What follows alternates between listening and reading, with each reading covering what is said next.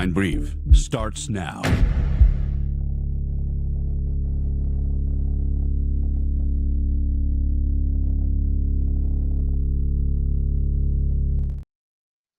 What is up, everybody?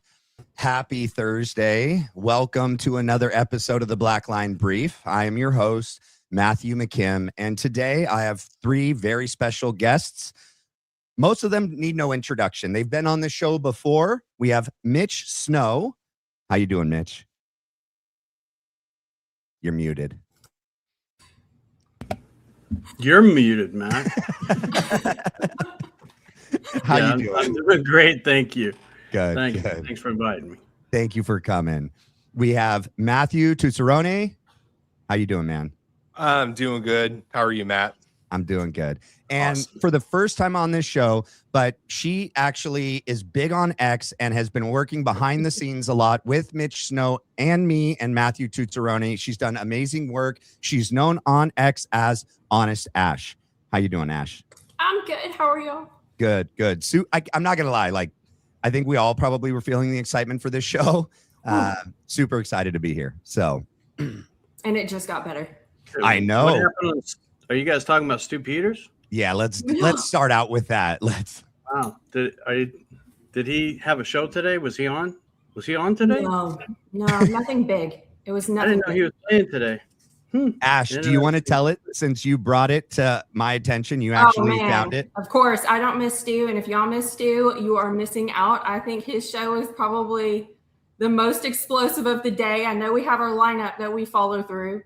So, apparently JD Vance's chief of staff was Google image searched September 8th at Fort Tuchoka, whatever we want to call it, Fort Banana.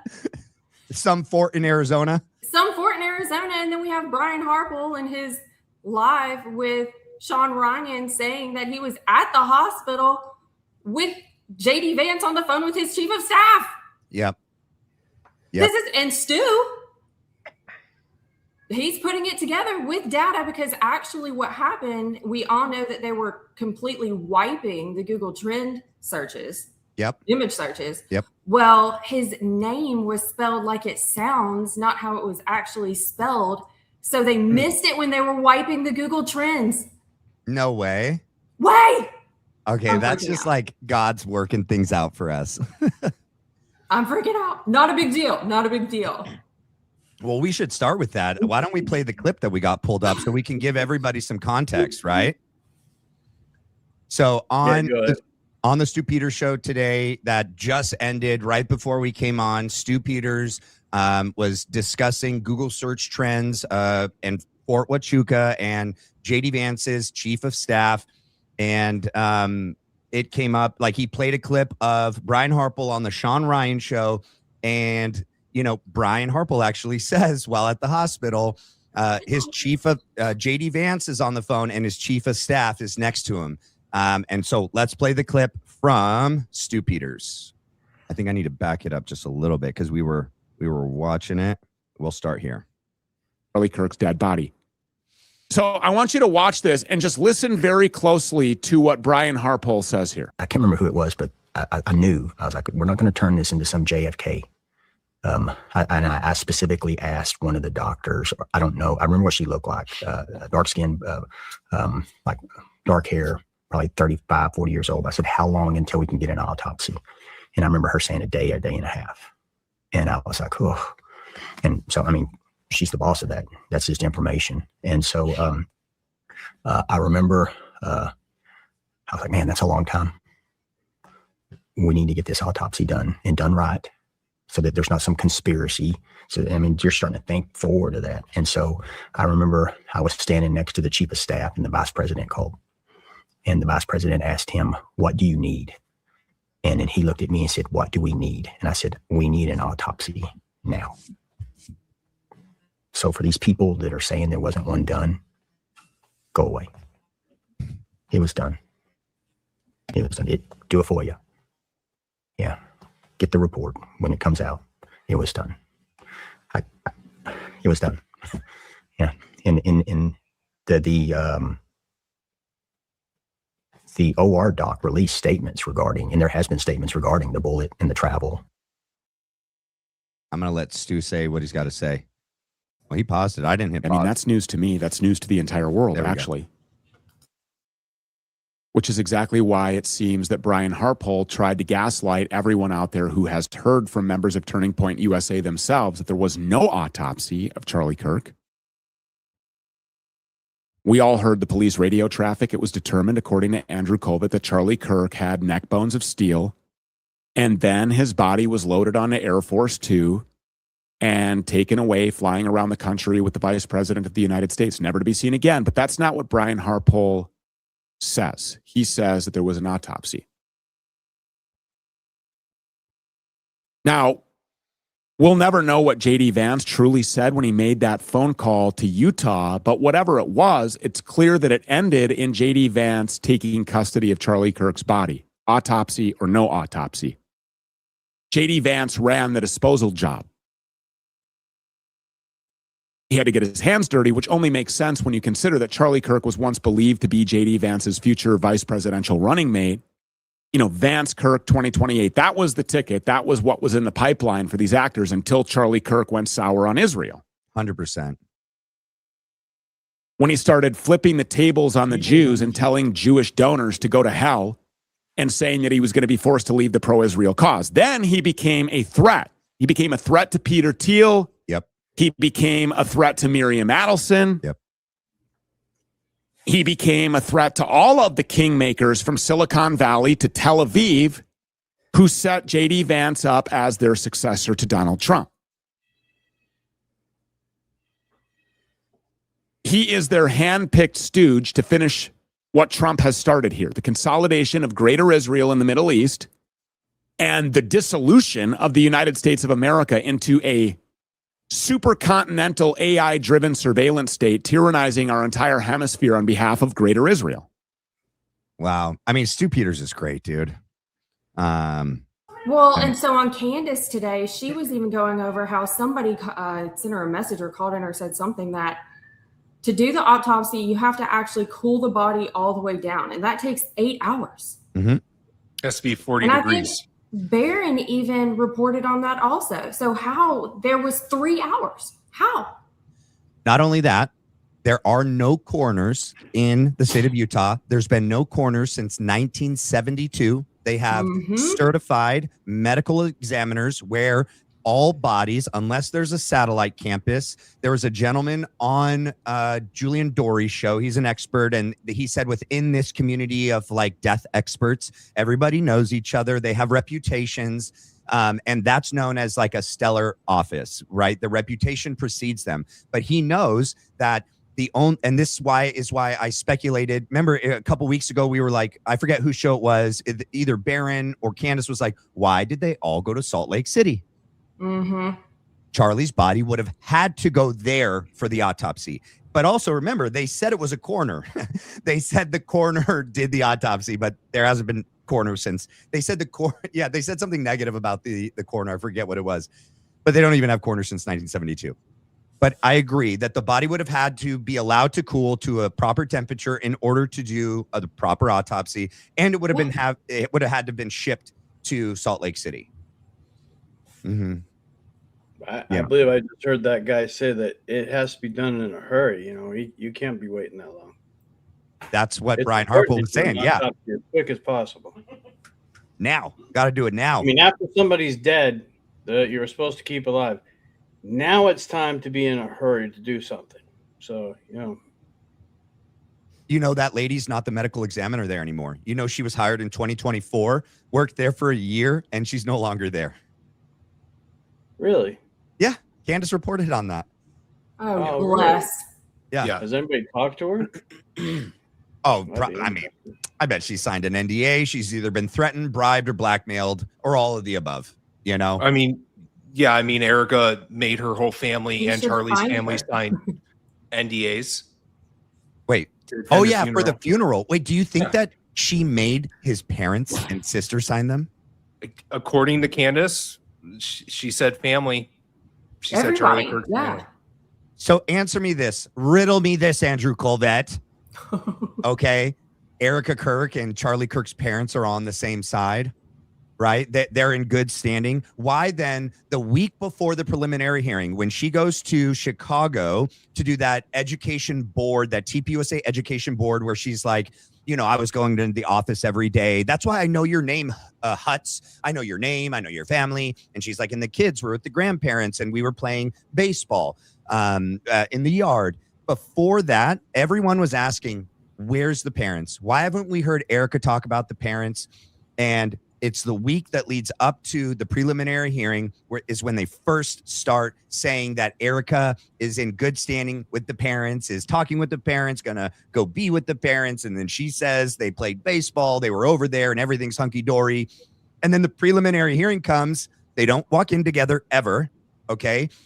Stacey Sheridan tries to escort the family in, and Charlie's dad kind of does this to Stacey Sheridan. And keep in mind, in this courtroom, it's very small. There's no like defense side and prosecution side. There's just one row of seats. And so they're going to sit people that are all on Charlie Kirk's like side, right? In one area. And then they're going to sit everyone that's like Tyler Robinson in a separate area to keep them separate. And who's the most closest to Charlie, respectively? Erika Kirk and the parents. Just because they were next to each other, right, that doesn't mean they were there together. Well, somebody said something about whenever Erika was just losing it in the courtroom, that Charlie's mother, which this put me on fire. Charlie's mother tried to like comfort her because she was losing it. And I am just so over, as a mom, I couldn't even imagine having to coddle my dead son's wife, and I'm the one that's supposed to have the strength to do that. That threw me. I was sent by that. Do you want to know why she said they were here? I'm going to pull it up here. Okay, so here we go, Mitch, guys. You're not getting out of this Fort banana thing. Oh no, we're circling back. Don't worry. Okay, so remember the whole premise of the crying on Erika's on Charlie's parents' shoulders is that, remember, she refused to watch the real video, even though people say that Erika Kirk. Well, and that was the super zoomed out one, like day one, right? When they walked out and she walked out with the wind guy. Okay, so there's that day, but the statement about the crying happened after Friday when they shared this video that they didn't share with us, that only the courtroom got to see, and they stayed in. The mom and dad stayed in, and Erika stayed in, and they said that this was more traumatizing than, and keep in mind, so she refuses to watch the actual footage of Charlie Kirk being assassinated, even though, as painful as that would be, wouldn't you want to know if the official story of how your husband was murdered is by like looking at the video and making the decision for yourself? Well, I thought she admitted she already looked at all of the evidence. The evidence, not the video, even though that is part of the evidence, which, yeah. But she did say when she goes to the hospital, the surgeon is like, you don't want to go in there. The neck, the bullet ravaged his neck. And she goes, get out of the way. They did to my husband. I want to see what they did to my husband. Yes. So she's willing to see him in the worst possible way. You'll never get that picture out of your brain. The wound, lifeless, different color, cold, on the top of a... no, he was warm. Still? Is that what they said? She said when she got to the hospital, he was still warm. I guess that's probably true, right? It's only a couple hours. I think they didn't pull the plug until after she got there. Because that's part of the whole timeline, and how did they get his body cooled to do the autopsy? Interesting. So, okay, even if he's warm, but like that image, right? And then she has the image of him in the casket. I would say those are way more traumatic than this video. This video of this little ant guy on the blob in a poncho. This is supposedly, and they were like, it's like we watched him. Like those Bigfoot videos, it's a Sasquatch video. Yeah, the shadow in the woods. Distance, and somebody swears to God that's Bigfoot. There he is. He's along the ground and whatnot, and then everybody says, "Oh, that's not evidence. That's not Bigfoot." So, I don't know. I'm looking at this, thinking, I love it. It looks like Bigfoot doing his, army crawl thing. Sort of looks Yeah. like a small Bigfoot. Yep. Yeah, I played a video yesterday Okay, Bigfoot. of Donald Trump on September 12th on Fox and Friends. Do you want to know what he says about this video? I missed that. So I found it yesterday. It's on my X2 on X, on Fox and Friends on September 12th. He's talking about the surveillance video that he's able to see that some was released, and talking about the video of him jumping off the roof, which is the second half of this video. So they're the same video, but they were cut in half, right? They only released in the very beginning the person, Eagle Boy, running and jumping off. Remember, they showed that to us back in September. That's this video, same security camera, just zoomed in on that corner of Losi Center. This is just zoomed in on the other corner, right? Right. He says that video is so bad, he's only as big as an ant, and it is practically useless. Really? Yes. Somebody told the truth? And Benny Johnson plays that. I played Benny Johnson playing Trump, and then Benny Johnson goes on to say that this video, the one that on Friday at the prelim, he's saying is 4K, high def. You can see him pulling the trigger. You could see the recoil. Like, it is just so clear. On Can I interrupt everyone Yes, for a second where Go we ahead. can talk about this crazy Andrew guy called all of them liars? Yeah. And told them apparently that they should not have said what they said. And I think he's paid by Turning Point. I just want to point that out. Wait, Andrew who? What's his name? Wilson? Oh, Andrew Wilson? Yes, when he did his debate with Stu this week, he was literally like, they're all a bunch of effing liars. And I was like, Wait, Yes. rewind. He said He Jack called Benny Posobiec, Johnson. Yes. all the Yes. people, Brandon Tatum, Jack Posobiec, Graham Allen, all the people that were there for Erika to go to their shows Yes. and say high def 4K. Yeah. He called He them all said that liars. he actually told first, Stu pressed him on it. He said, I told them they shouldn't have said that and that they were wrong. And he first said they were wrong. They should have said that they were wrong. And Stu's like, it's not being wrong. They lied. And that like people should go to jail for lying about that type of footage in the courtroom. And so Stu would not let up. And then he goes, no, I agree. They're all, because he was even talking about Erika Kirk. He was talking about all of those guys. Oh all my of them. And gosh. he goes, they're all a bunch of effing liars. And I was like, whoa. I'm going to have to go back and watch that. I've got it on my X. I clipped it, of course. I Was that think before or after he admitted that he is paid by TPUSA? After. Yeah. Because he tried to say the only reason he's getting paid by Turning Point is to coach them on debate. Right. Right. And so I'm like, Okay. okay, who's he coaching on debate? Is he Wait. coaching the higher ups or is he coaching students because they don't have anybody to debate for Turning Point anymore? Well, who's done a debate yet? And while he's doing it, he's cussing and smoking a cigarette. I help everyone at Turning Point debate. And I'm like, Not a good look. I thought they were Christianese. Yeah, not a good look. But no one's been debating anyone. Do you guys know of a debate that's happened anytime recently by someone at Turning Point? No, and that's one of the Yeah, points. It's one of the points I always make in some of my X posts when I do talk about Turning Point is I'm like, here's the difference. Charlie was debating. Yep. These people up here are speaking Christianese, is what Honest Ashley likes to say. Yep. Yep. And that's it. And they're Well, spewing nonsensical rhetoric, Look, religious rhetoric out to the minds of our youth, and that's it. It's a mind war. That's Erika Kirk's tactic. Charlie changed the conscience. Yeah. Erika That's a Kirk. good one. Erika Yeah, Kirk. Erika brings Kirk. up a smoking guy that hates women. First of all, hates women. He's chain smoking on his debates and cussing like crazy. And this is who they're using to teach. Yeah. Are they teaching the kids? How No, to they're debate with this counter guy? programming. They're counter programming these kids, is what they're doing. Yep. Well, we all know. I think we're getting to the point where we know that Charlie could not roll over in his grave at this point because, like, where is said grave and is he in it?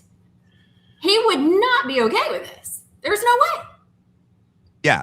So I talked about this yesterday. I think Erika, Candace Owens is onto something. Think about this, guys. So I have two theories. Either the casket scene has not a real body, because they want us to believe that they wanted us to see the open casket. If they just showed us the casket closed going into the hearse, everyone would question it, right? They'd be like, you know, and remember, he's saying like, I'm worried about conspiracies. Brian Harple's out. We're worried about conspiracies abounding.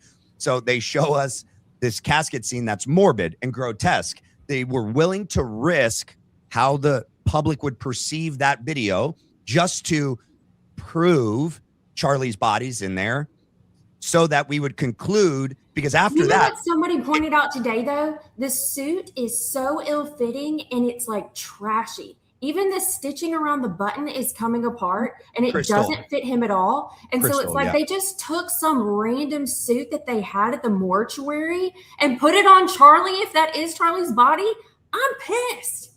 Yeah, Crystal Smolin is one of our resident OGs here. She pointed out that there's like stains and stuff on it, on the tie. There's dust. There's like particles. There's a cut on the part of the suit that like folds over right there, like the collar that comes down. There's a tear on it. Bad.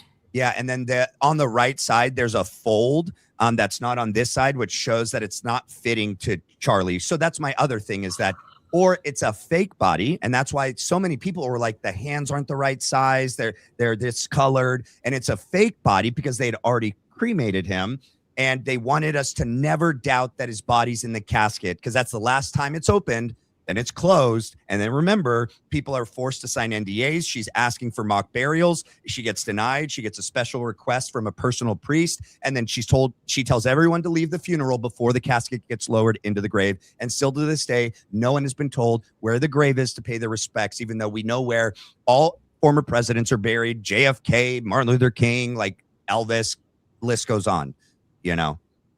Well, yeah, Candace went over the whole reason about why it was a Catholic mass, because the first place that he was at, I can't remember the name right now if any of y'all have it, but they refused to do a mock burial. Correct. And then they sent everyone away at the burial site. They're like, okay, time to go to lunch.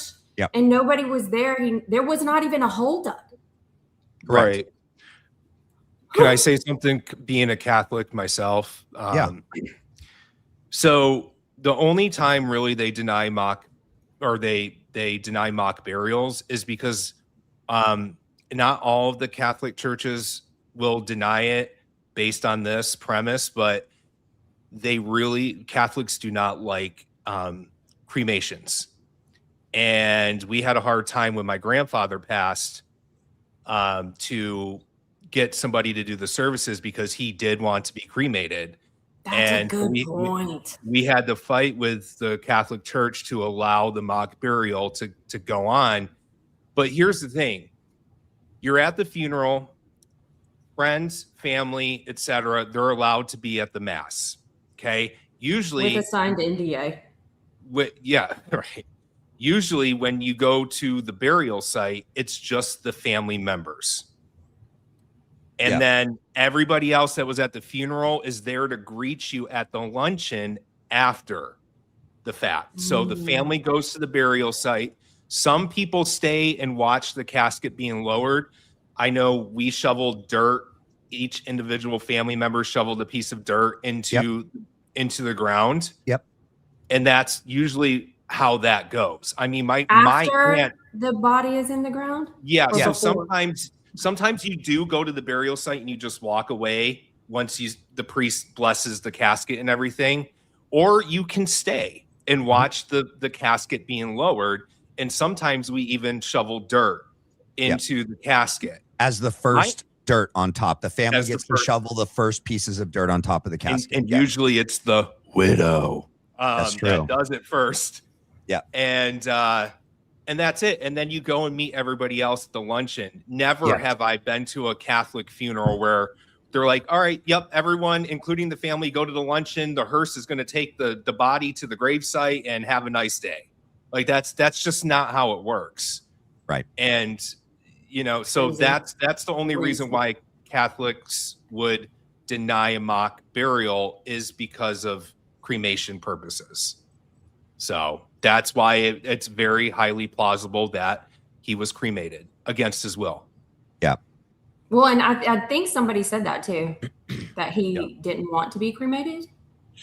So, I try not to speculate about anything. You know, I don't want to get into all of that, but it does seem strange that was he Catholic?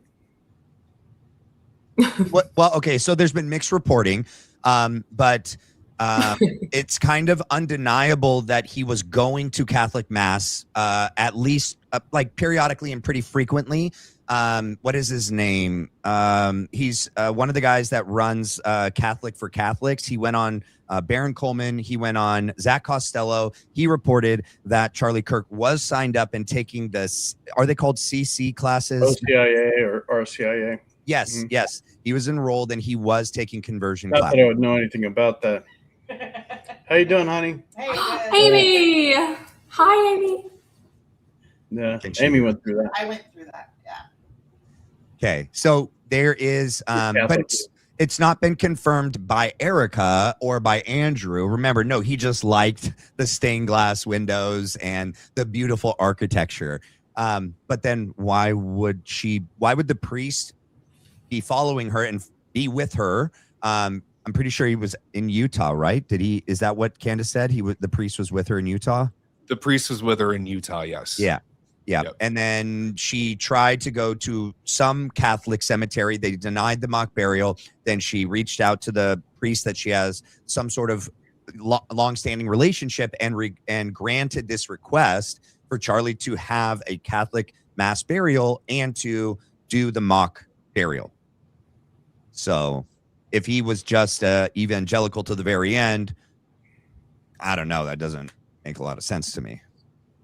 Unless it's like in his will that he wanted that. I don't know. Like, why would Erika be making that decision? That looks really contradictory to everything she's saying about him. It kind of doesn't help her theory or her story that he's evangelical, he's Zionist to the very end. Calvary Chapel, yay. No. Ugh. Oh. No, not to mention too, I mean, that was a pretty fast cremation for a high profile death as well. My grandmother, she died of natural causes last year. Literally, I had to fly back home to Arizona because they could not get the autopsy done in time. And it took almost 2 weeks before we could have the funeral until we got information back from the hospitals, until the hospitals did their due diligence, etc. And that took about almost 2 weeks. So for a high profile autopsy like this, A murder, an assassination of a high profile public figure, very sus. Well, your family member didn't have JD Vance to call. And the chief of staff. With his chief of True. staff, Mr. Reese's or whatever. Wait, did it show the picture of him in that clip? Oh, if you keep going, you're going to see the Google trend search. That's important. Yeah, let me Google image trend search. How long that Google Trends will last. I know it may not even be there, but the screen grab should be in Stu's show. Okay. He told everybody to search it because it was going to be contact gone. Google for that one. Wait, say that again, Mitch. Start the stopwatch on how quickly they're going to go ahead and erase that data. Yeah, for sure. Mm-hmm. So this is, where does it show what the term is here? Up top left. Up at the top left. Okay, Vice President of the United States and Jacob, how do you say that? Recess? Chief of Staff? It sounds like recess, but it's spelled like Reese's, right? The real way? Or am I wrong? Let me look. So the real way to spell it is R-E-S-E-S. So almost like. Yeah, this is the. But it sounds like it's recess. This is the misspelling of his name. It's the misspelling of how it sounds, not how it's actually spelt. That's correct. Right. So when they erased it the first time, they erased the correct spelling. But they didn't think to erase the incorrect spelling. That's so crazy. I can't handle it. Oh, it. because Google Trends tried to wipe the evidence. And they did of the correct spelling. Right. They missed this. That's right. On September 8th. Does it show where? And it was in Tucson, Sierra Vista. And Sierra Vista, is that also where Fort Huachuca is, right? Yes. What was it? 80% of everyone that lives there, is that Fort Huachuca? Mitch? I have no idea. Sir Fort Banana? You just don't know anything about the banana anymore? That's interesting. If I think I saw something on a historian there. Pretty much Sierra Vista's existence is Fort Huachuca. So there it is. Yeah. Look at his forehead. Holy cow. Hey, Mitch, was this maybe one of the guys wearing a Jewish American lapel pin? Ooh. So are we Wait, breaking Mitch, down did the you ballroom or see anything him? yet? How's that Did you ballroom see going? him? Amy, leave the Have we room. broken ground Mitch, on the ballroom? No, did Mitch, you see his forehead at Fort Huachuca? what was the sun blinding you as it bounced off that five Well, head that he's guy got looks going smart, on? man. He looks like he can remember tomorrow. Yeah, This man looks Blake Neff look handsome.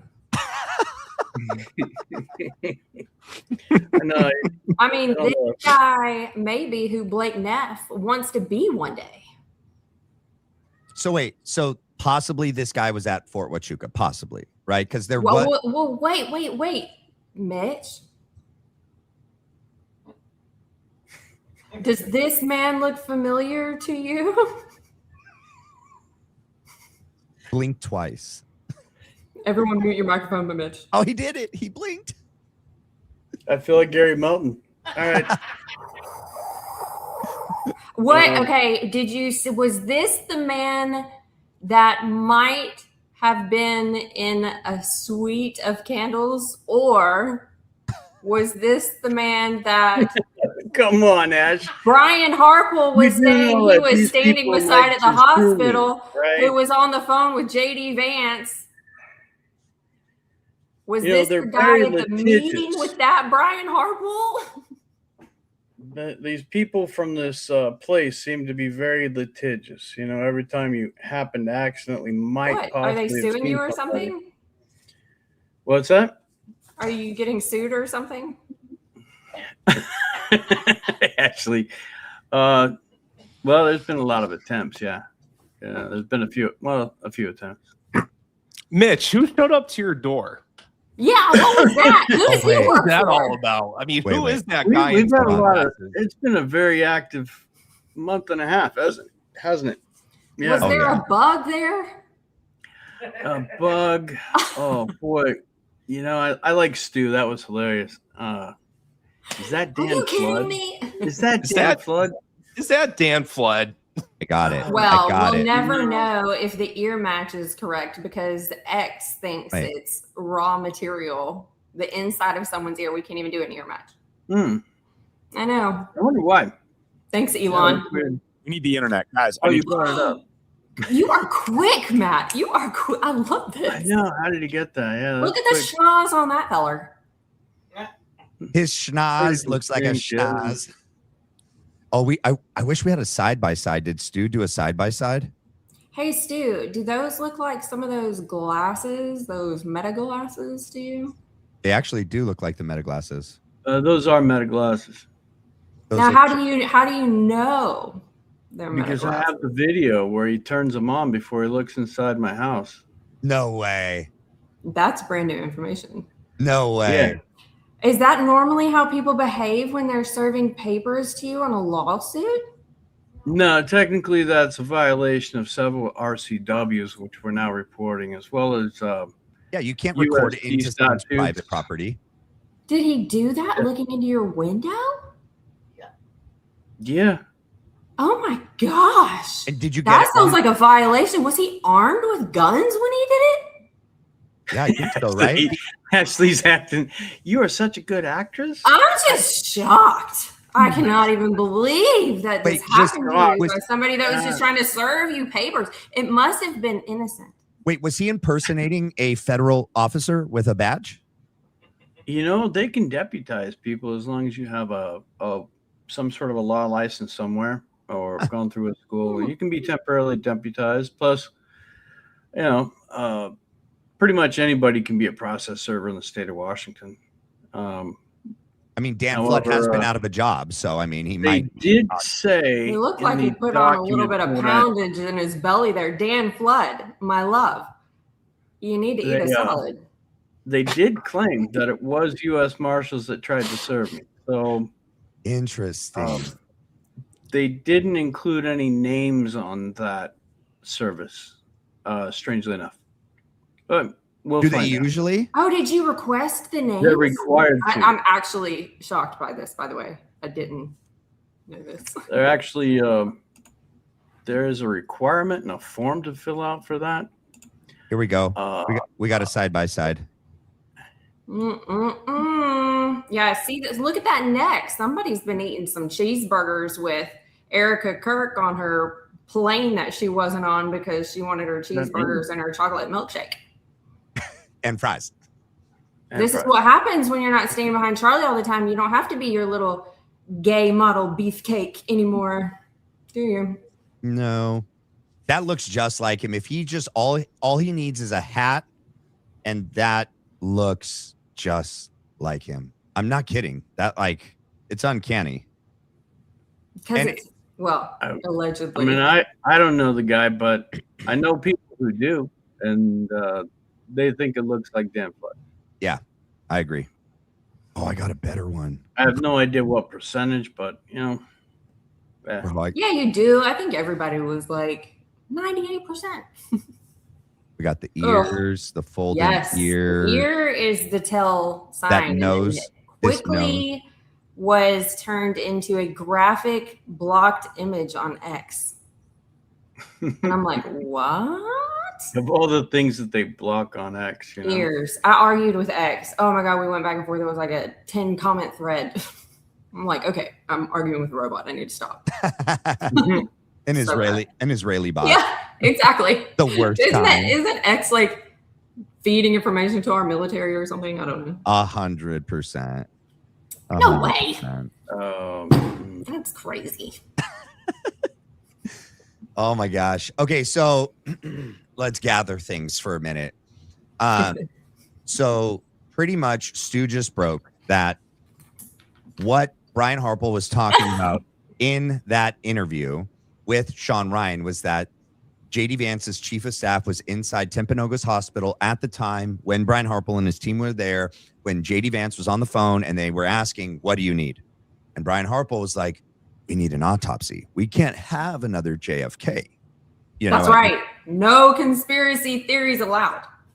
They've been really bad at that. If that's been their goal and their guiding light in everything they've done so far, they are really bad at what they want to do. There should have probably been an exit wound for that to even start off the ground. Yeah. And then he showed the Google search trends. And then how that's linked is that it's possibly, maybe, perhaps someone that was seen at Fort Huachuca, correct? Possibly, maybe, perhaps. Oh, it had to be somebody in Sierra Vista in Mexico or something there. It couldn't have been, not couldn't have been at Fort, Huachuca. Yeah. I can't wait for the conspiracy to be that, I went down to Fort Huachuca with all these people I don't know, and I was doing the image searches or something. Along with George Webb thing. You planted it. Right, yeah. Did someone say that? Yeah, I can't wait for that to come out. Hold on. Set your stopwatch. I'm sure. What's that guy's name? I can't wait for this to be the post from Blake Neff and Andrew Colvett. Oh my gosh, we've got to look into Mitch Snow for being the Google trend image searcher. Yeah. Yeah, we can't wait for that. Yeah, they're going to try something. I don't know. It's sort of it's a little bit humorous watching them just sort of spin things, And why are they trying so hard? Because they're behind the 8 ball. And they know it. On everything. On all of it. Oh, specifics? What do they have you labeled as in the lawsuit?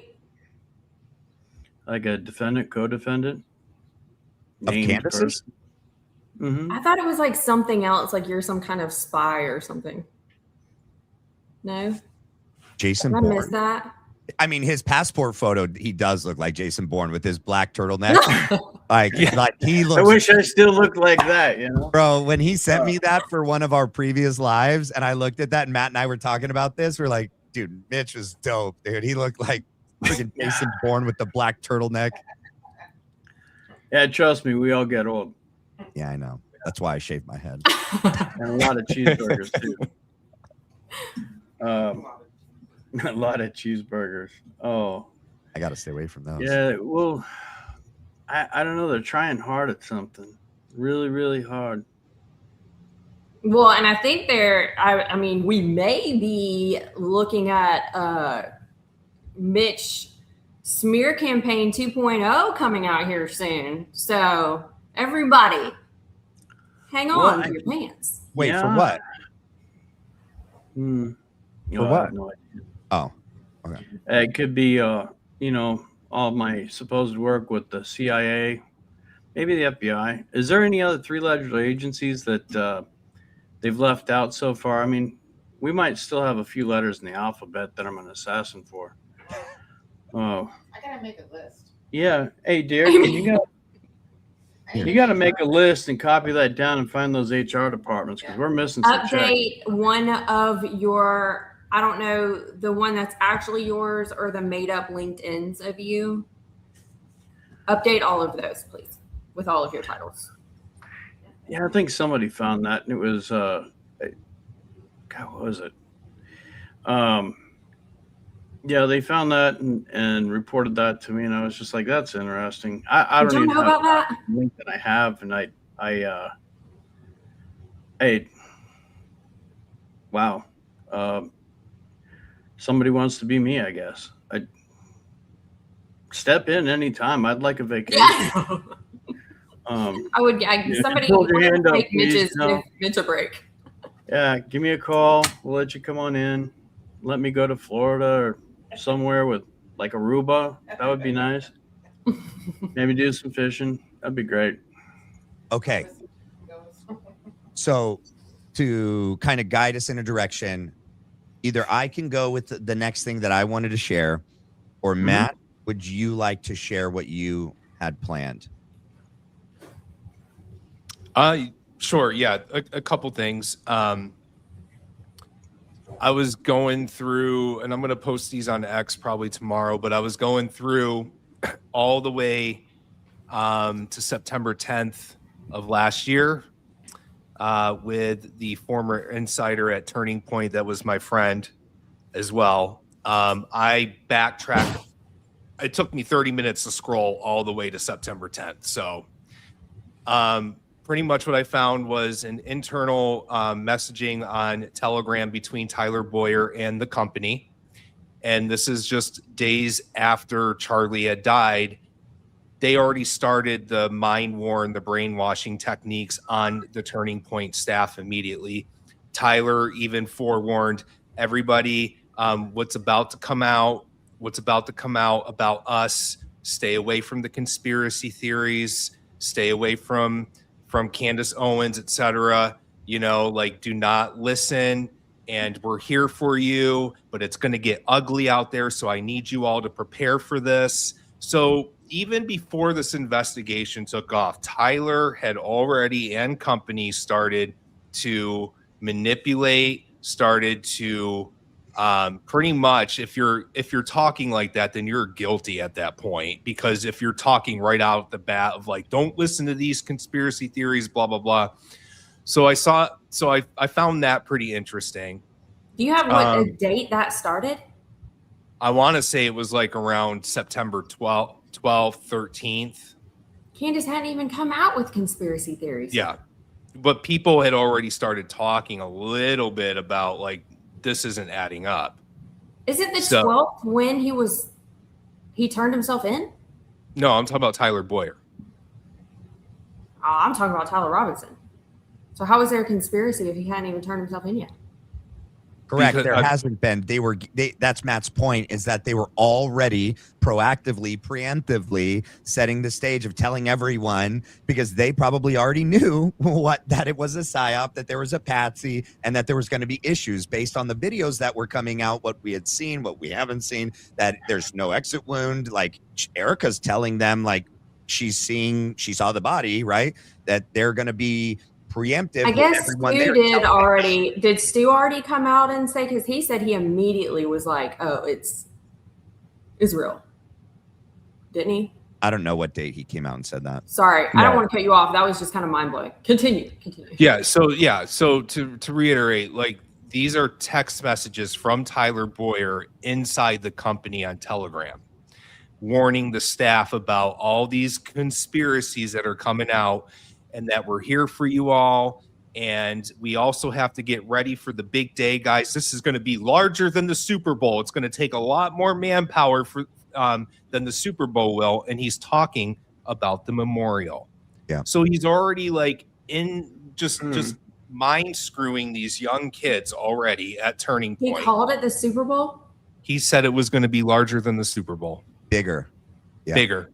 I have the internal. I'm going to release them on X tomorrow. Whoa. I have the internal communications of I Tyler thought Boyer. we came up with the Super Bowl thing. I mean, You know, everybody keeps calling it that. I thought that was us. That was Tyler Boyer. Well, go ahead, Matt. Go ahead. Well, Matt. yeah, I mean that's exactly what Tyler Boyer was saying Oh my god! to all the staff members, that this is going to be You larger need than to the leave the Super Bowl. sarcasm to me, Ashley.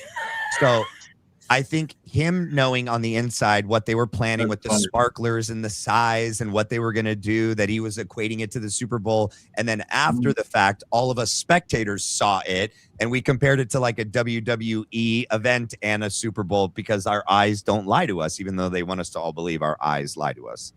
So I think it's interesting that that's what he was saying internally. And that's also our This guy's like a mind reader.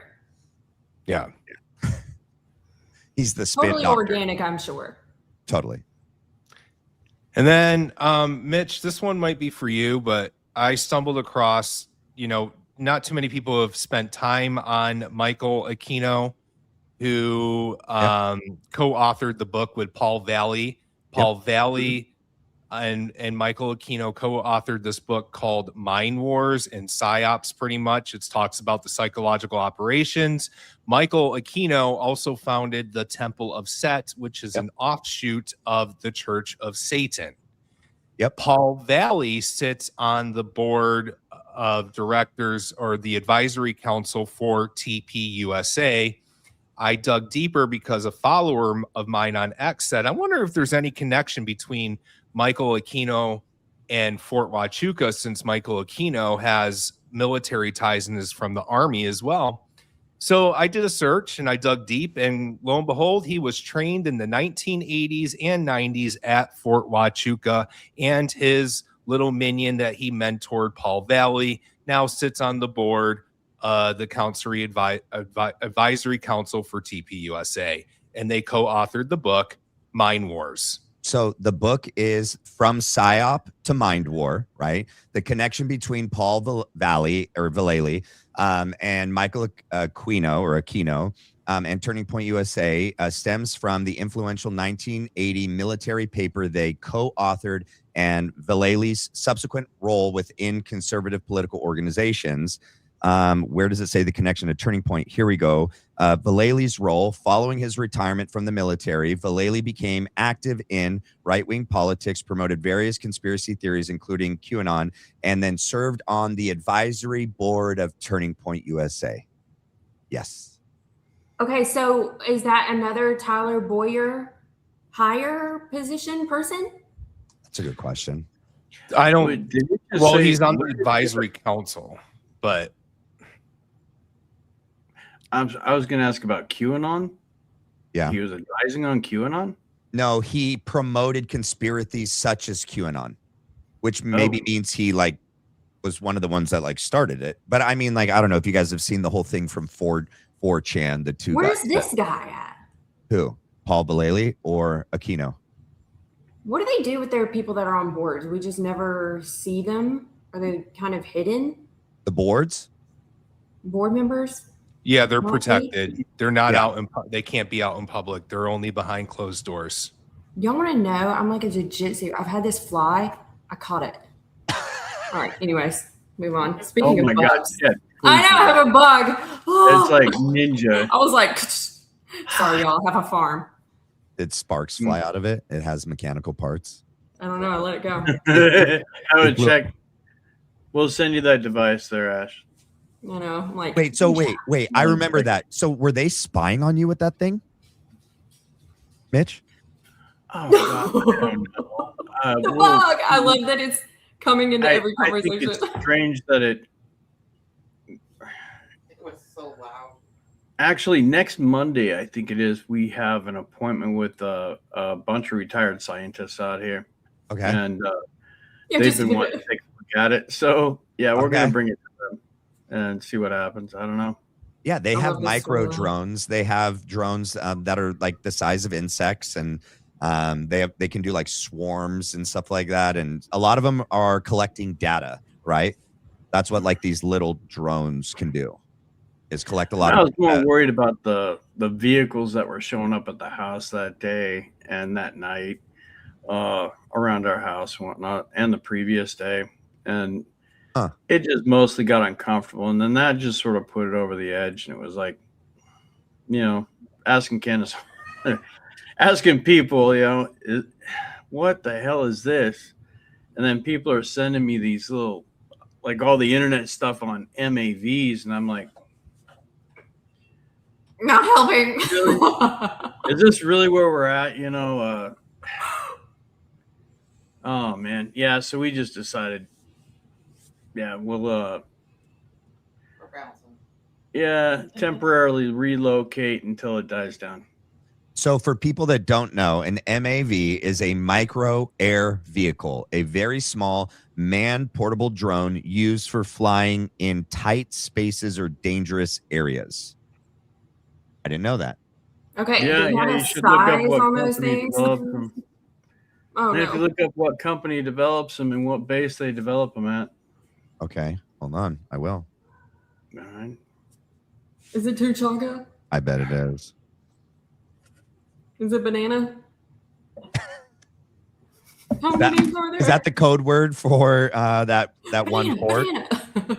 Well, that's Mitch's new ex name. Oh, is it really? Yeah.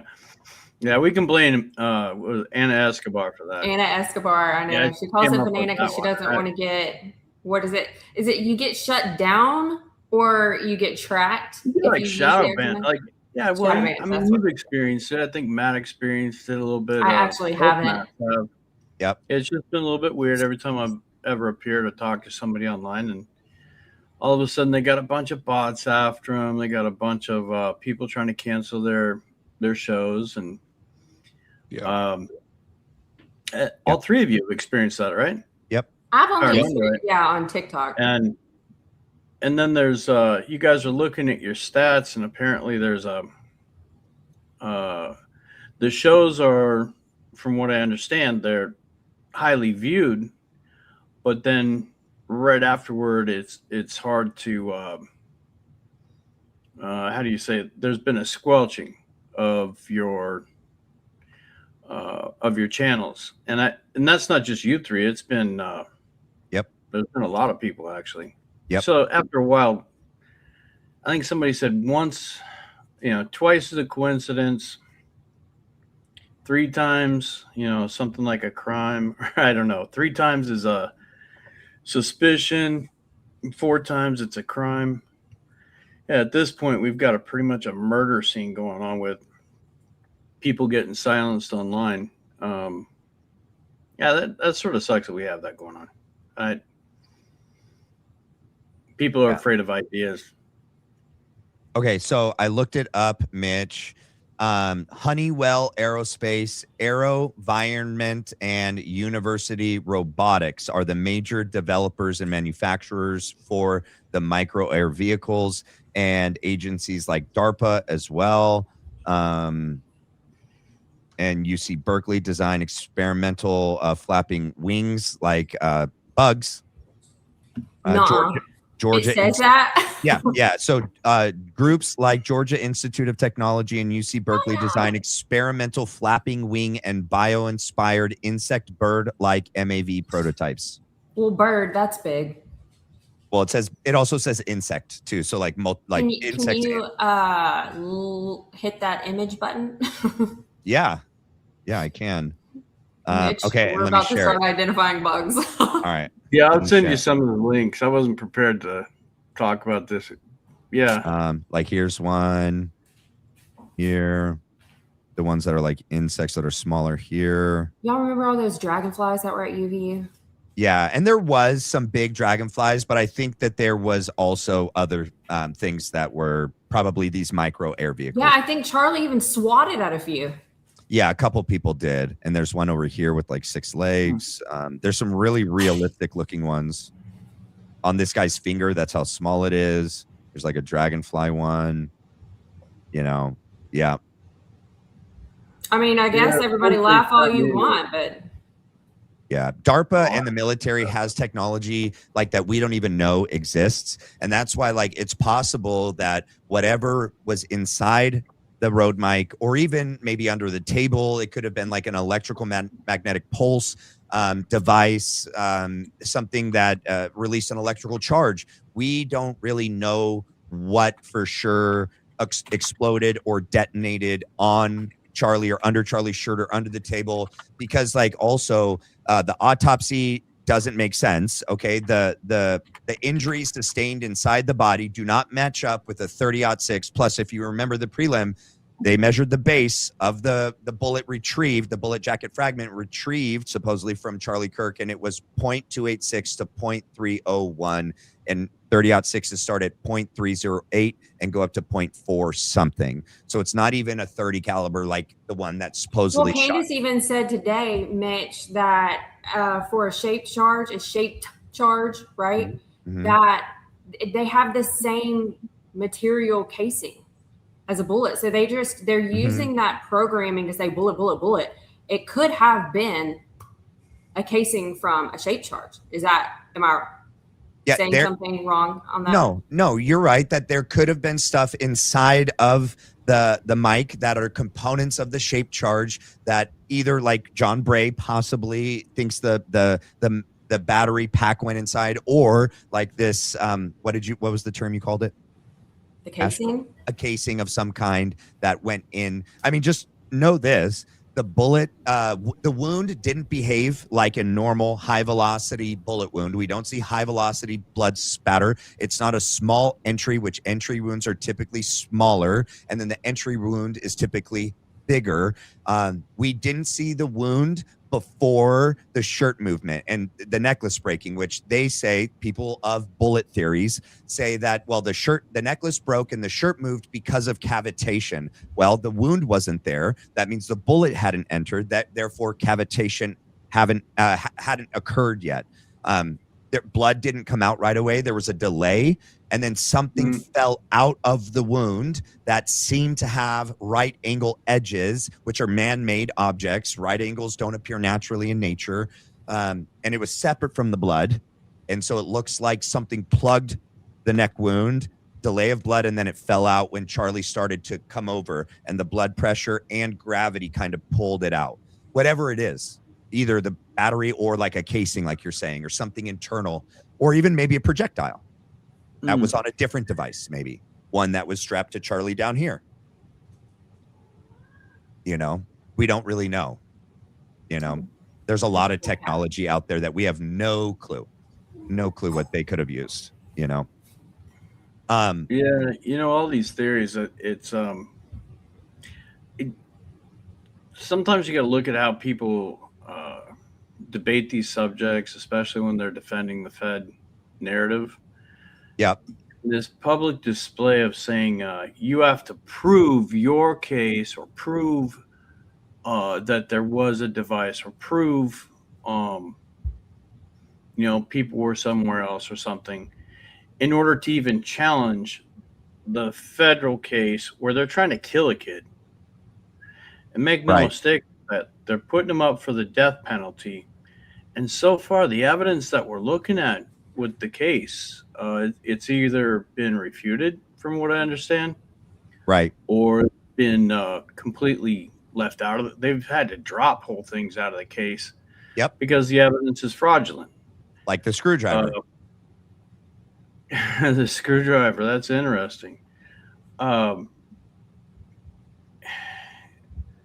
What kind of sense is that? You know, that to stop us from killing a kid with fraudulent information, you have to 100% prove everything else.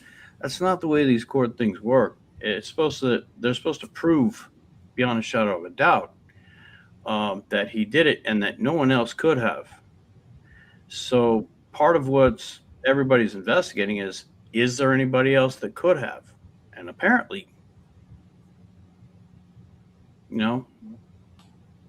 it's starting to look. I've got to go to court soon, so I'm just going to go ahead. I'm like, what is he going to say? I was going to let you say it. I was like, he's about to say something juicy if he keeps going. We'll just leave it there. I don't know. Continued? It looks bad.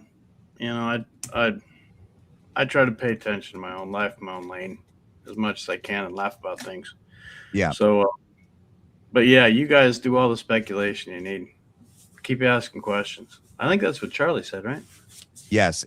Keep asking questions. It's the only thing that keeps us free. Ash, are you able to turn down your mic just a little bit, your volume? Is it so loud? Am I screaming at everybody? Yes. Not on purpose, but yes. Okay, Matt, were you able to get everything out that you wanted to share? Yeah, for now. I don't think there's anything else. No. You're good for now.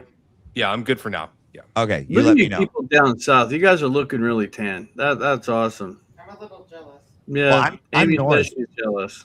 I'm right next to you. Well, yeah, but I'm you're in starting that to go Idaho next. thing. It's been sunny up here in North Idaho, and I've been Yeah, working. we've been getting outside. all your smoke from the fires up there. So I thought they were in Washington and Canada. I don't know where they're at. All the smoke. It's been bad. It's been bad. Yeah. All we get is the smoke. Yeah, the smoke has sucked. It looked like the apocalypse like a couple weeks ago. It was like so like hazy and red, and it was ominous. I thought BB was flying in. So Okay, that was funny. yeah, I got you. I got How's he doing? Is he still here? No, so he came out and they had a meeting, and then he left, and then Trump bombed Iran. He ramped up the bombing campaign on Iran after BB came, and it was like his 9th or 10th visit in like a year and what are we? Almost at 8 months now, a year and 8 months. And he's been here more in a year and 8 months than he's been in any previous 4-year administration. So,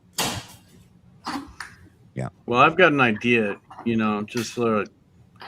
I've been going around telling people to do roast, going to your chat GPT and roast me. Why? You guys done that yet? It's No, what do you freaking mean? hilarious. What do you mean?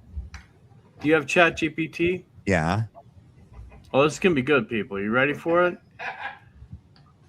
Didn't you do Pull this it on up. Alley Top Files? Pull it up. Yeah, pull it up, Matt. Okay, pull Pull up it up. chat I don't GPT. have chat. Oh, yeah. I do. And Hold on. Can you show it on the screen, please? Yes, of course. All right. And go ahead and Hold on. once you have it up. Yeah, I'll share it to the screen. Give me a second. It's loading. New chat. Yep, 1 second. I'm gotta. Oh man, hold on.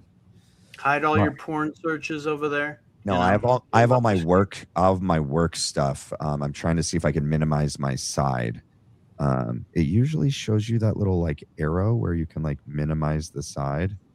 Okay, there we go. I did it. All right, cool.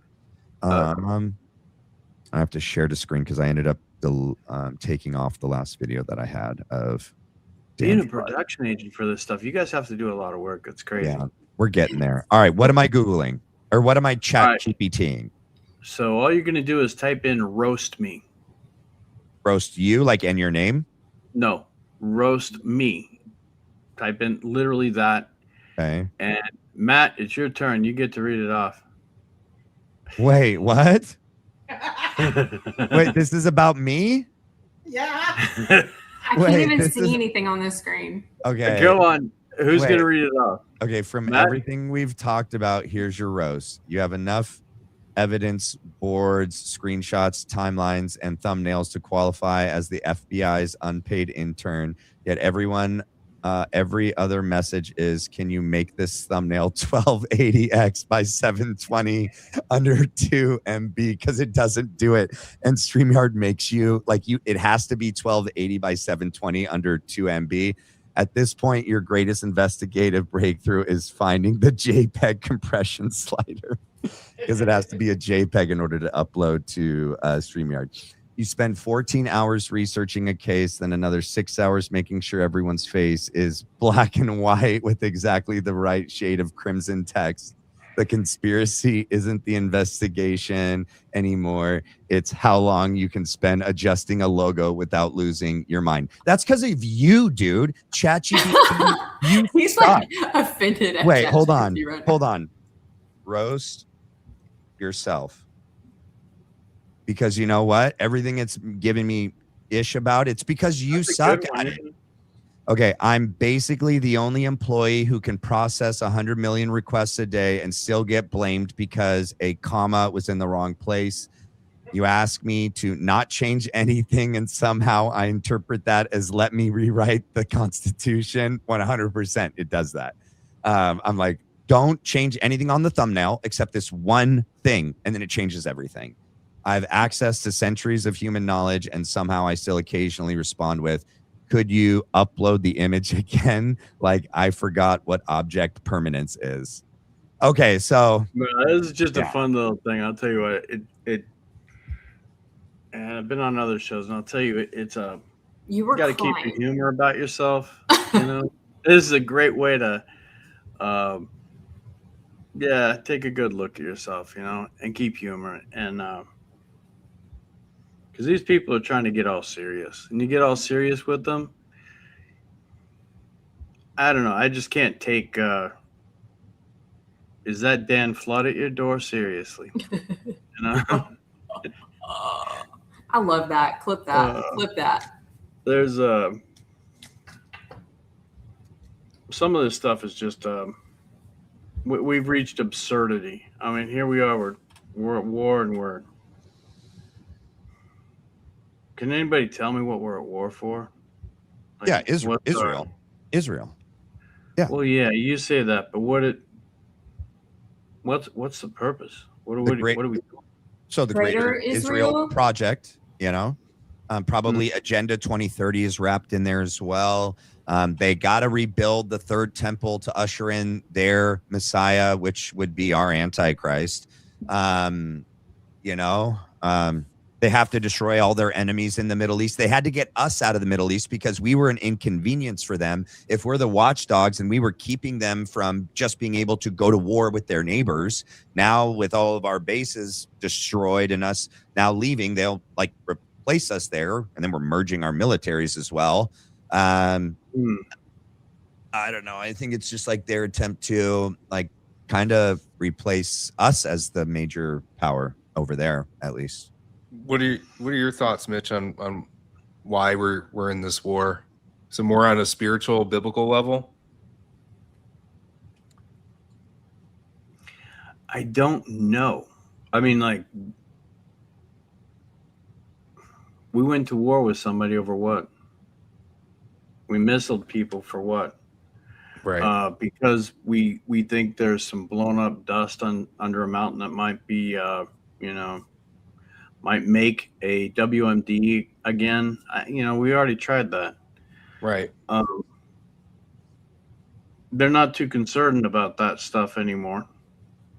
It's all about the straight. Our gas prices are going up. I mean, everybody that's stopping for gas and filling it up, you're paying for the missiles. Might as well know what the hell they're doing. But apparently we can't ask that. I just find it all... it's pretty feckless and useless unless there's some sort of scheme behind it, like you're opening up gas stations somewhere or something. Yeah. Oh, shit. Trump is opening up gas stations. Where? Yeah. I didn't know that. I didn't know that either. Yeah, I saw something about that. Yeah, there's gas stations. With oil from Venezuela? I think it was probably a joke, but it went around. I mean, people think he jokes, but to be honest, I don't think he jokes, really. I mean... So you think his 2028 hat? 2028 hat. Serious? I mean, Yeah, I think that's not. serious.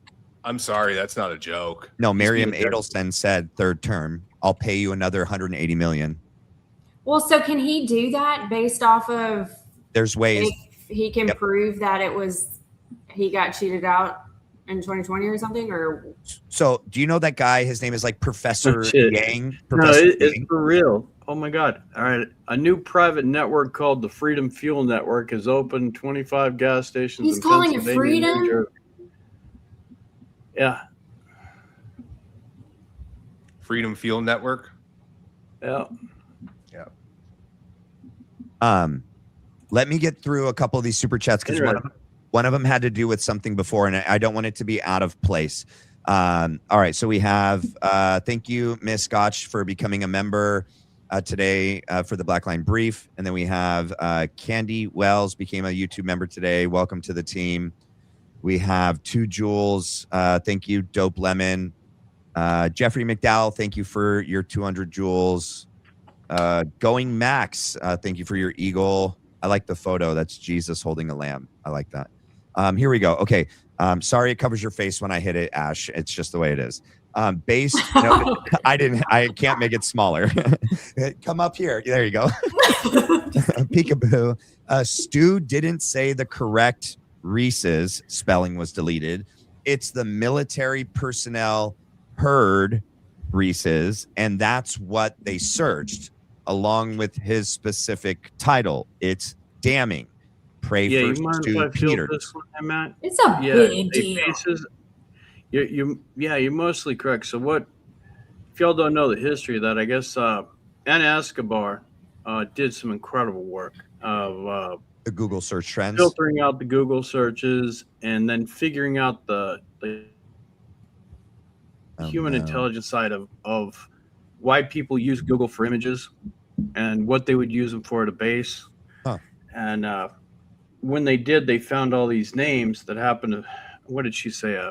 Matches up procurement strategy or structure. And as soon as Stu and Anna reported that, I guess it was a late night in Scottsdale and Fort Huachuca. All of a sudden, they started searching Stu Peters off the charts. And then at the same time, Google wiped out every single name they reported, except for there's still stuff to report on that. I'm going to let them report. I'm trying to keep my lip button on some things. It's just sort of comical, why go to that level? Why cover up and why delete things? And then this guy comes up.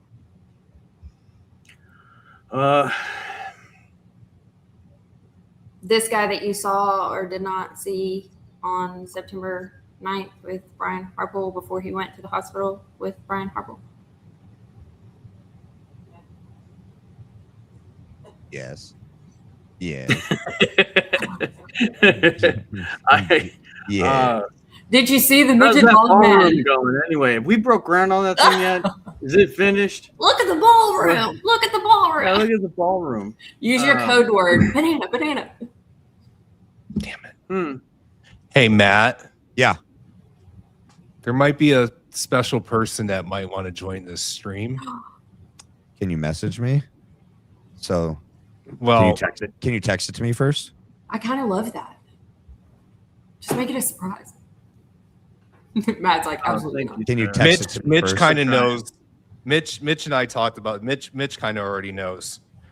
But give me a second. Would I be happy or would I be nervous? You would be so thrilled. Okay. Is it a surprise Stu appearance? Then say it out loud. You could say it out loud. All right, Stu Peters wants to join. Yes. Okay. He needs to come in for this. Quit talking about him. He said, "Is the stream still up? Would it be appropriate to join?" Yes. Okay. So the show here. Send me the link so I can send it to Stu.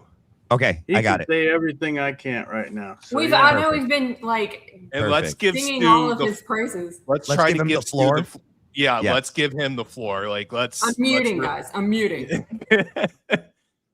All right. I need to go back to our thread and grab your. I'm watching the chats go by. Hold on. Where'd it Pretty go? good. I'm getting there. Hold on.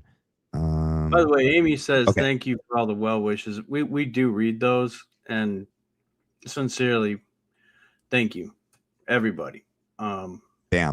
And coming all on right. these shows, Matt, Ash, and Matt. Thanks for inviting us on. You know, got to show proof of life, right? Definitely, especially when Definitely. Dan Flood shows up at your house.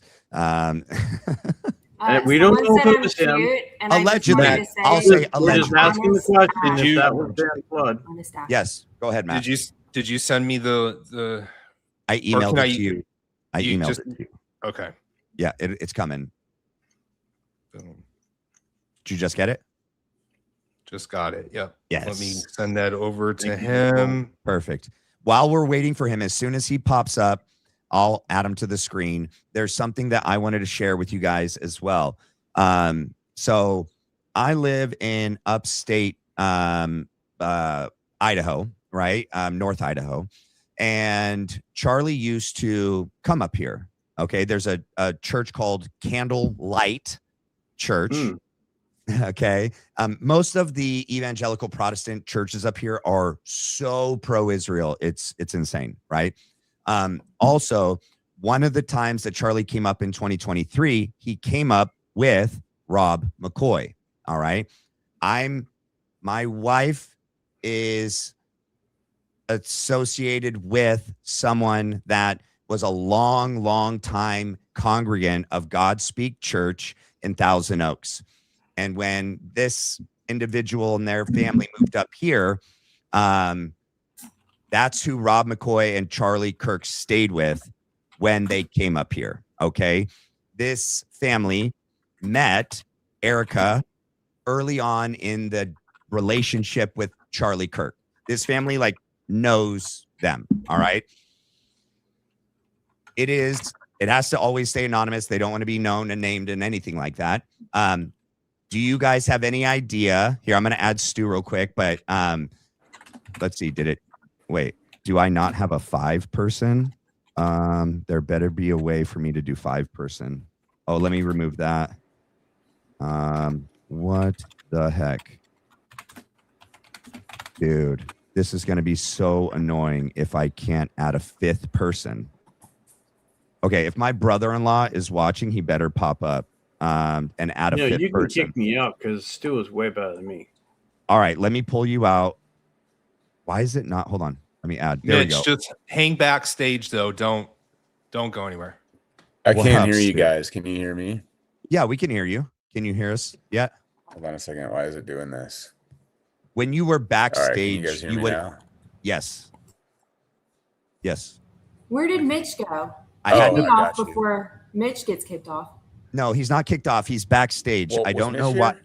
Yes, he is. So here, let me do this. Ashley, I'm going to pull you off for a second. Okay. I don't know why it's not my presets. I have 2 guests, 3 guests, you got 4 to give me guests. more time than that. You almost caught me in the bathroom, Matt. You know, I might have to go out and come back in because I cannot hear you guys. Okay. So let me just try to leave and swing right back. All right. When he comes Hey, back, Matt. yeah. You guys, Ash. I don't mean to mess with your audience. Your audience is. I'm totally fine not being gone for this. I have This is no. Hold on. I'm like the Everybody tried to fangirl escape of the Matt's show. group. Don't do that to him. I actually have some stuff to get to, and we're under a deadline, unfortunately. Okay. So, No, no, you it would have to be actually here help while me he's out. talking about it. Yeah, though. be here, Mitch. What? Just you got to be here for a little while he's talking about it because you were kind of there. Okay. Don't take off You guys yet. make a decision for me. You're staying. You're I'm staying. staying. You and Stu Amy? are staying for sure. All right. Amy says, follow what Ash says. All right. I'm here. We listen. Yeah. Okay. Let me pull. Boot the blonde. Okay. Hold on. All right. Hold on. Yeah, you just All right. booted her. She All right. said that. All right. But my brother. I just saw her go move the blonde and then bang, she's gone. She's gone. Like peace. She's going to be back in a second. My brother-in-law's backstage. She's creating a 5-person setup. I've never had 5 people on it one time. So Congrats, man. Thank you. What up, dude? Welcome. My name is Matt. Smash. This is the Black Line Brief. I watch you all the time, dude. So this is pretty exciting. Thank you for coming on. Pleasure to be here. Thank you for having me. Yeah. Okay, Mitch, or was it Matt? You're the one that brought it up, right? But Yeah, you brought up that Stu wanted to come on, correct? correct. Yeah. Correct. Yeah. All I right. texted you earlier, and then he just, I don't know if he really wanted to come on, but I think we made him. We ganged up on him. We said, come on. It's all right. It's all right. There's a We lot twisted going his on. arm. So We've I had think, people following him all around town trying to get it. Yeah. Okay. We got him in. We played your clip from tonight where you were pointing out the Google search trends about Fort Huachuca and what's his name, the Reese's guy, the chief of staff for JD Vance. And then we played the Brian Harple clip with Sean Ryan where he actually says next to him is the chief of staff calling JD Vance about like rushing an autopsy, correct? yes. Yeah. So let me just take you through this. Okay. It's been on my mind who's on the SAM Flight 702. And there's not a whole lot of people that can be on a special air mission flight, which can only be authorized and ordered up by the President of the United States or the Vice President of the United States. So, for example, Kash Patel is not a SAM VIP. You know, this is somebody who's doing the business of the president or doing the business of the vice president, somebody who's on a SAM designated flight with a call sign that starts with SAM, Special Air Mission, is either sending a message directly on behalf of, receiving a message, or doing the business directly on behalf of either the president or the vice president. It's the only way it can be there. And so knowing that it's been confirmed by our own government, as reported by Candace Owens, that Bradley Hansel was on an incoming flight without a SAM designation. So in other words, it was an RCH 702, which came into Fort Huachuca, but then it turned into a SAM on the way out. So that means that Bradley Hansel was not the SAM, and he wouldn't be. He's the Undersecretary of War. Not even he gets a SAM designation. So somebody even more important, you know, was on that aircraft on the way out. So I just kept thinking about this persistently. It's just been on my mind. And so I went all the way back. I'm like, well, let's just start this thing from the beginning. And I thought about what Mitch had told Candace and the way that he described certain people. And then in conversation with me, the one thing that stuck out after I heard his first appearance on Candace, that testimony before he even came on my show, was that there was this really short guy that people had to bend over to talk to. And I remember him saying the same thing to me subsequently on the phone between like scheduling for him to come on and do an interview with me. And I'm like, who is this? And so when I started thinking about SAM designations and looking at the president, okay, well, the president obviously wouldn't be there. I'm pretty certain that Mitch Snow doesn't live so far under a rock that he wouldn't know Donald Trump if he saw him. Probably the same with JD Vance. And if JD Vance were on the base, the Secret Service detail would have been presidential level rather than the amount of personnel that Mitch described seeing. So I thought about Susie Wiles, which would be a SAM. That would be the president's chief of staff. She's sick with cancer. We just pray that she doesn't suffer for too long and that it takes her quickly and she can rest in peace. All glory to God Almighty. Pray for Susie Wiles to pass quickly. And then I thought about Jacob Recess. I didn't really know who JD Vance's chief of staff was, so I had to go look at that. And it's this guy called Jacob Recess. When you spell his name, it looks like it's pronounced Reeses, R-E-S-E-S. So I just Googled Jacob Reeses, you know, R-E-S-E-S, and the first thing that pops up is an NBC News article about Jacob Recess leaving the United States government. And there he is, and he comes up to here on JD Vance. I don't know if you guys have seen this guy, if you showed a picture of him or not, but he's just this swarmy, slimy little midget. Yeah, there he is. Look at how tiny he is. You would have so to, little. if you wanted to say something to him that you didn't want to like broadcast, you would literally have to like lean down and whisper it in his little weird ears, his little elf ears. And then I thought that it was kind of curious, like, why would you be leaving?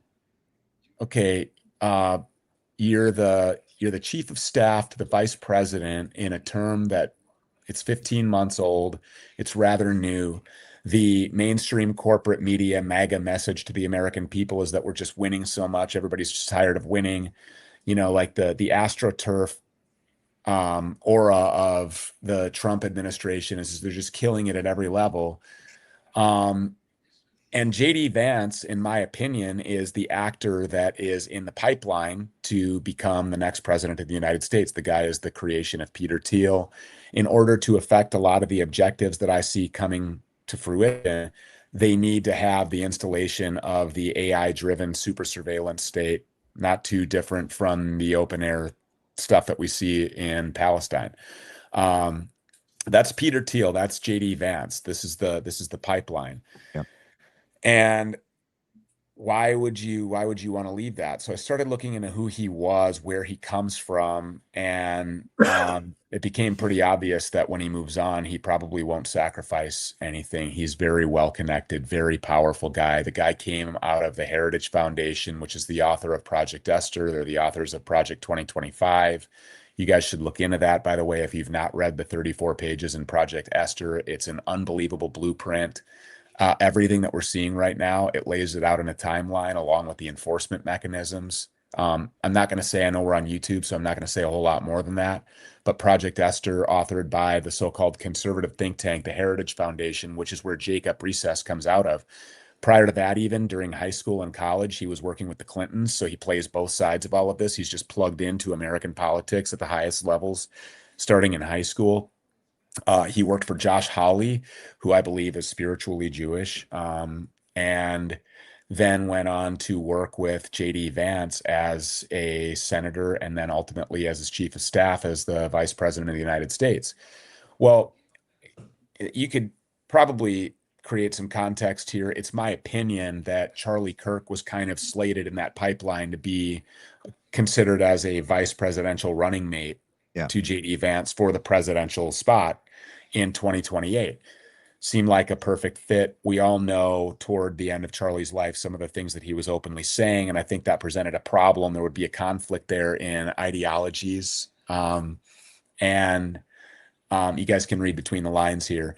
I think that ultimately what was going to happen is that if Charlie Kirk were able to publicly say on college campuses what he was privately saying and what he was saying on his show, that the impact it would have had on the political future, the spiritual future, the physical future of our country, with college-age kids all over the country, would have been problematic for the plans that JD Vance has kind of been created and propped up to help usher in.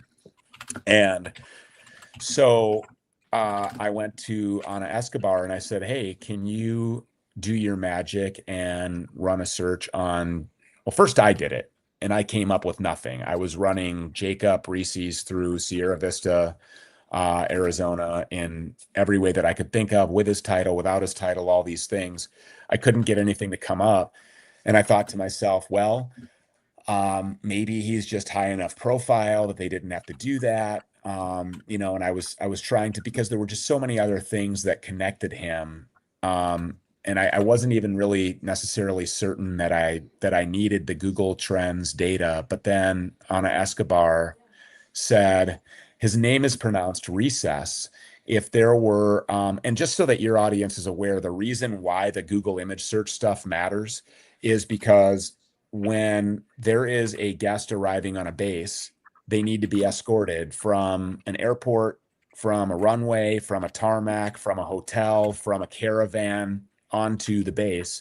Whoever's escorting them on, whatever enlisted personnel is escorting them on, needs to know what they look like so that they know that they're ushering the right dude onto the base. So we see these Google Trends image searches popping for, Andrew Colvat, Johnny Moore from Kairos in their Kairos capacities, people from Crane, Brian Harpole, the driver of the SUV that day, Justin Davis, was searched the day before Charlie died. and a lot of other people that would be in what I told Anna. I'm like, this looks like what you would call the perfect procurement pipeline for what it is that we're speculating may have taken place outside of mainstream theories. And she said, it's pronounced recess. What are the chances that a lower level enlistee who just doesn't really care, just spelled it RECESS, as in the recess that you would take as a kindergartner on the playground? And that's when it came up. And the way that it came up was it was searched in the capacity of somebody who would know what his exact title is. So it was the V POTUS, Jacob Recess, COS, which obviously is Vice President of the United States, Jacob Recess, Chief of Staff. And bang, there it was on 8 September 2025. So I then was reminded actually by Mitch that Brian Harpole had talked about the vice president and a phone call that was made while they were at Timpanogos Regional Hospital, allegedly. I guess nobody has seen them there. According to Candace's reporting earlier tonight, the place was vacated hours before he arrived. But along with the phone calls with surgeons and the talks about Superman-like neck bones of steel, there were also phone calls with the vice president about autopsies. And Brian Harpole says, I was standing with the chief of staff when the vice president called. Well, I don't think the vice president is calling for the chief of staff of Charlie Kirk, Mikey McCoy. I don't think JD Vance is like, let me talk to Mikey McCoy right now. That just doesn't make sense. And combined with everything else from the Google image searches, his departure, his physical description being a complete match, his background, and also the motivation because of his alignment to JD Vance, who I think would have more interest in any of that kind of activity than anybody else. And Peter Thiel and all of the people who are interested in what it is that JD Vance has set forth for objectives. So it's pretty damning, to say the least. I think that it's probably, the more of this data that confirms what Mitch Snow originally reported, the more sinking feeling I get. It's not like one of these, oh yes, we cracked the case. It's like, I really wish that this could have been disproven. But unfortunately, I think that everything that we have mapped out about our suspicions is just becoming more and more of a reality every day. It's a lot. It's a lot. Yeah, thank you, Stu. I mean, all of you. I'd just like to say, because it looks like we've got somebody in here that, what is it? Truth, love, what is it? I'm watching the chat go by, and you got truth, love, happiness. You know what? Bring on the questions. Go ahead and question me. That's fine. It was a tip. Like I said, it was there was no expectation of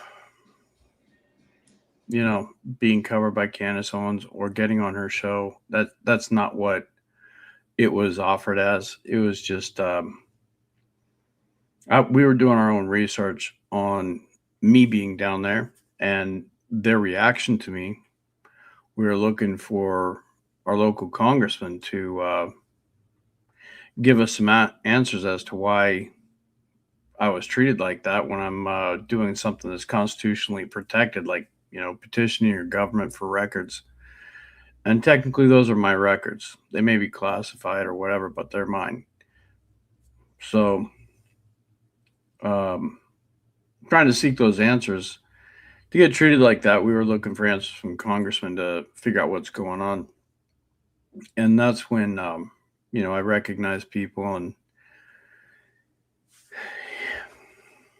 how do you put this? I really don't have a dog in the game, whether they're there or not, whether I recognize them or not. As Candace Owens and I said, I could be mistaken. It's a tip. Go ask them if they were there, if it had anything to do with what you're doing. For me, I'm looking at, it's either a whole bunch of false flagging that have been erroneously false flagged systematically, and that has to be dealt with. But also when you start down those researching angles and asking Congress to step in, you also have to be sure it wasn't something else. And then this came up. It wasn't something we didn't like having to admit. Maybe it was something else. And because that doesn't get us quick answers. So we have to eliminate, by a process, which is the only way we could do that was to offer up this tip and we hoped, somebody would take it and deal with it. We got on Candace Owens, and there's no way we could have predicted the reaction, or how much vileness would come out of this, or that people would go after your family or try to make things worse for you, like divorce court or anything else. That's pretty low. That's something that, especially in special forces, it used to be that's a man code you don't violate. I guess they've changed the rules now. Yeah, you don't mess with someone's family. So, yeah. There'll be a time to account for that kind of stuff. I promise you. That said, I think that the investigations that have come from this, following it and looking into things, have given some people some answers. I think Stu brought up the first point also is the reaction of, that opposing side and their players and proxies. I think at some point you have to start measuring their response as to, what they were doing there. It's really not me who has implicated them so much as their response to it of just a suggestion. Well, they haven't even given alibis yet. They've given false Tried alibis. to. Fake Yeah. ones. Yeah, Somebody like else's kid, wrong day. Yeah, not even the right age kid. And the thing is, Johnny Moore, Kairos, Andrew Kovic, Kairos, Yes. Justin Davis, Driver, Brian Harpole, the guys from Crane, none of these people would have likely ever been searched if it would not have been for this visceral, deceptive, knee-jerk whiplash reaction. Andrew Colvett working with Erika to provide this weird alibi to this YouTuber called Gary Melton, who came out of JSOC, former special forces. There's just a lot of that going on. And then, he outed that while he was live on air because they're just not prepared for this type of action. Yep. And, I just think there's so many variables that if early on it would have been handled differently by these people, there would have been a lot of, okay, that's tragic, Yeah, I agree. It's a horrible thing that happened to him. Nobody supports political violence. Every year on September 10th, people would remember Charlie Kirk. And that kind of would have been that, I think. Yeah. But this, the unaccounted for variables, there were a couple of them, and one of them was a malfunctioning device, in my opinion. The other one was Mitch Snow, in my opinion, and they just can't get around them. They were not prepared for those two things to happen. I mean, I think people probably would have said, well, this Erika, she's like bizarre. She's weird and makes me feel uncomfortable, but I don't think any of this would have That been. by itself wouldn't have been much. Yeah. Yeah, certainly they would have just told her to go sit down and Right. shut up, Right. But this is a whole new thing, and they've been caught lying so many times. And this, can you imagine being them? Sitting at this desk. I've said this before, and I just keep thinking about this. Imagine sitting at Charlie's desk behind his microphone, going in every day. You have to go in every day. If you don't, that's really sus. What are you going to do? Leave the country? Go to Israel? Go to Thailand, Well, go where's to Mikey Australia. McCoy? I don't know, but isn't he the one who said to look into Andrew Kovic? And the more you do that, the more you realize, wow, yeah, that's the guy to look into, isn't he? And then, Tyler Boyer slipping up with Jack Posobiec sitting next to him saying that Mikey McCoy turned into Charlie's handler. And it's just like, these guys can't get out of their own way. Yep. And, when you hold on to something for a while and watch them squirm, they hang themselves almost every single time. Yeah. So, did y'all see the video that came out where it was Jeremy Boring was actually sitting with Gary Melton when Gary was saying that he watched it happen live and then he kind of stumbled over himself? Yep. But Jeremy Boring was even saying that he was with the head of his security people in a steakhouse in Tennessee. Correct. And he was getting the information about what was going on in the SUV. Correct. At the same time as then we've got, Midget Horse Rider in LA apparently getting Ben Shapiro on the phone. too. Yeah. So that's a video that they shot at Jeremy Boring's house. I played it on here. When Jeremy Boring's wearing the Gucci jacket. Yeah, we looked it up. It was like $1,500 for this Gucci jacket, and he's got this key around his neck for, I don't know, dude. So Gary Melton says he's streaming it. He was watching it live stream. Dana Loesch on her show, like the next day, says that she was watching the live stream. Quite a number of people connected to them say that they were watching it live stream. Then they tried to backpedal when they realized that all of us didn't watch it live stream. We watched it like live because people like recorded it like live when it happened, but we weren't watching it while it happened. And what was the other part you said? Oh yeah. So Jeremy Boring was at a steakhouse restaurant meeting with the heads of the security team of Ben Shapiro security team. Like he had the CEO with him. Yes. And then Ben Shapiro's on the phone with either Dan Flood, because he's in the passenger front seat. Justin's driving. You got Rick Cutler holding on to Brian Harple. Brian Harple's sticking all the 36 feet of gauze. And then we got Frank Turek in the back praying out loud the whole time. So the only two people with two hands would be Frank Turek and Dan Flood.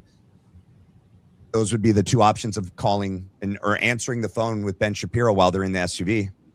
Until Frank Turek is the guy who the last 30 seconds of the ride administered CPR on a 5 to 8 minute ride. That's when he decided to start doing that so that he could look I want to know which one of them was something. the one that said, "Get that thing off of him." What thing? Whose voice was that? That's what Candace said, that in the recording there is actually like they dropped it. They were hanging up on 911, but then it kept going. She heard a 911 call from someone from inside the SUV. Was that Monday? It was this week. Yeah, she said that she heard it. She didn't play it. She heard it where after it was like the phone was supposed to be hung up and then it wasn't. So then it was just playing while they're not talking to the 911 person. And there were like two main things that were said. And one of them was, "Get that thing off of him." I bet I know what that thing was. Patch? I bet you do. I bet it was the magnet and the case of this. The Rode mic? This is the exact mic right here. I have many of them. Careful with that thing. Because I keep taking them apart to look at different things. I've been talking to John Bray a lot about these, and he's been recreating them. This is the fourth set of them that I bought and destroyed. Looking into different aspects of the insides of these things. But yeah, there's a circuit board that has a wire that's connected to the battery. Yeah. And you can see those things, flying around. And it wasn't struck. The story is not that it was struck with a bullet. So they were flying around for some reason. Anyway, that's these magnets that go on these things. So this one in particular doesn't have a magnet on it. I've got the magnets for it, but you just slide a magnetic thing over this clip. And then the magnet is, this shape. Yep. And then they had it placed on the inside of his shirt, and all you could see was the magnet, right? Right. Those magnets, no matter what you do, and these things are, relatively lightweight. I mean, they're not super heavy, right? But they're the case is going to stick onto that magnet no matter what happens. Yeah, it's a that heavy duty clip's magnet. going to stay there. It's a heavy duty magnet. Yeah. I would imagine that they probably would they'd have an interest in getting that off of him. That's what Candace was saying, that or his shirt or his necklace, or if something else was on him. She's obviously speculating to be like, we don't know. But the first thing that they said was, we've got him, we're headed to the hospital. And then later in the call, you hear, get that thing off of him. Yeah, I would bet that it was probably the thing that was left behind on the device, which is the magnet. We know that the Rode mic was put on different that day. You see Charlie mess with it, and it's like set on its side, which is probably another part of the variable that they didn't account for, or there was also a malfunction. But the magnet stayed. In the initial videos, John Bray initially thought the magnet was the thing that went in the neck, because the initial videos, it looks like the magnet disappeared. But then other videos came out, and once he realized, and once he got the Rode mic and he took it apart, the battery on the inside is the exact same size as the magnet, and he saw other videos that showed the magnetic clasp is still there. And after the explosion happens, you can see the circuit board come over here, and it has that thing connected to the battery, that little wire that Stu was talking about. And the circuit board, you see it peek out of the collar of the shirt. It's like a little blue tint circuit board. It's all on video. Yeah, it literally is. It's literally all on video. You would have to disbelieve your lying eyes to not, you can watch it frame by frame. You can see the battery come out. That's when the drainage starts. Yep. Hey, Stu? Well, go, Mitch. If you could, Stu, check your messages there. I'm getting a little bit of, things are developing so quickly. It's so strange how everybody is just coming together on all this stuff. My phone's been blowing up all day, and I'm so sorry. I've been looking at it. Oh, you're okay. But yeah, Stu, you might want to check that out before saying anything. Emily is wonderful. I'll tell you later, Ashley. Not a problem. I'm sure if something comes of it, Stu knows what to do. Well, while he's looking at that, something interesting that Candace said too, I think today, was that the FBI made 3 or 4, I could be getting that wrong if somebody remembers in the chat, but they made them strip head to toe at the hospital and took their clothing. That was said today. Wait. So the FBI shows up and makes everyone in the security team, like everyone in the SUV, strip their clothing from head to toe, and they took the clothing. Yes.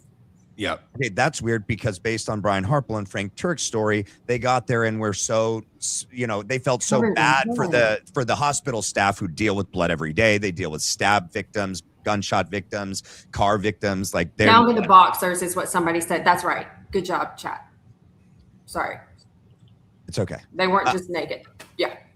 No, they put on scrubs. Okay, but they said that they, changed out of their clothing because they were like Braveheart. They had blood everywhere, But you're saying that Candace said actually the FBI shows up and tells them to strip and hand their clothes over as evidence. Yes. Candace is looking for any type of leak in Timpanogos that could contact her if they saw any of this go down, whatever.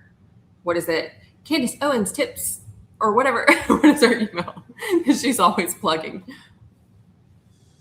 Yeah. That's interesting. Why wouldn't that have, I wonder why that hasn't come up in any court documents. It doesn't go with the official FedSlop narrative. So, they're not going to use it in the preliminary hearing. They're going to leave certain pieces of evidence out that don't, help their case against Tyler Robinson, which is so ridiculous. Everyone got quiet. What happened? I was expecting Stu to say something. I don't know. Something happened. He's reading. This must be a big deal. Hey, what are you reading, Stu? Yeah. let me get right back to you on that. What's on that phone? Mitch does that to me all the time when I'm on the phone with him. But I have become a little. You cut out. Give him a minute, guys. Give him a minute. They cut his internet. I just let people connect with people. I send them in the right direction. If something happens, then great. Stu is invested. We have a friend out there, Em, and she's doing M and Charlie's Angels 47, and oh, good God, Girls. Project Girls. Constitution, and there's a lot of people out there. They are working hard for Charlie, really working hard. Showing real heart with things, trying to figure out answers. And yeah, I try to pass them to people like Stu, Candace Owens, Baron Cohen, pretty much wherever the information should go. And I try to just get out of the way, and let you guys do what you do.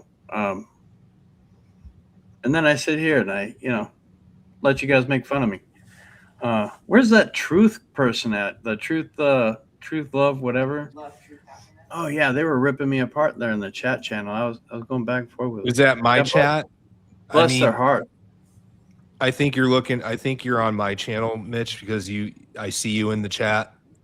Yeah, I don't even see a chat, but I'm on StreamYard, so yeah.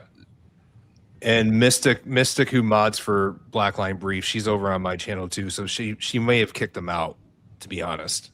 Oh, was there people giving you? I'm not real bad. No, they were just giving. They had questions, and they were challenging. They were challenging stuff, and that's you should respectfully, but you should. And I mean, you want to challenge me? If I can answer questions, I'll do it. I mean, based on everything that Stu Peters just laid out so eloquently, the fact that they haven't tried that they haven't given adequate alibi to anything. You add in what John Bray's done, and then the whole AES, Accurate Energetic Systems Plan, exploding 30 days after Charlie Kirk's assassination. Totally level it. 16 to what was it? The total death count was 18. What was it? 16 or 18 people. At the same time, the plane almost exclusively used by Pete Hegseth, the one that was used for the SAM Flight 702, where we're asking if potentially Jacob Recess was on board. 30 days later, that same plane coming out of Fort Huachuca, really weird, on its way to Joint Base Andrews. This time, the call sign was SAM 112, which means, again, this is another extremely high-ranking member of the United States government. Just so happens to take the scenic route detour to fly low and slow over the AES facility while it's smoldering. I'm sure all of that just happened in a vacuum. I put that into 3 different AI platform calculators and asked it to determine what the odds of that happening, and all 3 of them, one of them said impossible, the other one said incalculable, and the other one produced some insane number that I couldn't even pronounce. I didn't even know there was a word for a number that high. It just, none of this stuff happened in a vacuum. This is not a coincidence. I'm not going to be gaslit into believing that. But, for people asking or challenging or looking for clarification from Mitch Snow, I'm totally all about that. I'm just thinking that we're probably running out of ways to do that at this point with all of the corroboration and, it doesn't do great for you. Some that's people what I was saying. When they do, I have had a, oh boy, not necessarily check or pass, but I've had troubles and I've had to face some stuff, and you don't come out of fights clean, and you get marks, and it's, you guys want to question those marks and stuff, you go right ahead. Those Morganarios out there who think they're perfect, they have a perfect life and their perfect dress as they're, going to the perfect White House or something. God bless them. Yeah, okay, that's great. I ain't had the luxury for that life to not have any problems, to just float around like that. I've had to deal with other things, and so I try to keep it as straight as I can. Yeah. No, I agree. I think you do. I think it's all these other people that are trying to attack you personally and throw stones when they live in a glass house. So they've had to try pretty hard, I think I'm the only person I know where my government has been caught making up conspiracy theories about a single person, me, multiple times now. That's a little bit counterintuitive. That's strange, isn't it? I find it strange. I want answers. Is that Dan Flood? I was like, what is he doing? Good God. Wait, but how long did it take Blood? to recognize that that's who it looks like? Is that Amy says that's her ringtone now? That's her. Is that Dan Flood? For those of you in the chat, you know, I don't know whose chat I'm in. I'm in StreamYard too, and I'm looking at it. But I mean, who does everybody in the chat think it was? You know, I don't know. I just hadn't clicked on. I might be known for recognizing people, but I don't know. I hadn't clicked on comments. I was still in the private chat thing. Nobody's saying anything in the private chat because we're all saying it here. Yeah. That makes sense. Yeah, go ahead. The private chat is dead. Hey, Matt, do you have a way of putting up a vote or something like that? You know, Yeah, like I can put up a poll. What am I asking? Because I don't know what. Did you guys if see? it looks like Dan throw Flood. up the picture and ask people who they think it is. The X picture of them side by side, the guy at your front door and Dan Flood? Yeah. Not the scary ears. What? You'll get shadow banned for posting. Yeah, those don't show ears. the ear. Yeah, careful. God forbid. Didn't I just do that? A second ago? Graphic. No, I'm just kidding. Graphic warning on X for the ears. Don't do that. All right. But Mitch, from when you first had him show up at your door to when somebody said, "Is that Dan Flood?" How long was that? No, it wasn't all that long. It was probably that was about a week and a half, 2 weeks, maybe. Yeah. I mean, I've never really gone back to look at the days right now seem both long and short because we have so much stuff going on. So many things happen in between. So sometimes it feels like it's been a year and other times it feels like it's been 2 days. He needs to hit Yeah, it the wasn't gym. that long. It was a matter of like, well, it was less than 2 weeks because it was during the time. Let's see, it happened just before Candace went on vacation, and I think Candace was back when she commented on it. So yeah, Stu, we went over about his I meta should say Miss glasses Owens. looking Everybody in. else is calling her Candace. I get used to that too, and I'm try to call people properly when I can. All right, I threw the poll up there. It's up there now. Yeah, I think it is. I mean, look, there you go. You look at his nose. He's got the meta glasses, what it looks like to me. And based on what Mitch said tonight, too, that on the Ring doorbell camera, the guy activates, his meta glasses and then starts to peek through the house. So, yeah, I think it's uncanny. I had a really, really good side-by-side. Actually, I'm trying to find it right now. It was better than the one that I actually played on the air.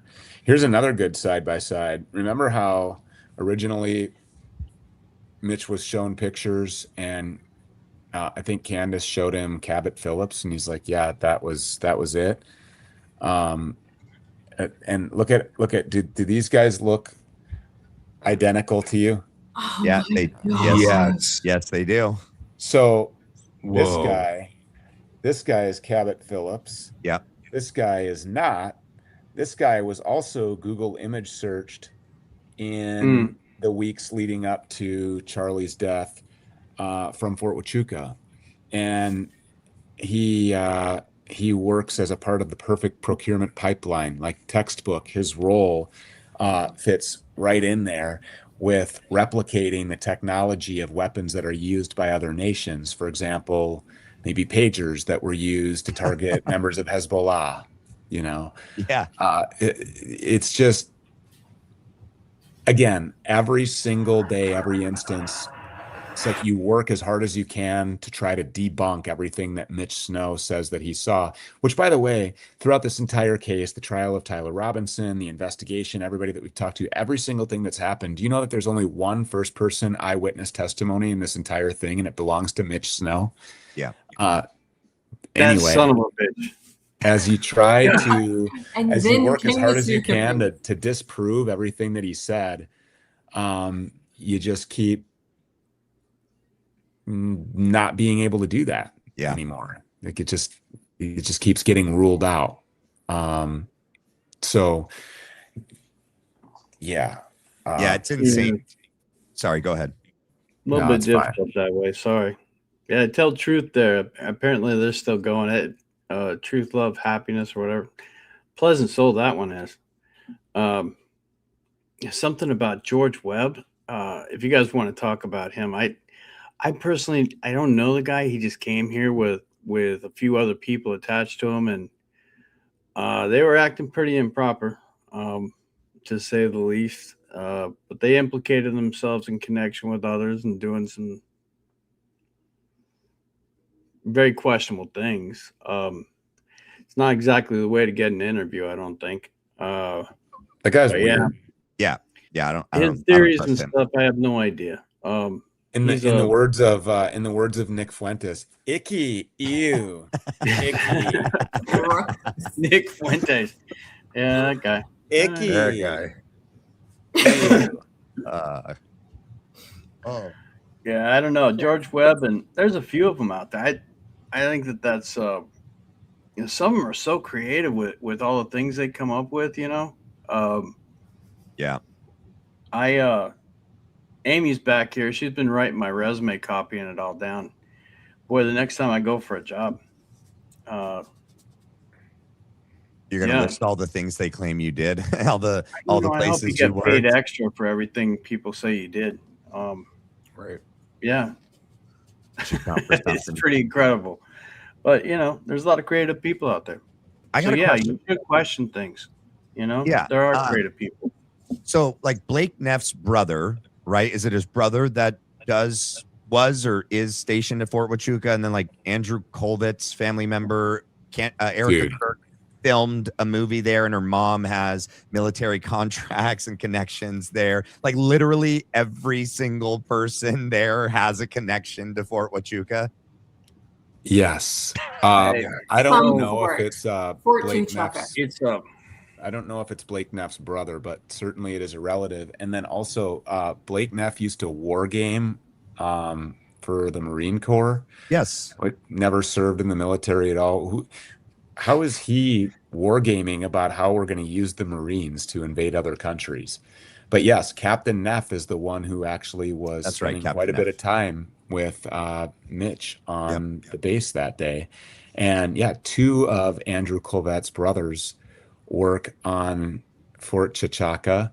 And I just heard today there was another one. There was a caller on my show. Who did she say is working court security for the Tyler Robinson case? It's a relative of was it Boyer? I don't want to say for sure, but another one of these people has a relative that's working court security for the Tyler Robinson trial, which I haven't confirmed that, but that was like a phone call, the very last phone call on my show tonight. And I'm like, I would have said like, okay, whatever. But now at this point, it's like they're everywhere. Which exactly ironically is, I think, how Charlie Kirk felt, when he was at Bill Ackman's mansion in the Hamptons and he looked around and there was Mikey McCoy and there was Erika Kirk, and he's like, they're everywhere. They're all around me. Yeah, and so Tyler Boyer and Terrell Farnsworth both are Farnsworth. That's what it is. There is a Farnsworth working court security, and they're is both it Tyler Farnsworth, Terrell's brother. Probably, maybe. Maybe, but is that? He's the guy that told Charlie. Keeping it in the fan. He's the guy that told Charlie to move the mic from the right to left right before the Big Bang. He's the guy that ran away, got up on the thing, and did that horrible acting job. Charlie's dead. Oh, God help him. Charlie's dead. And then he filmed it from an elevated location to get the perfect shot of them getting in the car. He's the one that took down the SD. He's the one that ran over him, and Philip Goldsberry realized that Adam Bartholomew was filming them over there. And they're like, dude, what are we going to do? We got to get the SD cards. And they're like, just take the chair Charlie died on and stand on it. Yeah. Just ruin the crime scene, take the chair, put it up, and just take it out. What are they going to do? All the cops work with us. We're good.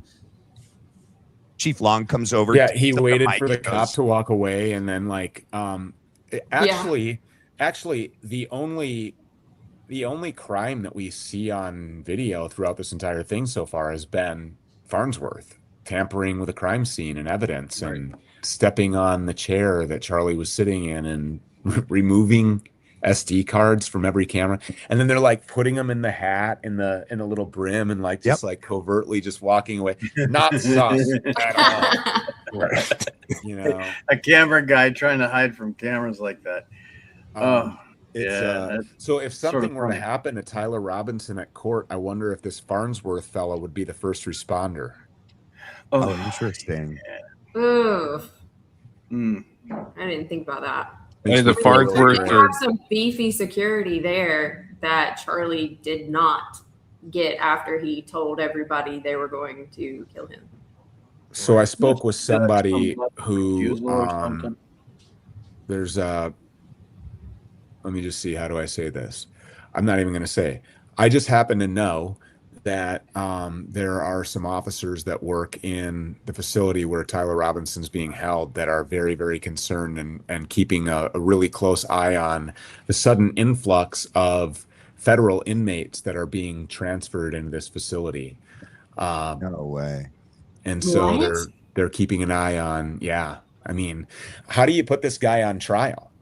You can't. They were supposed to kill him. They were supposed to Lee Harvey him, and it didn't work. And now after the prelim and all of their attempts to tell us there's a mountain of evidence, we just didn't see it. It's overwhelming, and we're all like, no, actually, you guys just showed us how bad this case is against them. I think they don't have a choice but to do something. Sadly, to try something like that. We need to go back to that for a second. Okay, you said that. Say it again, Stu. There are concerns inside of the facility where Tyler Robinson is being held, obviously for his safety. And there are federal inmates that are being transferred into this facility. And these federal transfers happen all the time. There will be federal inmates in your local county jail that they'll appear on your jail roster for a couple of days and then they're gone. Like if you watch your jail roster, because state departments of correction, federal departments of correction, they'll move inmates through different facilities throughout their process when they're holding for transport to other federal facilities, because federal inmates move around quite a bit depending on what it is that they're locked up for. But there apparently is somewhat of an eye-popping number of these instances happening recently, and there's been some concern about that, which is like the last thing that I wanted to hear. Yeah, especially because we didn't get the end of the prelim, and now they're going to be, what is it, like briefing back and forth, and then we get to hear on September 2nd or something, 5th or something, they're going to do the final 4-hour arguments, and then Judge Graff will determine whether or not there's probable cause. That's enough time between now and then for something tragic to happen to Tyler Robinson. Man. Yeah, I think something's coming. I think something's coming down the pipeline. I saw in the through the chat fall. somebody said that their son is a corrections officer and you can't have that kind of conflict of interest, but you can. You absolutely can have that. We don't live in a place where like rules are followed. It happens all the time, and trust me, as a person who's been in and out of jails for 15 years, as a guy who was chasing fugitives and jailing people and picking people up from jails and going in and out of hospitals with fugitives, and then bringing them to different lockup facilities and talking to DOC guys and U.S. Marshals about where this inmate is going to be. That happens all the time. Those conflicts of interest are very, very common. And it happens all the time. That's how people end up dead in these lockup facilities. Like on purpose, right? Well, of course. Yeah. I mean, and there are slip ups that happen when people are locked up for certain crimes, where they are supposed to be in this safe housing unit or segregated here. And they're, all of a sudden, something happened and they're dead. Well, now this guy who hurt a lot of children is just no longer alive, and it's too bad. That kind of stuff happens all the time. So I'm not going to be gaslit into believing that these things don't mistakenly happen, Right. It does. So accidentally on purpose type of thing. I think it's a concern that there's an Yeah. influx. There should be no changes. But the good news is the people who are, man, I don't know how to say this. The good news is that it's on the radar of the people who are keeping an eye on him, if that makes any sense. Yeah. Some people that are. So I think not that the people who are there notice. in charge of his safety and security are very aware of this. But I don't know. I mean, I've come to learn that if a certain group of people wants to get at you, they will. Yeah. Did you guys see? Okay, I want to show something real quick because I noticed something. Do you guys? So the rooftop video that Candace played, which is the video that they played in court, obviously not 4K, obviously not high def, and I played the video of Trump on September 12th saying that the video was so bad that he's the size of an ant and basically useless. He popped out. There we go. Basically, Trump said on September 12th that same video was useless and that the person on top is the size of an ant. That's the same video that like Benny Johnson, Brandon Tatum, Graham Allen all came out on that Friday and said it's high quality, high def, 4K, blah, blah, blah, blah, blah. All right, this is the footage. Okay, look over to the left. This is supposedly the top left of the Losi Center, right? Do you see this corner building right there? Right here, if you see my pink cursor, do you see this building and it's casting a shadow right here? You guys see that on the left side, this building? Yep. All right. So that's not supposed to be there. All right. And do you see this space right here? This is an actual, like an empty space of the roof. And I'll show you, I have the Google Earth right here. All right. So I'll zoom in and then I'm going to hit 2D so it turns. All right. Okay. And right about there. All right. So see this empty space, these triangles right here? Yeah. Can you guys see my pink cursor? Yeah. Yep. All right. All right. That's the empty space. This is supposedly the corner that Tyler, I call it Eagle Boy because it wasn't Tyler Robinson. There is no building right here. Okay. This building over here is covered with trees. This is way over here. There's nothing here. And I'll show you too that it's not this building. It's not a different view. Do you see these black 3 spaces right here on top of the windows? The building on top of the Losi Center, that extra little with glasses all over the glass windows. Yeah. And you see it has these like grates above those windows. Mm-hmm. They're like rectangles. All right. So if we go back to this video, all right, there's no grates on this. So this isn't a different view. Somebody else reported that this is a different place on the Losi Center and it's a different angle. There's no black grates above this window. Okay, so it's not, I don't know where this is. I've looked all over the campus to try to find this. Also, this is a very bad quality, right? But here's this freeway sign, and back here's this Mormon like steeple in the distance. If we were to look and I zoom out, okay, and we come over here, there is a freeway sign, green one over here. This is a big one, okay? And then there's a little one right here, but that steeple, let me zoom out more so I can, it's way over here. It's way over here. All right. So if, like, let me zoom out more. All right. So here's the Losi Center. All right. Way down here. Hopefully you guys can see my pink cursor still. I tried to make it as big as I can. It should be, the green sign should be like right here and the steeple should be like right there. The green sign's way over here. The steeple's way over here. Not to mention there is no building right here. And this is supposedly the corner that Eagle Boy was perched on to get, like, let me do this so that we can see the line of sight real quick. To supposedly get the line of sight from here down to Charlie. So if I go back to here, it's I don't know what this is. I don't know. There's no building even near that this could be some sort of weird perspective. I have no clue what video, like what part of the roof this is. we don't see it uninterrupted. We see different cuts of the video. Let me mute this real quick. So we really have no clue where this is on the Losi Center. So it's insane. I just wanted to point that out. I noticed that today.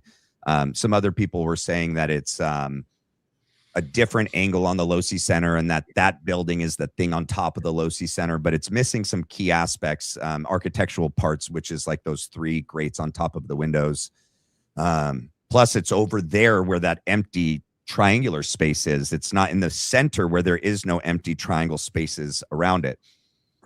So I don't know what we're looking at, honestly. I mean, whenever Candace was playing the video, there's a different color halo around the entire guy. And while he's in that space where he's supposedly, you know, taking the shot, it's blurrier than when he starts going towards the right side of the screen. And then he becomes a much clearer person. I immediately was like, what is this? It almost just looks like they implanted somebody onto that roof. Stu, what's the technology that Israel has? They can tap into surveillance video real time and edit things in real time and not leave any trace. Do you know? I forget. It's not Cellbrite. That's the people that pull it after. Gideon. They have the ability to edit surveillance footage in real time and people there wouldn't notice and it doesn't leave a trace. I'm trying to figure out if it could potentially be a perspective thing. Here's the other thing is that video that Candace is showing,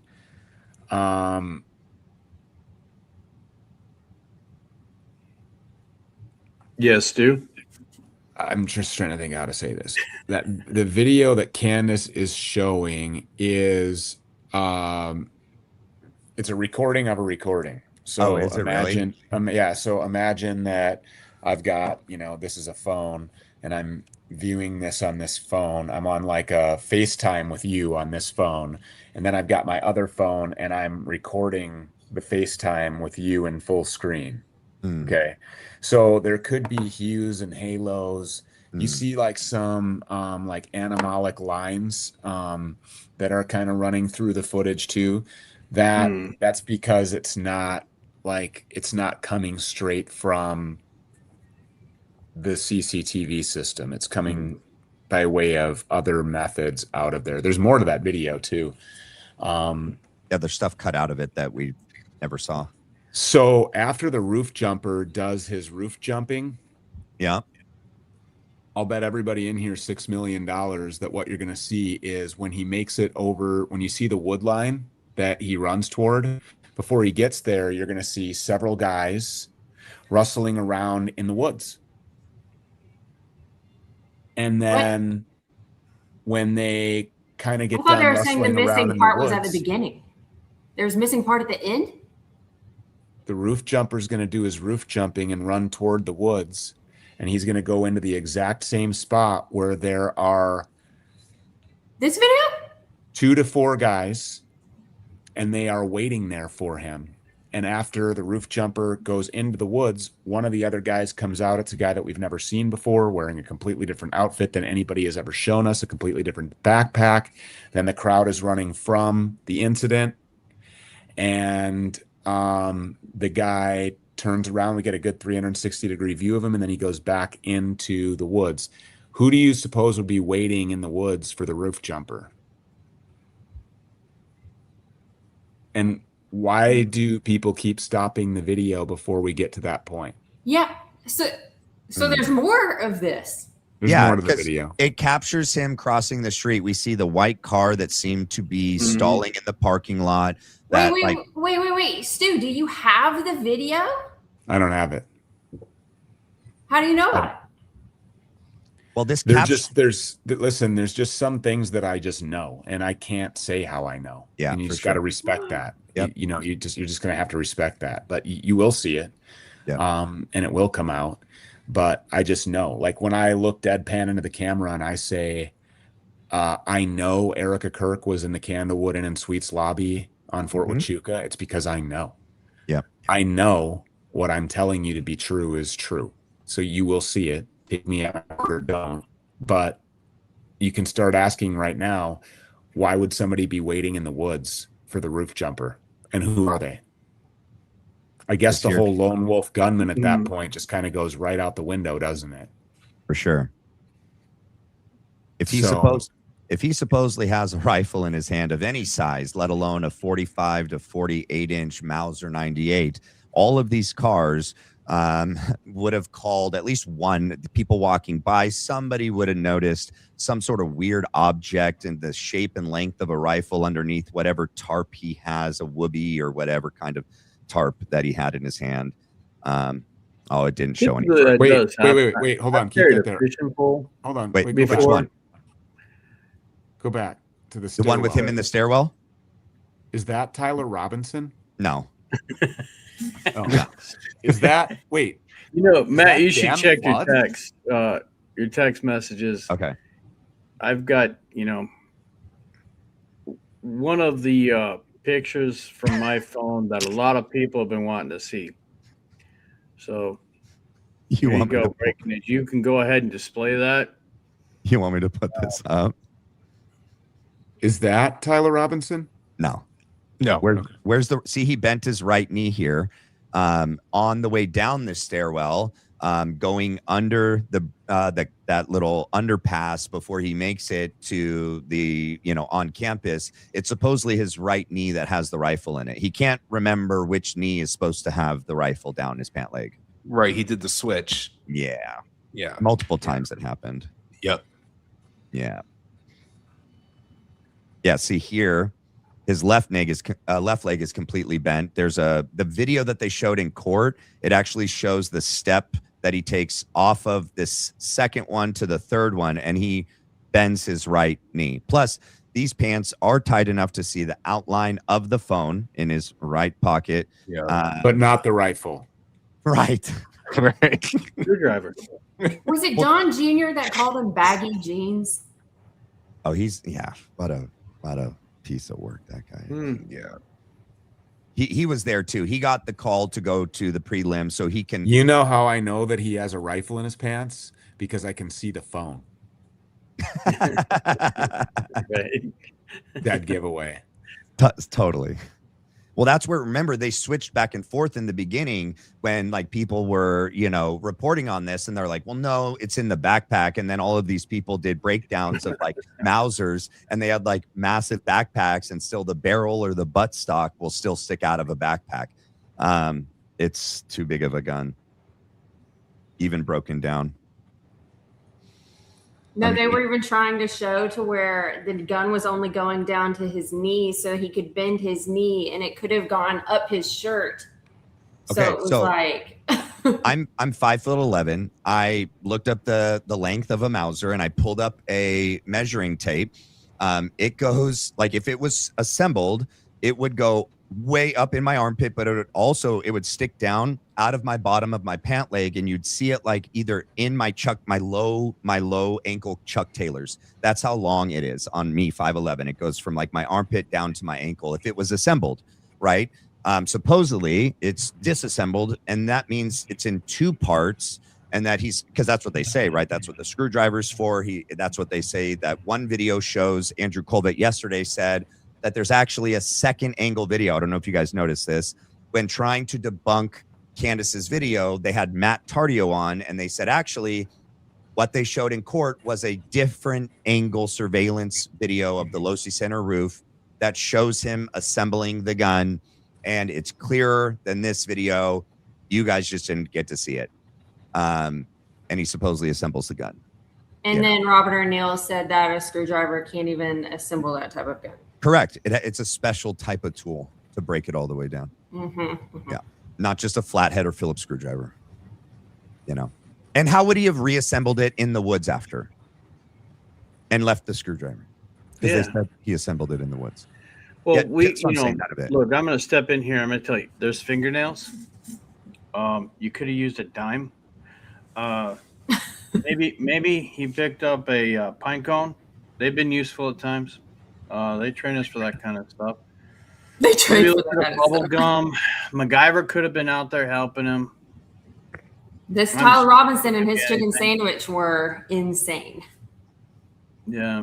No, Matt, they're asking, we can You the have foot? permission. To go, Okay. Yeah, you have permission to go ahead and go ahead. I mean, it's something I haven't released yet, so you go ahead. And Hey, are Stu's you guys probably going to out be there on here the street. for a little bit? Yeah, you can hop out and come back. I got to bounce. Yeah. You and might want to handle look at something real this, quick. Stu. This You're was good. what you might want to see this. Okay, let me stick around to see this. Just to go ahead and there you go. Oh. So Why? Oh my God. Why Was is that Erika Rock Kirk on the screen? has said that is someone. I don't know. You guys can take a vote. Is that Is on that Fort Dan Huachuca? Flood? Is that Dan Flood? Dan Flood? Someone Wait, is that- ask AI. Is that Tyler Robinson? Oh my god. Oh my Yeah, gosh. sorry. Yeah. Has anybody I mean, Google that's- trend searched Drewski at Fort Huachuca? Do it now before they delete it. Oh my god. Hey, I'm gonna We pop gotta- right we back. gotta I just gotta contact handle this call. Drewski. Okay. Yeah. Okay. Sorry, go that ahead. was my. Yeah, if I could, I want to be polite to you, Matt. You guys are always wonderful. Thank you. course. Amy says thank you too. Of course. It's we're old. We gotta actually sleep sometimes. So For sure. yeah. Not allowed. It's been a good week, and I can tell you from the rumblings behind the scenes of some people I hear, the rest of this week is going to be pretty exciting for y'all too. And what Stu just put out, Yeah, it's huge. yeah, I can't wait to see the spin on it. We'll see. They're going to twist. And is Candace We'll doing get a to watch show it in a tomorrow? bit. She normally doesn't do a Friday show. Is she doing a show? No, she's got book club. I don't Okay. think she said she's Oh, doing yeah. anything. Okay. But she did say yesterday, I didn't get to watch today. Today was really crazy at work. She said that she has a lot that she's been exercising, real patience on letting things out at right time, like letting them dig themselves into a hole, like she's done from the very beginning, right? She'll say something, they'll come out and be like, she's crazy, she's lying, and then she's like, receipts, and then they freak out. So I think the next few weeks are going to be pretty good. But do you have to go to bed? Yeah. No Hey, way. I'm doing a Everybody Drewski here's search really wonderful, quick if you and want to your wait. chat's always wonderful, and even the ones that are questioning me, keep it up. Yeah. So far, You've held up people who under do scrutiny. Guys, Yeah. you are not going to believe this. Shut up. Drewski was trending in Sierra Vista. When? I'm not kidding y'all at all. I wish I could share this. I'm not even joking. no. I'm No. not even joking. Oh, good God. Who's not trending there at this point? Look, I've got to email this to you. Just wait 1 second. I can't even believe this right now. There's no You way. did not do this. You did not do this. There's come on. just no way. There ain't no way. Hold on. Where's my screenshots? I'm losing it because you can't pull it up. Hold on. I'm emailing it to you right now. I'm crying. There's no way. Okay, Matt, I just sent it to you. Did you email it to me? Yeah. Okay, hold on. Can you tell me on what dates? Don't tell me. There's no way. Okay, Matt, I just sent it to you. Did you email it to me? Wait, who's playing as? I know. I hear my echo. Can you tell me Maybe it's me. Hold on. Who? That's web search. Let me do image. Okay, there's no image. It's just a web search. Who's? Let me see. It's not me, I swear. Okay, It's, just turn it off. it's Stu. I don't think Stu knows that he's on screen. I'm gonna take him off screen. Well, one of you that is Matt back? There we go. Matt's back. There we go. Matt, can you hear us? Yeah. I wanted to bring Stu on, but he didn't know that I brought him on. So like he didn't know that because he's in studio and I put him on, but I don't think he knows he's. Hey, yeah, Stu, you might want to see our little. Do you have it, Matt? He left. He didn't realize that he was on screen. That's why. Okay, I thought so. Yeah, let me pull it up. You guys on the East Coast, you must be getting tired, man. I'm so sorry. Thanks for staying up. Are you kidding me? What date is that? Let me see. Don't even. All right, so this is August 30th through September 6th, 2025. No way. In Why, Tucson, guys? yeah, Sierra Why? Vista, Arizona, Drewski is trending. Did something happen with Drewski in that time frame that was, notable or what? I don't like it. I'm not liking that at all. Yeah. Yeah. I don't know. I'm Here. starting to think there's some. It's not false an image positives. search, so I All don't think he was there for a certain Couldn't reason. figure out how to shut everything off. Yeah, you're good. Yeah. Now Hey, I Stu, can't thank hear you. any of you. Thank you for everything. And You can't hear. Matt, too. He can't hear us, so he's got to hop off and hop back on. When he gets back, tell him I said thank you. But yeah, I For really sure. got to go take care of Amy right now. So 100%. you guys, thank you so much. And thank you to the crowd. Okay. Even the ones that are questioning things, and you keep that up. Have fun with that. But no, we love you all, and thank you so much. Really. Love you too, dude. Thank you. You guys have a good one. Thanks. You're Thanks, the Stu. best, Mitch. Hey, you out of here, Bye. Mitch? Tell Amy bye. Yeah, Stu, we've got to actually sleep. And yeah. What is that? Oh, what is that? You need to get the big black coffee cup that Stu has. Yeah, the big Right? black ass beautiful mug. I've Yeah. been Big black ass beautiful mug.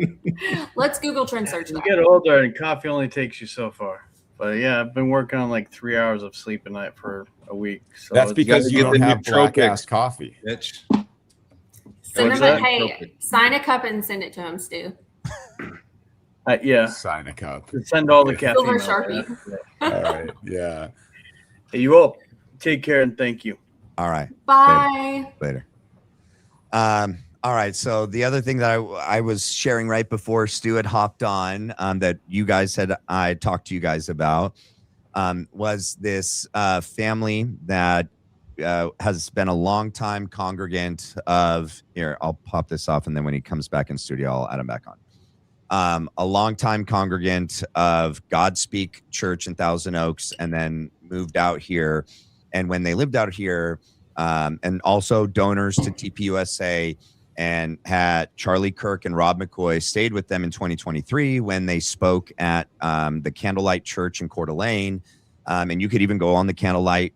Let me add him back on. You can go to the Candlelight Church website that's in Coeur d'Alene, where Rob McCoy and Charlie Kirk spoke there together. So this family that I know, Charlie Kirk and Rob McCoy stayed with them in 2023 up here. So this family and they're big donors, or what were big donors to TPUSA. They're the ones that also said there was a massive falling out between Rob McCoy and Charlie Kirk in the last year and a half of their life. I'm trying to get a little bit more specifics on that. I've never heard that.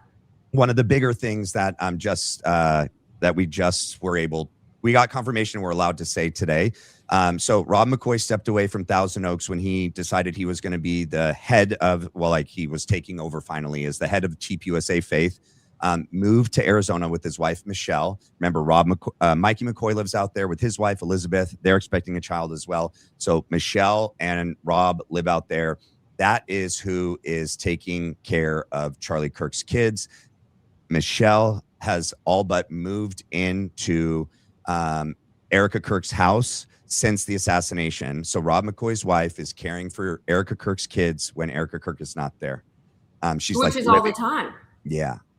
Because everyone's been wondering, who's caring for the kids when Erika's going all these places. You notice she's kind of faded back, though. Yeah. Yeah. Well, I guess she's no longer going for that VP run. Well, did you guys not see what I had pulled up? Do you guys remember seeing this?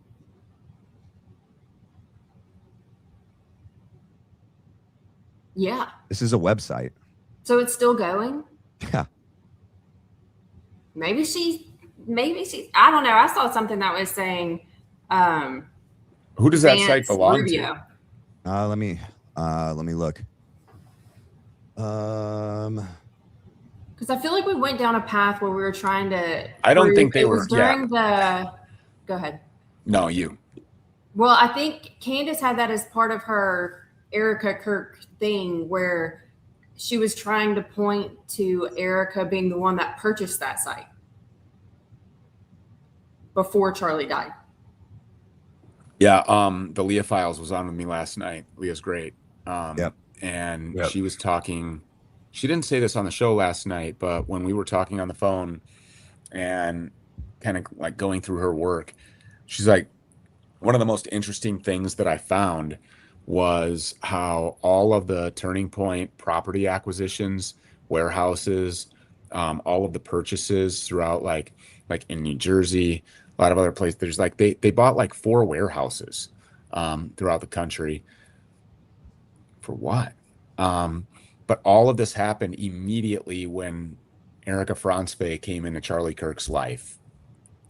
And they started doing a bunch of these acquisitions and setting things up. I mean, this woman is like, she's like a defense contracting test tube baby, like it's just like everything in her is military industrial complex from the toes to the tits. Excuse the analogy there, but somebody even reposted about the email to Jeffrey Epstein saying, thank you so much for this opportunity in like December 2018. And it's got weird little things signed EF. That was getting shared all over X yesterday. And our heads were like exploding. Oh, I remember seeing that. So they're thinking that EF or Chewbacca. And so I was putting it in AI being like, who is EF in the Epstein files? Erika Franzfe. Franzfe. Well, Yeah. we don't know. We have no idea, but it's an interesting timeline. Yeah. Nothing surprises me I mentioned anymore. this yesterday, but beyond the absolutely disgusting activities that we know Jeffrey Epstein for, and that they have made him, they position him as this is what his thing is, and the compromat and the operation and the kids involved and everything else. Above and beyond that, arms trafficking was like the thing. And that's why his Rolodex was filled with heads of state and the most powerful people in the world. Mm-hmm. All of the other stuff came as a secondary, to that.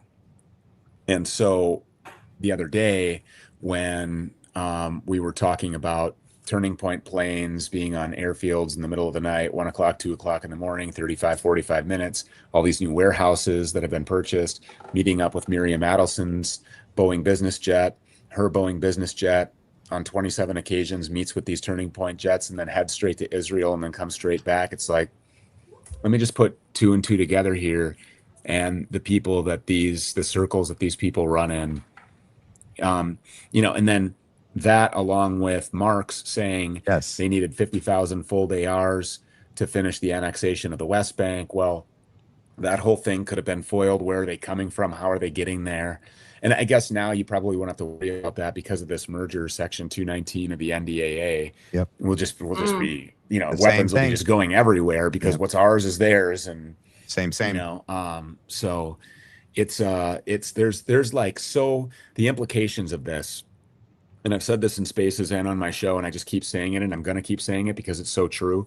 Beyond the absolute horrific tragedy of the loss of Charlie Kirk's life, the implications of all of this. I mean, he was anti-interdiction in Venezuela. What do? We went into Venezuela, kidnapped the president of a sovereign nation in the Western Hemisphere, along with his wife, directed energy weapon everybody, took control of their oil for Paul Singer. If you guys don't know who Paul Singer is, look into him. But he's the vulture capitalist who acquired Citgo, which is the American arm of the Venezuelan oil industry. And he got that acquisition basically at the end of a gun barrel in a Delaware court presided over by an APAC judge. It was like dirt cheap that he acquired Citgo, but needed control of all of the oil. So effectively, what that was in Venezuela was Paul Singer writing a check to the Trump administration to rent the military and our weapons to be able to facilitate all of that, and put him and his wife on an aircraft carrier, bring them back to the SDNY, where apparently, I guess, they're being housed in the same jail where Jeffrey Epstein hanged himself all by himself with a paper bed sheet. And then where did all the oil go? Billions in oil went immediately to Israel. Then you heard Donald Trump talking about Greenland. Well, if you look into that just a little bit, you don't have to pull on too many threads to realize the person who originally talked him into acquiring Greenland under like a land purchase agreement was Ronald Lauder, the heir to the Estee Lauder cosmetic brand, the president of the World Jewish Congress. he has a whole lot of money in another vulture capitalist acquisition into a Greenlandic water bottling company. So you need access to the water, and that would also be a great place to put a lot of data centers, Yep. in Greenland. Yeah. So wow. and then I when didn't you even couldn't think of that. purchase it because it's not for sale. We're not selling Greenland. Sorry. Then they were like, well, posturing like they were going to use the military.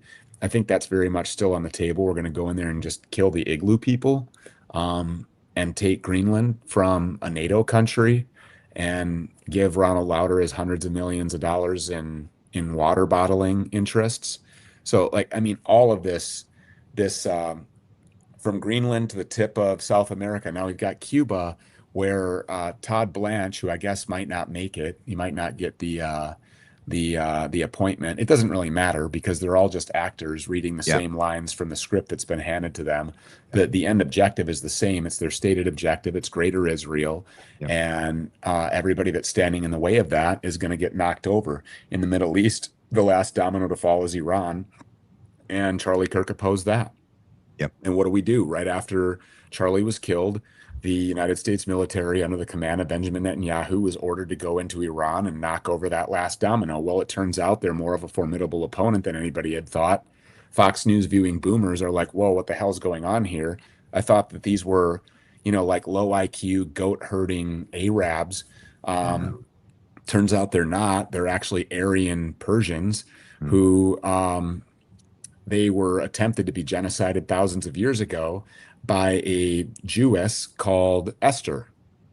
And now the Heritage Foundation is introducing this initiative called Project Esther, named after that Jewess, probably very conveniently, coincidentally, who tried to genocide them. They've been attacked I don't know how many times. They've thwarted off all these attacks. If you look back at history, nobody can point to one instance in where Iran has been the aggressor and started a war of any kind. Right. And they're defending themselves because they know what this is. Charlie was against all of this. The implications of this are so much farther reaching than, and not minimizing Charlie's death at all. It's horrific. It's tragic. And that's coming from a guy who, while he was alive, had written him off. I wasn't a fan. I knew what he was about. It was kind of like, the Israel loving MAGA, kind of like the war loving NeoCon right faction of American politics. And I warred against Charlie all the time. I didn't listen to him because I knew what he was going to say every time he opened his mouth. And the day that he was killed, I was in the studio actually doing something different. I was doing like a sit down preparing for it. And my sister, who's the COO of my company, and she lives in Florida, she was here for that meeting, that sit down interview for a sponsor. And she came running outside. I was actually walking down the street. I was going to go get a haircut. And she comes out and she's like, Stu, you got to come back. Charlie's been shot. And I'm like, Charlie who? And she's like, Charlie Kirk. And I'm like, what? Who would want to shoot Charlie Kirk? Like, he's the beloved Israel shill. And so I came running back in, of course, and every monitor in the studio was on, and we were watching this and watching the replays and everything. And so I was like live. I went live right away. And I was telling the guys who were here from various different, Frankie Stocks was in town, and my guy Alex and Brittany, and I was like, guys, pull up everything that this guy's been saying over the last several months. I want to know who would want it, like, why would somebody want to do this to him? Yep. And it was immediate. And within 20 minutes of the incident happening, I just said that, who I thought was responsible for it. Yep. And it turns out that, of course. And then, of course, Netanyahu comes on without being asked to just tell the whole world that he had nothing to do with it. Like, so weird. Nobody was asking. When was your first time reporting on all of that? Because Matt T was actually talking about something that Tyler Boyer put out about the conspiracy theories, and it was before Candace even started really coming out about anything. So I was like, I was live. Like, I was like, okay, within 20 minutes of it happening, I was like, let's go live. We've got to live stream this. Yeah. This is the thing. And then I'm just like, I was basically just not saying much because it was all unfolding. And so I just had like various different news broadcasts turned on. And they were like cutting into it and then cutting away from it. And then some were saying like it's too graphic. So we would find like another channel that was broadcasting it. And I was just kind of listening to the commentary to try to get a setup of what happened.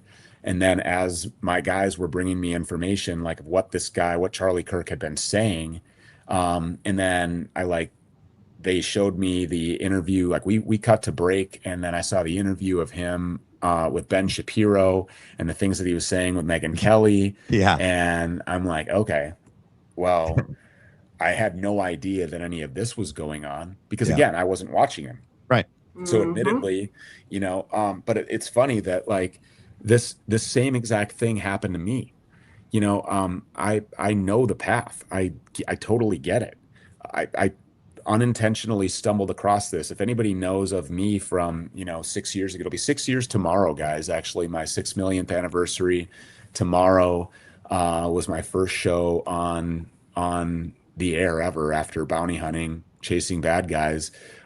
Tomorrow is the 6-year anniversary of the Stu Peters show.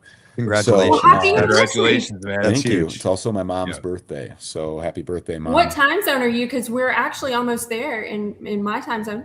Yep. 12 minutes from now, I'm central. So it'll be my 6 millionth anniversary in 12 minutes. But anyway, none of this was on my radar at all. I was, COVID. That was, first it was George Floyd, then it was COVID, then it was the shots. And, I just sat down. Somebody said to me one time, hey, there's this reunion that you should go to in Washington, D.C. It's for the survivors of the USS Liberty. And I had never heard the story before. And I'm like, USS Liberty, what's with that? Why would I want to go sit down with these people? And they kind of like gave me the Reader's Digest rundown. And I'm like, wait, what? Yeah. And I'm like, so look, I'm looking through the congressional record and there's nothing. And they're like, yeah, no, that's the whole point, that this has never been officially introduced to the congressional record. And I'm like, okay. So I'm like, yeah, let's go. So we went to DC, which is a complete cesspool. I mean, that place is so like demonically oppressed. There's just like this dark haze feeling about, and all of I had never been there before. And I'm looking at these buildings and I'm seeing all the like symbolism on all of these buildings. It was gross. So we went there and I sat down with Phil Turney and I think 5 or 6 other survivors and ran a series of interviews. And this was at the same time that like January 6th had happened.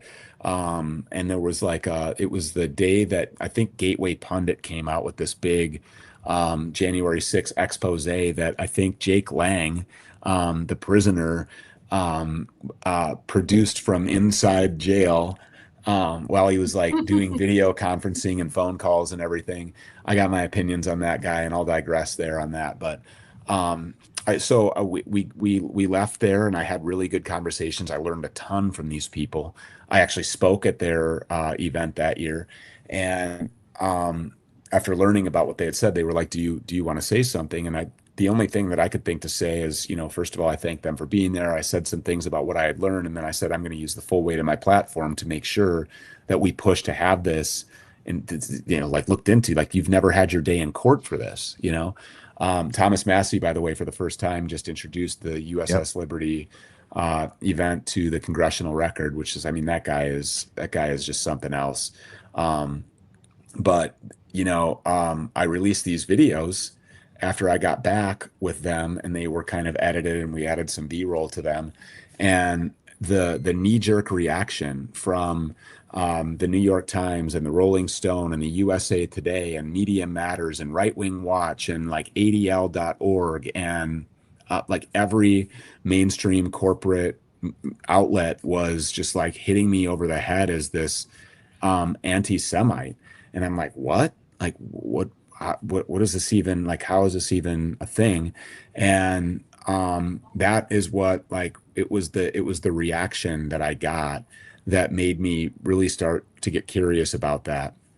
And I'm not going to go on too much, but I will just say that there was a lot of pressure from the press that forced me to further look into this. And then that pressure came from inside of my own organization as well. Blake Neff was working for me as a researching writer at the time who'd come to me from Tucker Carlson. I was getting a lot of pressure from him, like, this is stupid. You don't want to talk about this.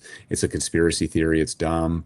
It's shallow. He said that? I have text messages from him that made my skin crawl after, because when I learned about Blake Neff being involved with Turning Point, well, originally it was while he was working with me, and we had this big disagreement on where I wanted to go with the network. He was vehemently against it, and he's like, "Well, I'm going to have to leave," and I'm like, "Well, that's fine. I can find a labor saver anywhere." And so, I mean, if you got in, he's like, "Well, and plus, my new job at TPUSA is becoming more and more demanding," and at the time, like I didn't care where he was going, so it didn't stick out in my memory that he had said that he was going to Turning Point. When Baron Yeah. Coleman came out and said, "Hey, a Stu Peters former employee told me that Blake Neff used to work for him," and I'm like, "Yeah, Blake Neff used to work for me." And the day that all of this happened with Charlie, I think it was maybe day 3 or 4, where I was watching a video on X and somebody was like recounting as people were arriving in that first SUV when Blake Neff arrived. Somebody was like Like, commentating to the or door. announcing it, and they were like, "So here's Blake Neff arriving," and I'm like, "Wait, what? Who?" And I'm like, "Well, there can't be more than one Blake Neff."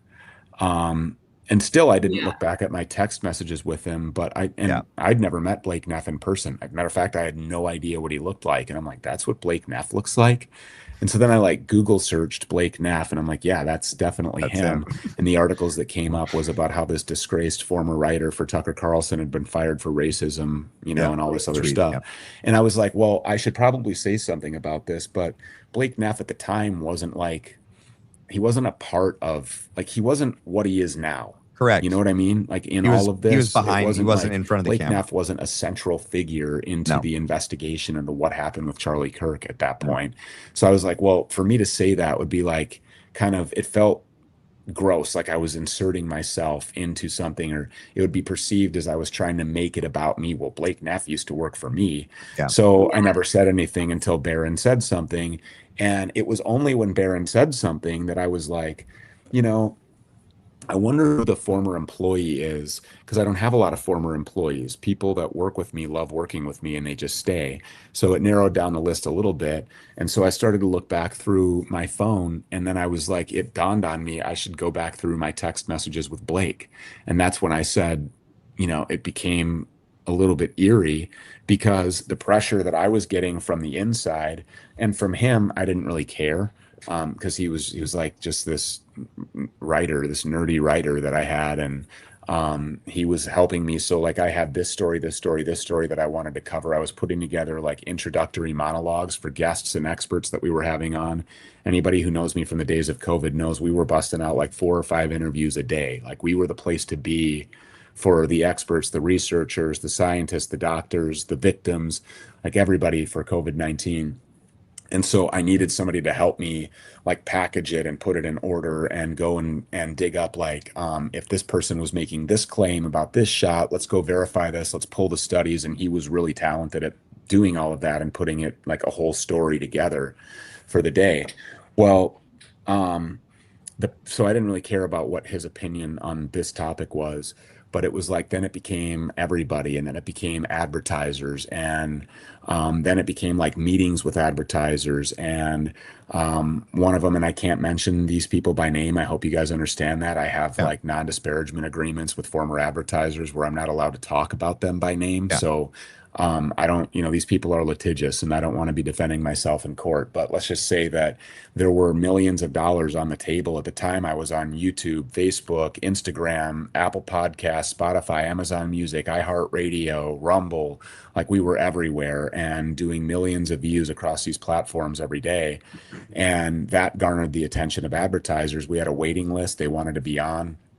But the one of the I guess feature sponsors on the network, you could say, we're talking about, a multi-million-dollar contract, and they wanted to sit down with me and have like a conversation about how if I continued to talk about these things that they were going to pull the money from the network. So I came to this T in the road, and I just dismissed the shekels and continued forward. Here we are. I mean, everybody can see where we're at now. Demonetized everywhere, canceled everywhere. I'm allowed on Rumble and X, and that's it. And so it's whatever. I'm not bitching and complaining or whining about it. I'm just saying, like, I have a whole appreciation for what Charlie was feeling, because on a micro level, it was happening to me as well. I Yeah. wasn't as big as Charlie. I wasn't on stages in front of, Zoomers across the country. I wasn't doing tours. I didn't have access to Donald Trump. I wasn't, it was a different level. But it was the feeling. It was the bridge, where you looked around you and you realized, like, wait a minute, all of these people and all of the people who pressured me in that way, I immediately fired all of them. Like, nobody's going to have creative control over my network. We're going our separate ways. Advertisers that had problems, I told them to beat cheeks, get out of here. And we're just doing what we can. So like now it's basically my show is a supporter based show. The only way that we can survive is if people support us organically, which is actually like way more clean, a whole lot less pressure. It's definitely not as easy. I can't afford to have the staff that I probably should have or do some of the things that we really envision doing, but we're growing and we'll get back to that point eventually. All glory to God Almighty. I trust in Him. I'm just going to stay obedient. But that was for me a really eye-popping, eye-opening experience. And you see so many people at the price, and a lot of these people just do it for free. And I know these people, like I've met these people, I've shook hands with these people, I've been at events with them. I watch what they say and what they do online. I watch how quickly they'll just turncoat and leave their people instead of leading their people. And even when the truths are uncomfortable and it's unpopular to say something, like a whole year to the run up of the election of Donald Trump, this last election cycle, I was like, no. And, my own followers were like chastising me, raking me over the coals. It wasn't popular to say. I knew what was going to happen with this presidency. I knew. And here we are. So it's like, I can see where he was at. And I don't know if you guys know this or not. I've said this before. Not everybody can watch every show, so I'll just say it again. But there was a person from inside of Turning Point that sent me text messages between Tyler Boyer and other people that are like at administrative levels at Turning Point. And I've never put them on the screen. I'm never going to, because certainly it would expose who it was that was in the conversation. They would just be able to look back in their messages and know exactly who sent them to me. But the language that was being used was that Tyler Boyer and others were, quote, concerned, and this is ahead of Charlie dying. They were concerned that Charlie was about to, quote, go ballistic on the Trump admin over Epstein and war with Iran. Yes. And that was shortly after that. He was shouted down. He was rumored to have been shouted down, I guess, allegedly by Trump over his opposition to this war, and the rest is history. So it's like, I see how this thing goes. And, just like I went through a real life awakening, none of this was I didn't care about Israel. I didn't care about Judeo-Christian values. This stuff was never pushed on me as a kid at church. My parents were divorced. My mom went to a Methodist church. My dad went to a Lutheran church in a small town. And these ministers and pastors, they were never really talking about it. And if they did, I didn't retain any of it. And as a guy, like doing law enforcement work, I didn't care. Until it was like pushed in front of me and I saw that response. So I think it's a genuine thing from my perspective. When I look at, okay, I wasn't a big fan of Charlie's, and then I look back and see what he's going through, it's like, no, that's a fact. I've been there. He was having an awakening, and if I'm right, and if it happened anything like it did with me, he was first talking to people who were close to him in his inner circle, and then after a while started to have the courage to say things in kind of a finessed way at first, softly on the air, while in private he was saying other things. And then lo and behold, what happens? We see text messages from Candace Owens from almost 2 years ago now, where he said he was telling these people to go to hell. So it's like, okay, that's exactly what I went through. And so that's why I get so pissed when somebody like, Nick Fuentes says, no, he was a shill until the last minute. Until his last breath, he was a shill. And it's just a lie. These people don't know him. They've never been through this. And if they have, what did they do? They cut and ran. They did a 180. They flipped the script. They left their people instead of leading their people. And now all these people are exposed. Everybody should know exactly who it is that I'm talking about, because these people are on the screen every single day in front of their cameras, flipping and flopping like fish, the ebbs and flows, wherever the wind blows, that's where they're going to go for self-preservation purposes. And I'm just never going to be there, you know? So it's a tough place to be, but it's like the more that this goes on, it's like, you know, I never knew Charlie. I never knew him personally, but it's like now I miss him. Does that make sense? It's Yeah. like, Yeah, it's like, absolutely. man, that he could have been something so great for this country, and Yeah. greatness for this country. Unfortunately, for those that are pretending to be in power, it's not something that they're interested in. This is a vassal state. It is the life host, you know, for the parasite that's sucking the blood away, the blood and treasure from our country out.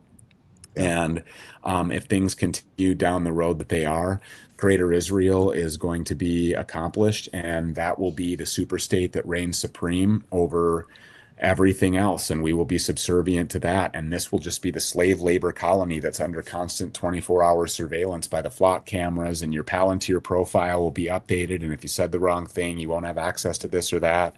And I'm just like, now is the time that we have to dig our cleats in and actually take a stand. And so whatever influence I have, that's the direction that I've chosen to take it. And I think that that's where Charlie was too. And it's just it's a damn fucking tragedy, to be honest with you. It's just like, it is, the implications of this are unfathomable to so many people. And you try to have these conversations in real life, and people look at you like you got a big penis growing out of your forehead. They have no idea what's going on because they're going to soccer practice, they're you know, watching Fox News, they're cooking dinner, they're raising their kids, and it's like, I'd rather just not know.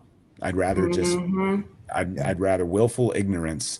And that's what makes, you know, like The Matrix, it was not a feature film, it was a documentary. Hollywood tells on themselves all the time. They have to. It's part of their sick little thing that they have, this little pact with Satan, that they have to like forecast what they're going to do. It's predictive programming. And you remember the guy in The Matrix that was like the bald guy with the mustache, who was like eating the steak and drinking the wine, and he was saying like, I don't care if it's fake, it tastes good.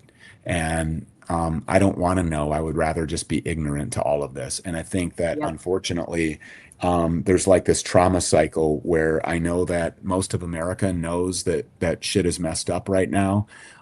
They just don't want to admit how badly, because then they have to deal with being vulnerable and admitting that they have been wrong, and that they've made life decisions that have been detrimental, not just to themselves, but to the generations that follow after them, whether it was giving their kid the COVID shot or whatever else it is.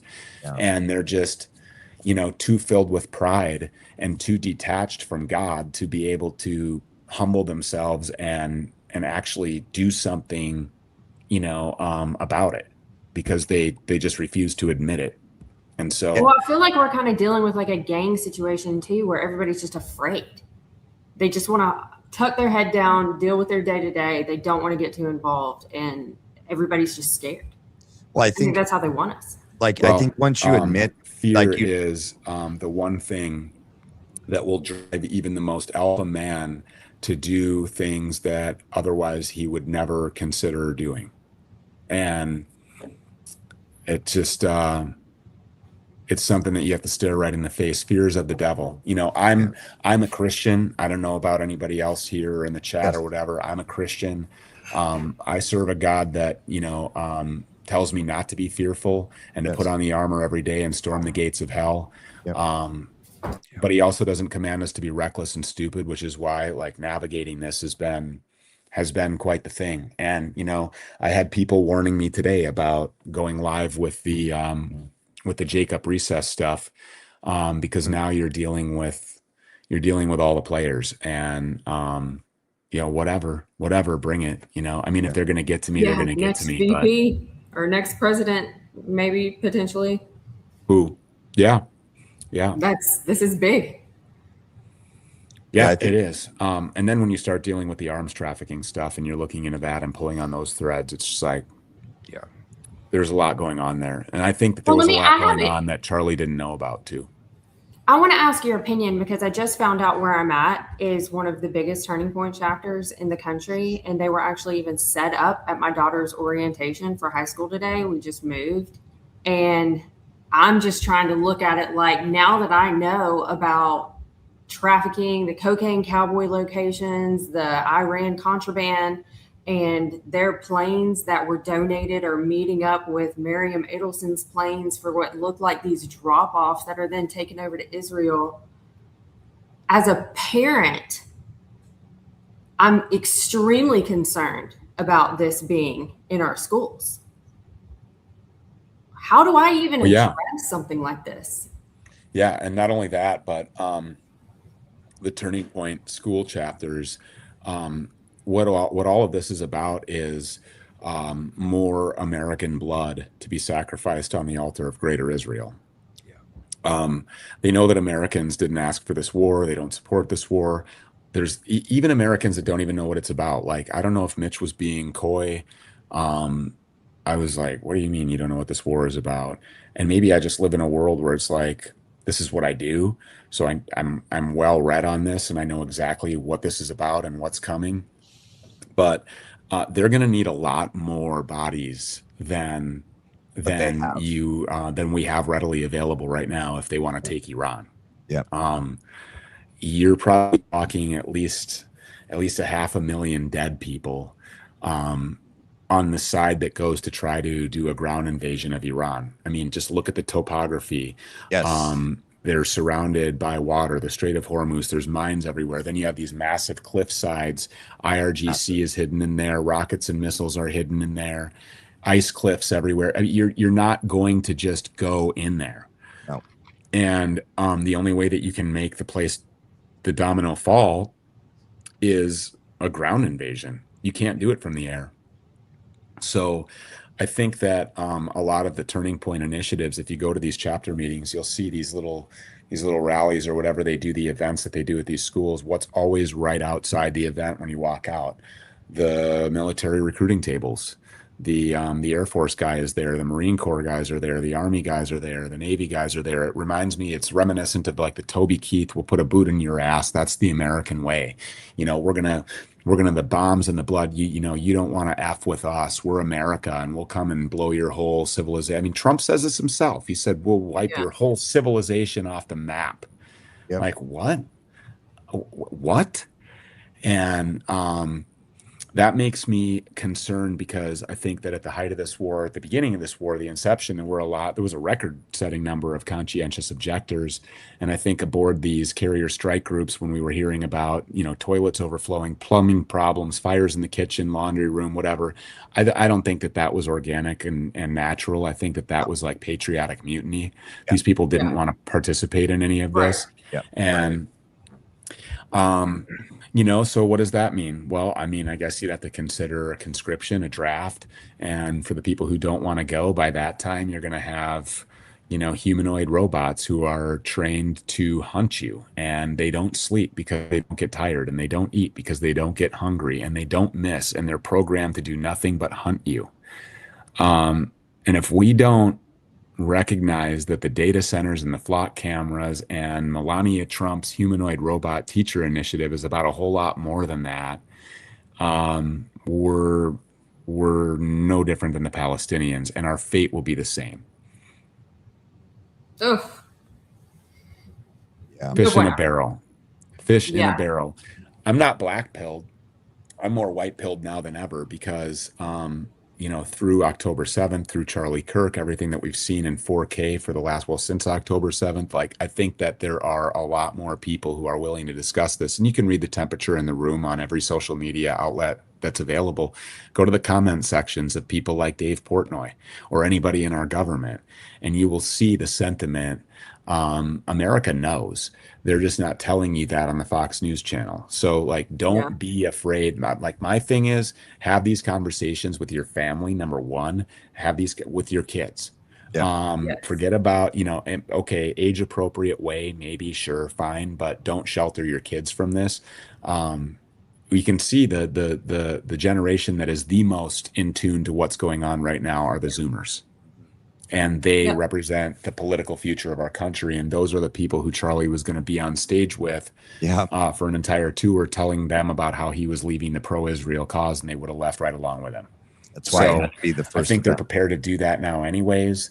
And I think that that's exactly what's going to happen. So it is an extraordinary time to be alive. And I'm just I feel like really blessed to be here for this. And I don't know if you guys feel the same way, but I'm not excited about the story you just told us. No. I'm excited. I'm scary. excited. I'm excited because I just know that humanity is far greater than the demons who are trying to destroy it. A lot more powerful than the demons who are trying to destroy it. But it's going to take sacrifice. And thank God that the majority isn't required. If you look at historical precedent, I think that there are enough people who are aware of this and who kind of see the writing on the wall. And I don't think that anybody's just going to sit down and passively allow another 9/11 type Patriot Act crackdown to happen. We see it happening. It's like the flock cameras are here. Did you see Palantir is here? Like these things are here. I don't think that disarming Hamas isn't going too well, and that's the Palestinians, a very small group of people. Try to go disarm Americans. Let's see how that shakes out. Right. I don't know. I'm on team good, and I got a lot of hope for us. Did you guys see the Julian Dory? He pulled up a map. Confident. Did you guys see the Julian Dory map that he pulled up, which showed the map of the United States with Biden? With you guys got really quiet. Can you not hear us? Can you not hear us? Can you not hear us? You must not be able to hear us. He can't hear us. I can only hear you. Me? Yeah. Matt or Ashley? I can't hear you. All right, here we go. It must be me. Yeah, all right, let him. Look, he's like, come- Can we all hear each other? I can hear you. When he I comes thought back, he couldn't hear me because every time I was trying to talk, That must be it. Yeah. Can you hear me? Yeah, I can Yeah. hear you. Can you hear everyone Can now? you hear me? I can now, yeah. Okay. Okay. What do you suppose keeps happening? I don't know. You seem to have some sort of internet thing, but so does Matt. It may not be anyone's internet, and who knows what's going on. Too much controversy on YouTube tonight. But I was saying, New Peter showed up. Have you guys seen the map of the United States of the flock cameras that have gone up since Trump was in since he became president? There was like two little pin dots under Biden, and then go look at the map in real time, and it's just like blue little dots, and it's just like everywhere. You're kidding. No. They put them everywhere. Everywhere. They're everywhere. No, it wouldn't matter if it were Trump or not. It's just Correct. a matter of timing, Correct. He's just the actor. He's just reading his lines from the script. He's the he's the puppet for this time. Yeah. And I think that's what's hard for me is like understanding like if Charlie was really naive to that, or if he trusted them. I'm like, he was close with them. I mean, clearly in the end, he trusted their judgment to some degree, because on the show in July, on like, what is it called, Matt? The thought crime that they do, like Tyler Boyer was there. All of them were there after the bombing in Fardo. And the 3 nuclear sites, I can't pronounce the other ones properly. He goes, I'm going to trust Trump that this is it. And they all say, and Tyler Boyer's there, Blake Neff is there, they're all there. And they're all saying that if it extends to anything else, like regime change, like something's bad. Like they were like, something's wrong. They were like, we're going to trust them that it's just going to be this and nothing else. But if it became a regime change war, they were against regime change war, all of them, including especially Charlie, with them around. But the moment Charlie's gone, they all changed their tune. Yeah. And regime change is just like, it's such a red herring, because it doesn't, by regime change, they obviously mean Iraq 2.0. It's right. It's like not like regime change like an Iranian government, regime change like a Rothschild government. Yep. And they did the same thing to Bashar al-Assad in Syria. They did the same thing with Muammar Gaddafi. They did the same thing with Saddam Hussein. They hanged him on an international stage. The list goes on and on and on. A guy back in the 1930s, to Mustache Man, they did the same thing. They demonize Vladimir Putin in the Western media because he doesn't allow the central banksters to have the control. Correct. They're there. They have central banks, but they don't have the control like the central bank in America does, which is the Federal Reserve. They don't. So they would love regime change in Russia. Good luck. But like Ukraine, they did the same thing there. 2014, it was like, there's just been this like BLM style popular uprising, and like, no, that's not what that was at all. That was a CIA led violent coup to take down and tear down a democratically elected administration where both sides of this vote agreed that the vote was fair. This is who they voted for, but they started to adopt what they call more pro-Russia policies, which means that they were pushing back on this Western system of fiat currency, which actually doesn't come from the West at all, but it comes from Israel. And it comes from Rothschild Boulevard. It comes from the private equity firms. That's where they're headquartered.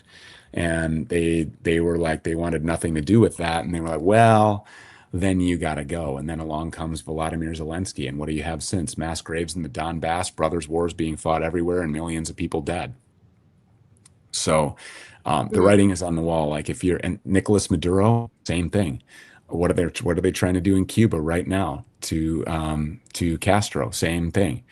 So like it's interesting timing that Nicolas Maduro had comments about Benjamin Netanyahu, and 2 weeks later he's on an aircraft carrier on his way to the SDNY. I was like, bro, you can't say that. Yeah. Like if you've learned anything here, these are the things you're not allowed to say and remain in power. But who do you think the biggest name in the Epstein emails were? Like the biggest name? Like household name? Well, most people don't know. Now we're saying it now, but like the average person doesn't know who the Rothschilds are, right? Like the average person doesn't know. That's and crazy to me.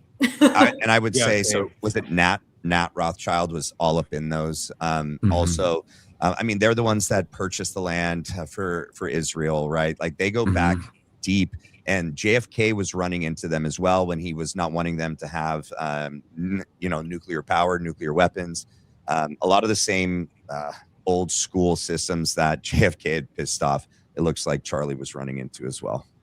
Yeah. And they were everywhere. Yeah. Hey guys, I really appreciate it. It's really great to meet you, man. You run a great show here. I hope that you'll invite me back sometime. And I'm a fan. I'm going to subscribe. And watch more of your stuff. Mitch sent me a text message. I did not mean to like. No, you're good, dude.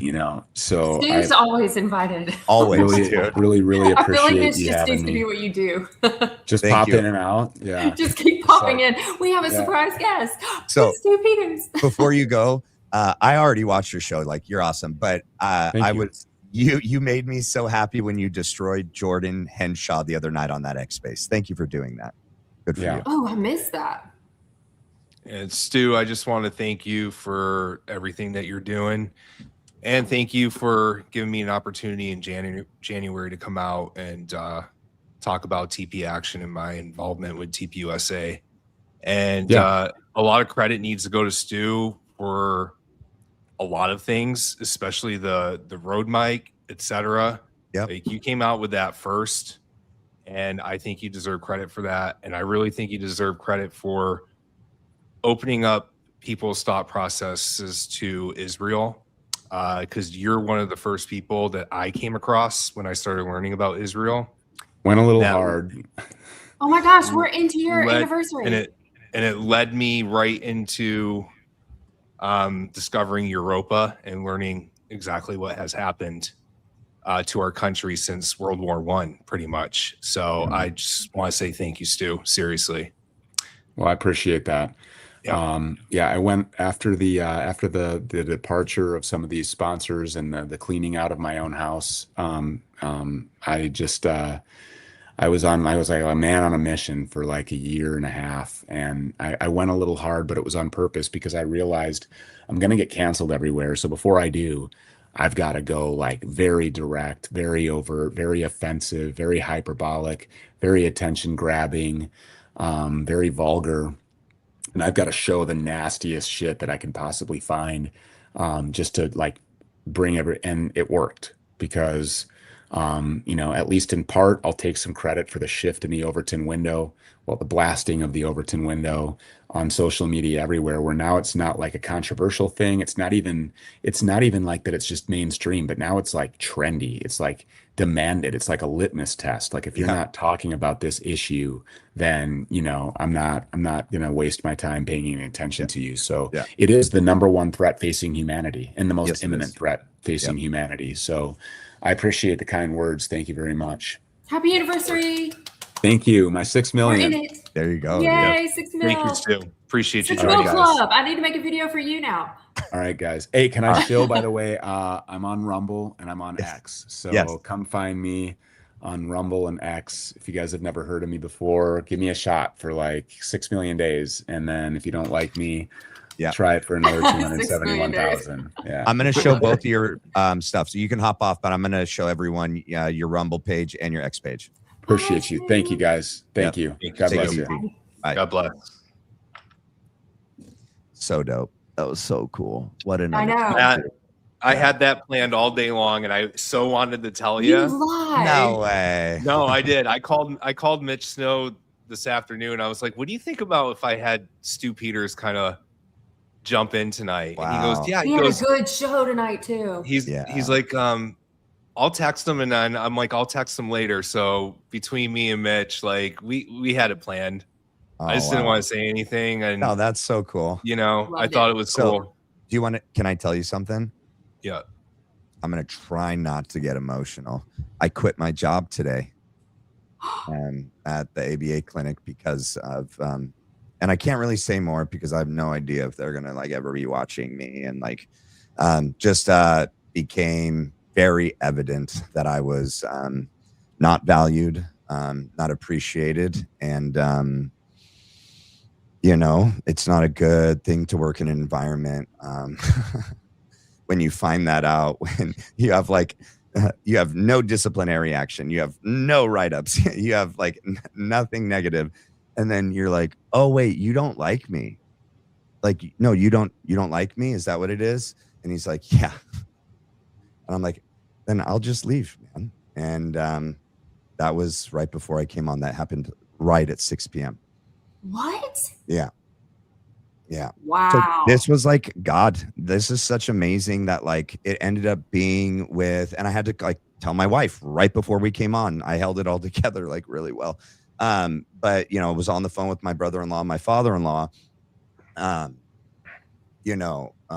Yeah. So I mean, it's actually like really awesome that you did do that. And it was like I don't know, like God saying it's gonna be all right.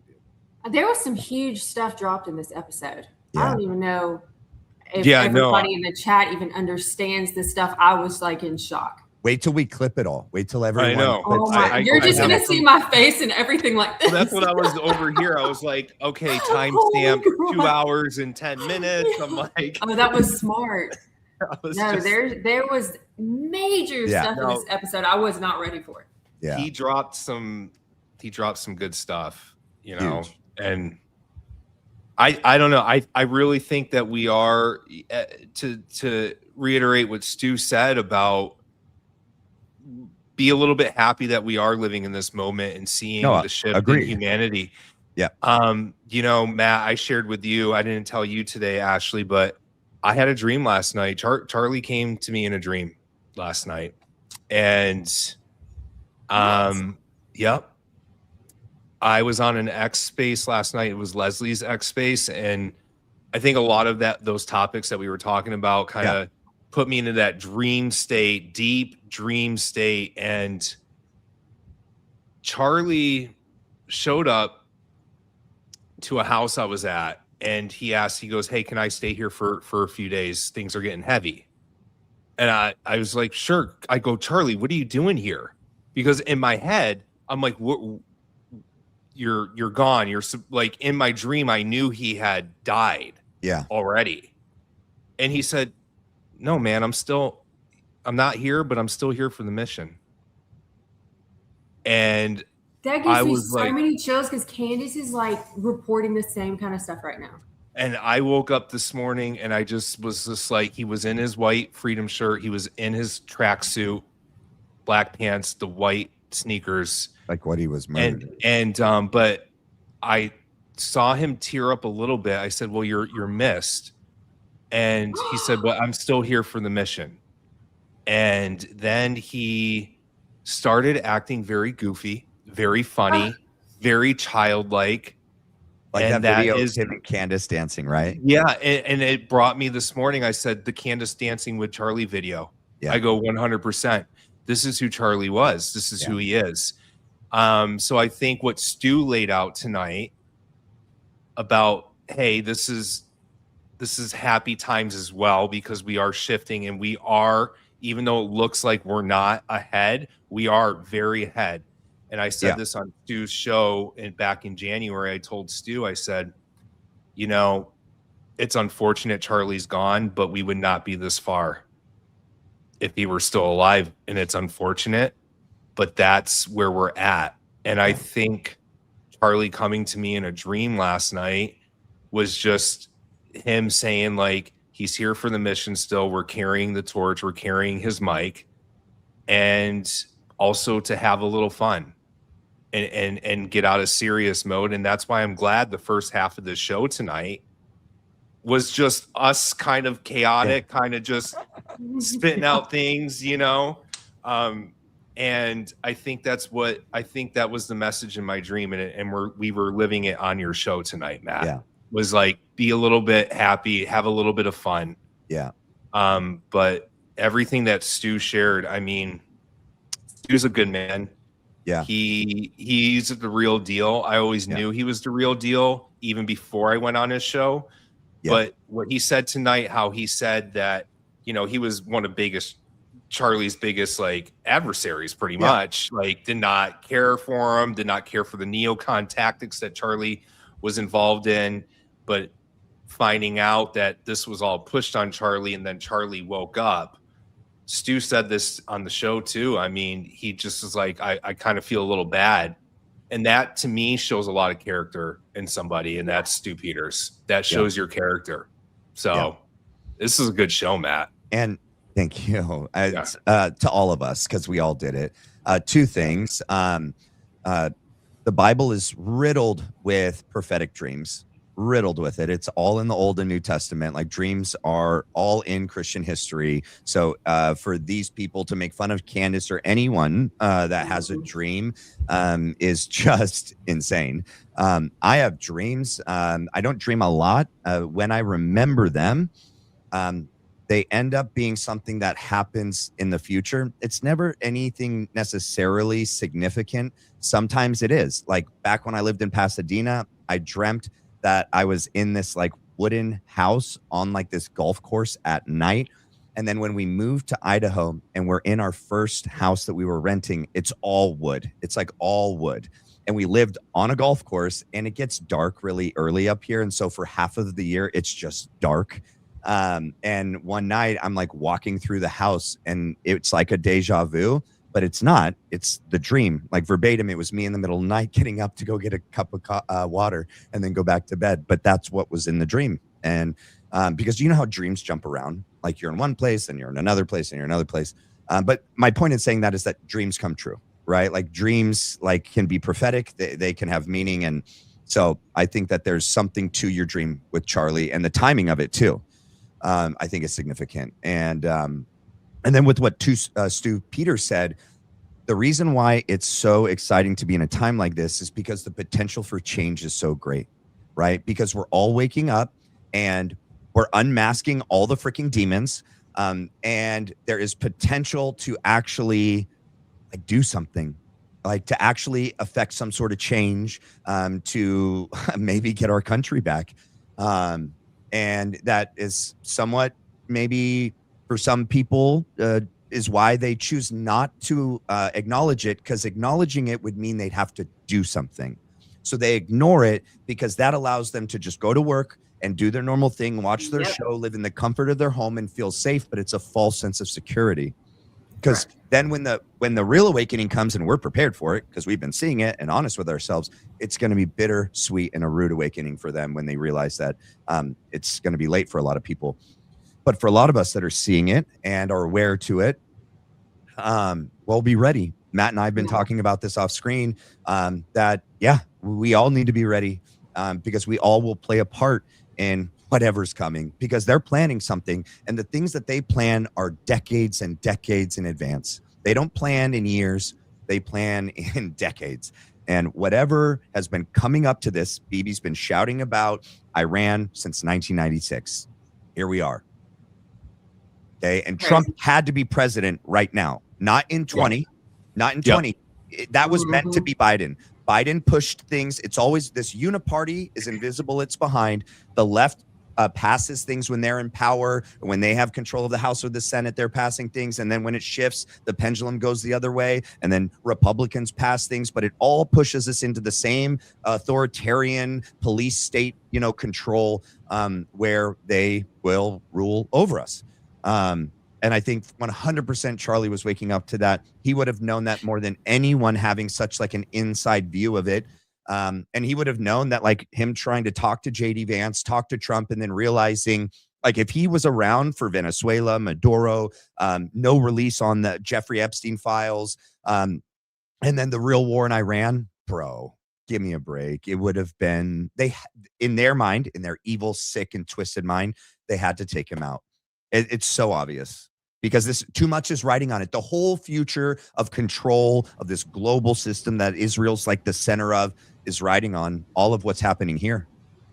What's really scary to me is when Steve mentioned the thing about Tyler Boyer saying that he's going to go ballistic on Epstein and Iran. And it just made me be like, those are the topics then. Like, that's what it was for. Because it points to everything. That everything leads back to Israel. Everything leads back to the hidden systems that have been controlling us this whole time. We just didn't know it. I mean, like, it's the same systems that JFK ran right up against and took him out. He was talking about Jeffrey Epstein, and he was going to out everyone and everything. And they called him and said, you need to shut up. And he's like, okay, I'm going to press pause. I'm going to trust my friends for now. Because then they tried to light him up on like the Daily Mail. And he's like, I didn't say I'm done talking about it. The next day, Charlie came on his show and he's like, I said for now. Okay. I just said for now, I'm going to trust them. They said they're going to do their job that we elected them to do. Let's give them a chance to do it. Well, if he would have been left alive and realized that they weren't going to do it, can you imagine what he would have felt as someone so close to them that lied to him? Imagine how we felt, and we just voted for the guy. He like freaking knew them. He would have been pissed. And then this whole thing with Iran, I don't think that he actually won the debate with Trump. I think Bibi and Trump realized that they had to do the limited strike while Charlie was alive to keep him at ease, right? If they would have gone too soon and pushed this full-scale regime change with Charlie alive at the helm of Turning Point with all of his million subscriber platforms, so they appeased him and they're like, okay. We got that other thing we're planning. It's coming in September. Just limited strike. Don't worry, Bibi. I got you. We'll do this in November, December. That's my thought. Crazy. I got a question for both of you. Yeah. Well, Matt, it's kind of like your question that you asked me the other night about, why was this such a sloppy psyop? And I gave you my version of it, but I'm kind of just curious, like, is it to do with like the walls closing in on Charlie, and that they had to, this is something Mitch Snow and I talked about, they had to pull something together so fast that's why this psyop is sloppy? Or is it a combination of like God's also in control and made it sloppy this way too? Because I mean, where we're heading right now, I mean, they know they screwed up in this psyop. They know they screwed up.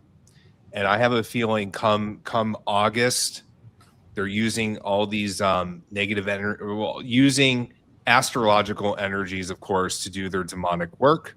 Yeah. We have the Lion's Gate coming up on 8/8, and I have a feeling they're going to pull something this fall. They always plan things when in alignment with certain events, like astrological events, whether that be the summer, spring, is it like solstice or equinox? They do pay attention like to certain energies regarding like the solar system and the stars, for sure.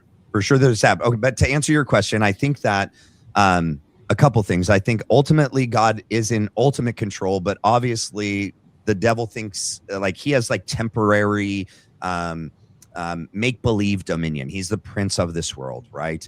And so I do think God's hand is working in this, which is outing things. But I also think by design, they want us to be like hating Israel for some reason. I don't know. I think that we'll see in time, because it benefits them if anti-Semitism's on the rise, because they can get more money for the ADL and for all of their different nonprofit and organizations to combat anti-Semitism and to see we're right. We are the most persecuted people group, and we need to be protected, and we should merge our militaries. I think that it's not just like an either or, it's like a both and.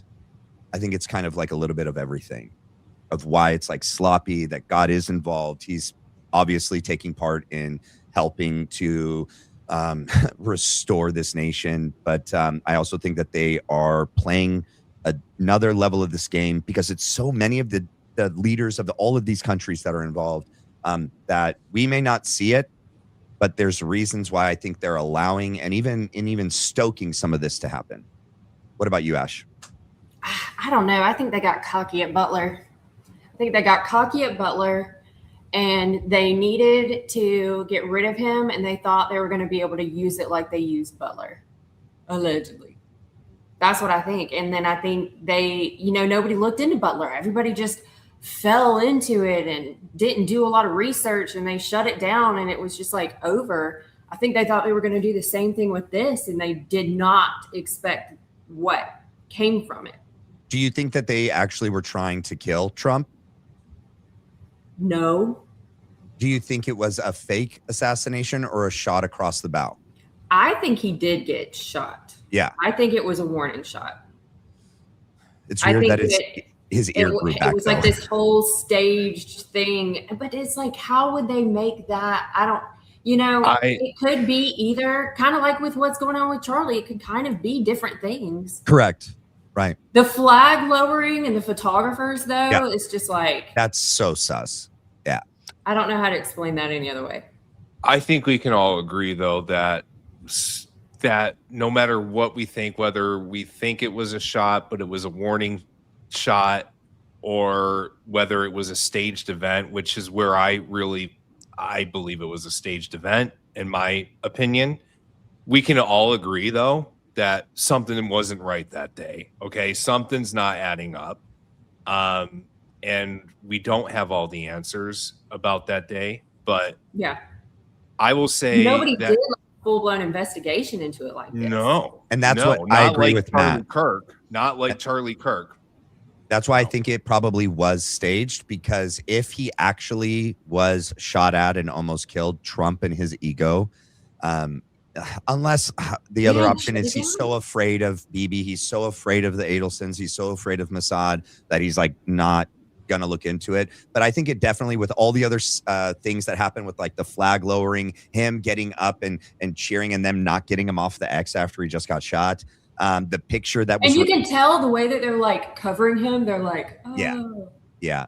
And did you guys see that a bunch of like Jewish rabbis in Israel after the fact were using Butler as a means to point to biblical prophecy being fulfilled, because like the one that like points the way for the Messiah to come, like a non-Jewish, even though I think he might be Jewish, right? Like people are like, he's like the first Jewish president. I mean, at this point, yeah. But that his ear being pierced, like that's a thing, like in the prophecy, that his ear has to be clipped or pierced, and that they were all, go look it up. There's like a lot of rabbis actually said this, that it was a biblical prophecy being fulfilled. That's why there was like big billboards of Trump as Cyrus the Great, in Israel. And it looks like they used this also as a way, and who knows how they were promoting this in Israel to get people in Israel to really get behind Trump and be together, and like them merging our militaries now. Like all those decisions were already made like months, if not years in advance. Like this didn't just come to their brain recently, you know? So And how crazy is it that that's the shirt Charlie was wearing when Trump won? Like you can look back at that, which I feel like is kind of exactly what Charlie went through, except for his was real. And I mean, Charlie's just wearing it all the time. What shirt? Trump with his flag and, you know, the blood and everything. And it's just. Which is interesting because he openly questioned what happened there. You know, he wasn't. It was almost like Erika Kirk made these shirts and just was like, you're wearing this today. You're wearing this. Because you know how they said that he would have shirts and they would kind of dress him? He didn't pick out his clothes. What's his name? So Danny Phillips and then that other guy with the blonde hair.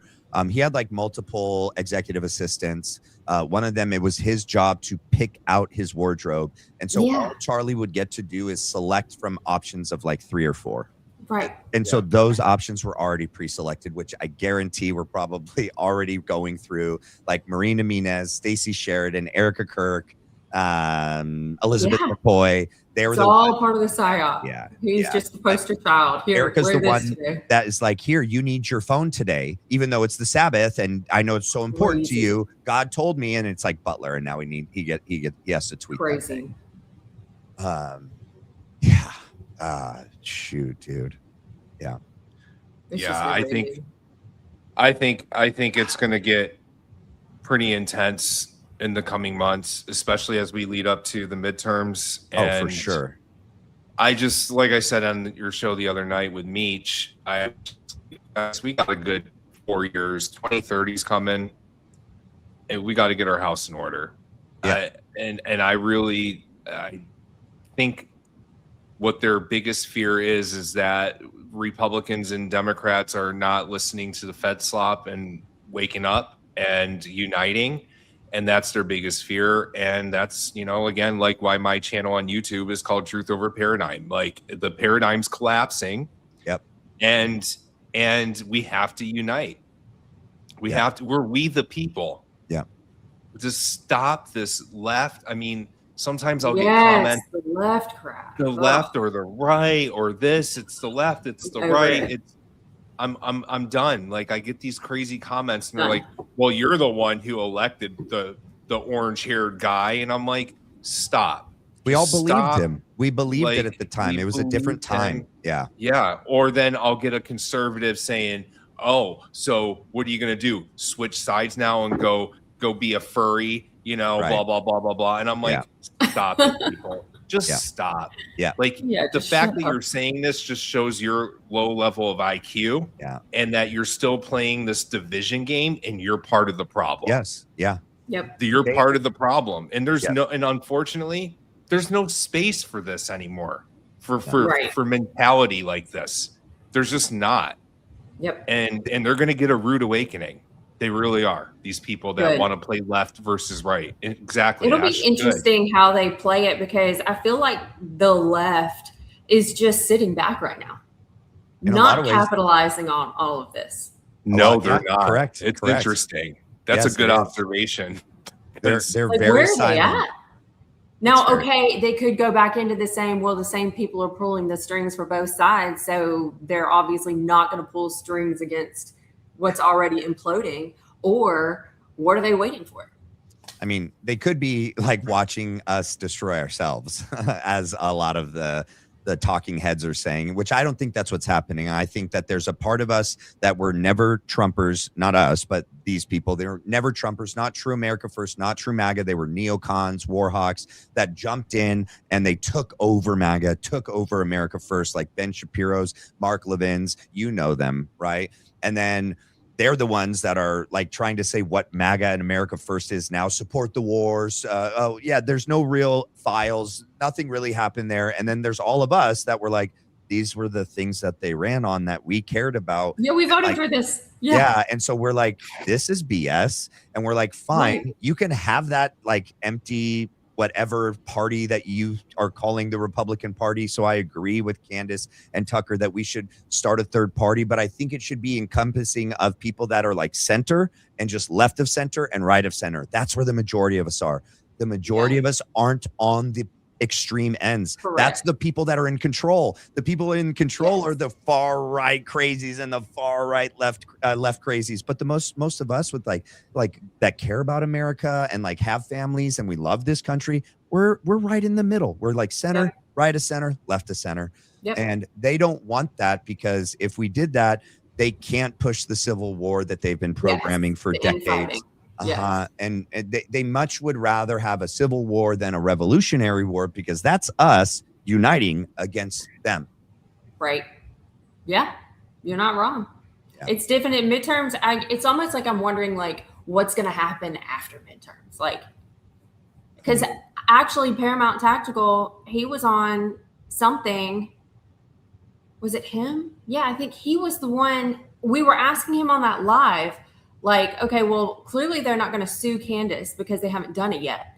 And he goes, immediately, he just goes, oh, well, I mean, I don't know, but I think they're waiting until after the midterms because they have until December or January or something. Wait, and who's going to sue? Who's going to sue? Erika and Turning Point are going to sue Candace Owens. And they're just like waiting until after the midterms. No, they're not. And I'm like, what? That's the same. He said it so confidently that I'm just like, where are you getting this? Oh, and they're just like waiting for her to bring up more information so that they can like use it against her. Do you want to know what he's also said very positively? Charlie was wearing a ballistic vest. He did say that. Charlie wasn't shot with a 30-06. There's no exit wound. He also said those are Erika's kids. He also said, I mean, like the list goes on, right? He said a lot of stupid things. So, I mean, I don't. And their followers say a lot of stupid things too. So, which is so sad. It shows. I bet a lot of them are fake. A lot of them are part of their bots. But there is quite a bit that I think are following them. Just like, you know, how many are at the Make Heaven Crowded event tours and the TPUSA tours that are like real Americans that actually still like love, follow, and believe in them. There's a good amount, sadly. I think there's a good amount that are, you know, misled and are cheering for them. Someone, I think one of Gary's followers said to me, because Gary came after me this week. That's a badge of honor. It is. He said, well, he's like, who is this idiot? And then somebody said, oh, it's Matt Tucciarone. He ran for public office in Arizona and he's been arrested a few times and blah, blah, blah, blah, blah. And Gary writes, oh, thought so. I'm going to block him. He literally said that publicly on my post that he was going to block me. I'm like, dude. On your post? Yeah. I'm like, he's an go idiot. For it, bro. Block me. Dude. I've never showed up on any of his like comments or anything. He blocked me just for like doing shows because I've never like covered him or anything. Bronson got me unblocked to show up at one of the X spaces where he ended up not giving anyone a mic and not letting us talk. So we just stood there. And then like a couple of weeks later, he's having another X space and I go to join. He had blocked me again. I'm like, I don't even know. Like, yeah. Well, one of his followers said to me something about the bullet, you know, the 30-06, right? What did they say? Well, they said, oh, it was Charlie's necklace that the bullet hit, so therefore it could not impede his neck. Like his necklace is what stopped the 30-06. Like, I'm just like, they will come up with anything. Maybe that was the ballistic vest. It was the necklace was made out of Kevlar. That's what it was. Yeah. That the necklace is what stopped the bullet from going fully through. 2,000 something the pounds. Bullet down. No, that's what somebody was actually trying to say. It's like the Saint Michael's that was on the necklace, and I'm like, guys, there weren't even other charms on it. It's just the cross. That day. It's just the cross. The one that Erika, The one that Erika had the other one with all three, because she's Mm-hmm. dangling them out the car when have you guys seen that freaking she's like this. Have you guys seen that when she like leaves? Erika did such a good redo of it. She's like just hanging out, like she's just like limp. It's so funny. Like, No, that new video of her hanging out like that blew my mind. I'm like, if they would have shown that day one, everybody would have caught on at that moment. We would have been like, what is she doing? Wait, That's did. insane. Saw No. The one where she's flopping out the window? Yeah, that was live local news of her leaving the funeral home. In front of the Quick Trip. The one where they had just put out the hearse. She gets in the silver SUV and she's driving away and she's like hanging out the car. That was shown. See that. I know, but like if you go back, it's on some of the local news reporting, and I don't know that any of the bigger networks picked it up. But I never saw it. If you go look at some of the local news in Arizona from that day, like that's what that's from. It's from a local news. That's hilarious. I would have immediately just been like, whoa. Yeah, they were helping her. They were like, she even like looks up to look at the camera and then flops back down. I'm like, this is insane. Can I ask you a question?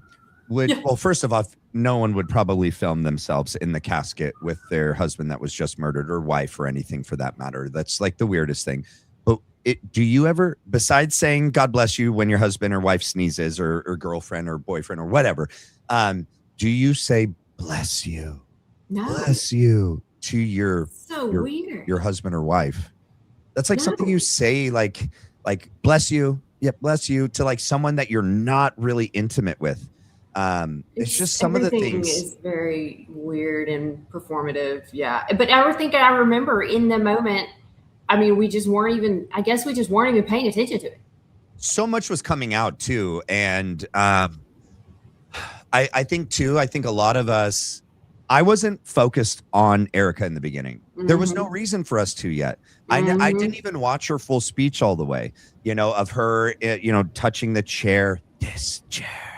Yeah, I know. I watched it and I was like, it was uncomfortable, but I was just like, well, she doesn't know what she's doing. She's never had to be in front of a camera before. She's going to suck. Because by that time, that would have been like your second video that you'd ever seen of her. So you're not. That was my first. So for you, it's your first, right? I didn't even know who she was before. I'd never even seen her. Right. So that's what I mean, is that like for most people, this is like their first, second, or third time seeing her since the assassination. You have like the memorial, you have that event. Then she's on the show, seated on the show with Mikey McCoy and them talking. We don't really know, like, is this normal Erika? Like nobody really had enough data to make a good decision, right? And so like in ABA, you need a minimum of 3 data points to establish a trend.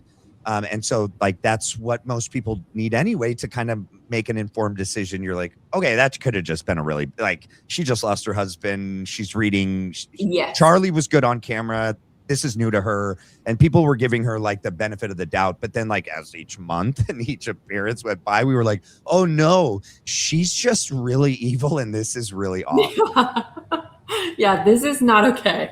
And now we're 11 months later and we're more sure. Every time she goes on camera, every time she opens her mouth, what was it last week when she was like, it felt like last week. No, it felt like yesterday. No, it felt like today. Like she can't even. Well, and she's starting to just repeat the same words now. Like you just hear her saying the same thing. We call it bumper sticker Christian slogans. Crazy. Yeah. Yeah. Like you say Christianese. She doesn't have anything else. No.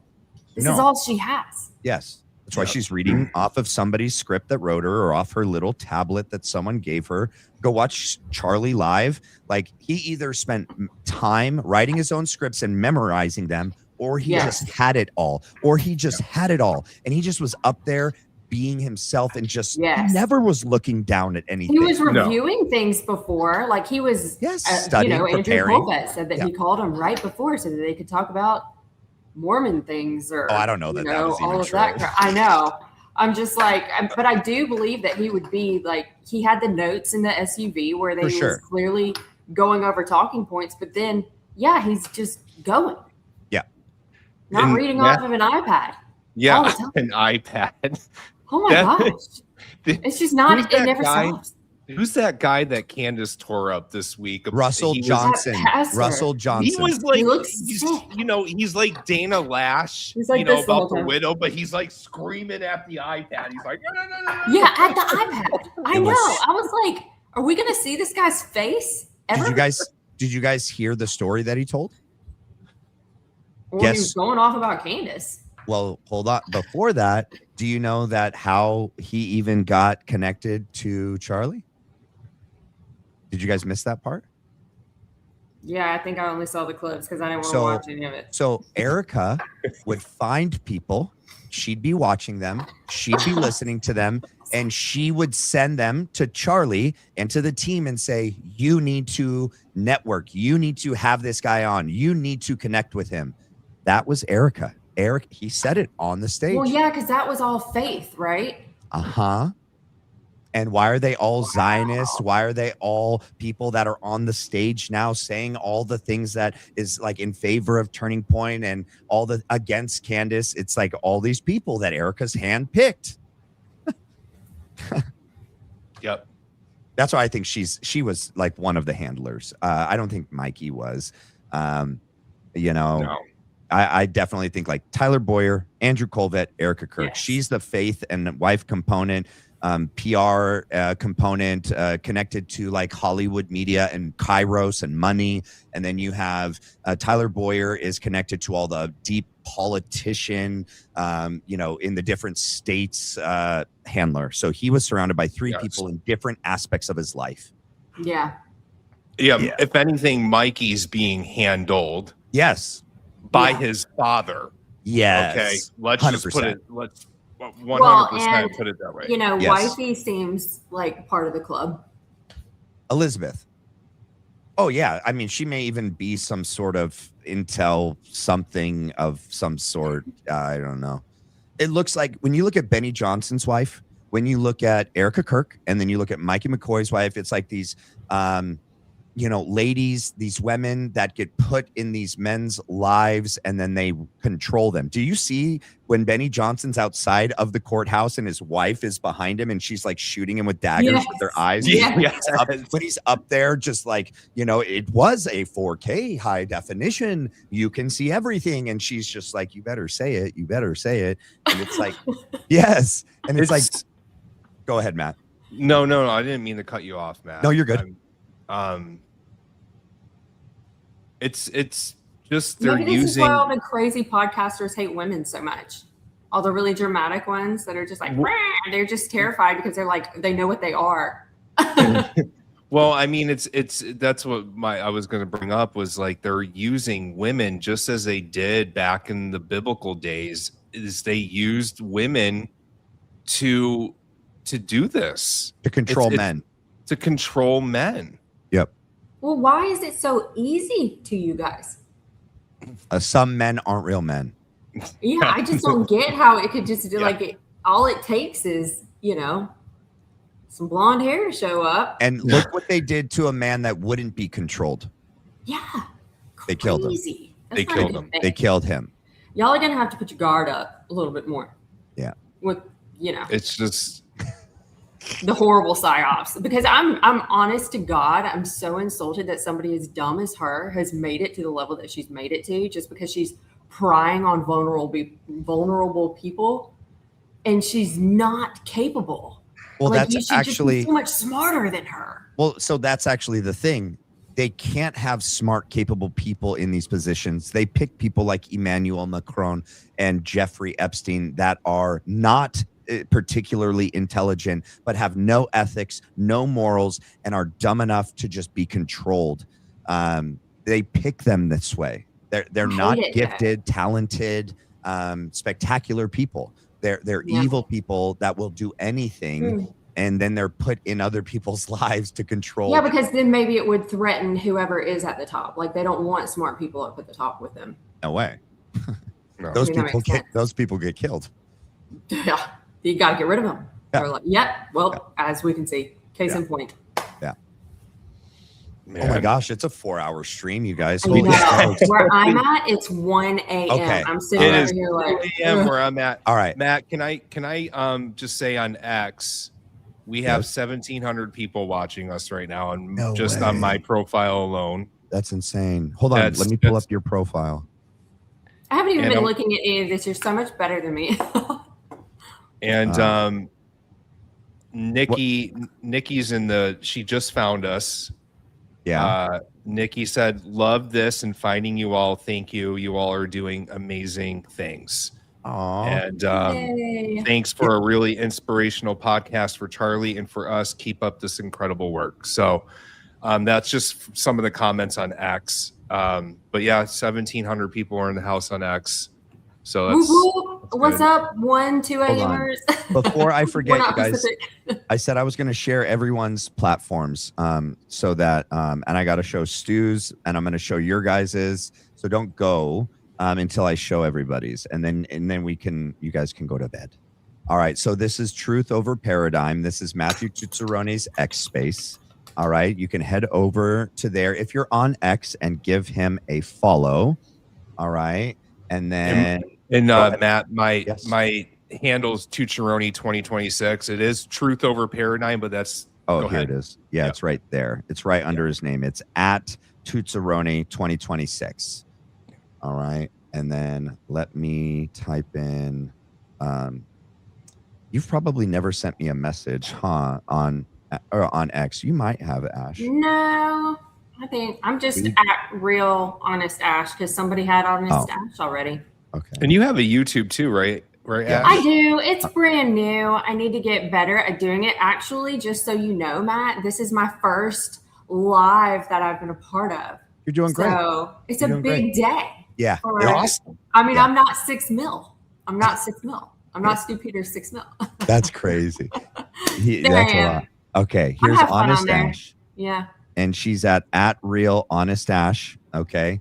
Give her a follow as well. See, I'm following both. Follow. I'm all of y'all's just biggest cheerleader. That's the only reason I'm I'm here. I'm supporting both of y'all. I think the work that y'all do is great. I support Candace. I support Baron. I support the heck out of Stu. I support Yes. Mitch all day long. Yes. If I find the good guys, I am constantly clipping and posting them. So if that's what you're into, my channel's for you. Yes. And when I type in Stu's stuff, he always has like a couple different ones that pop up. This is his main one though, right, Matt?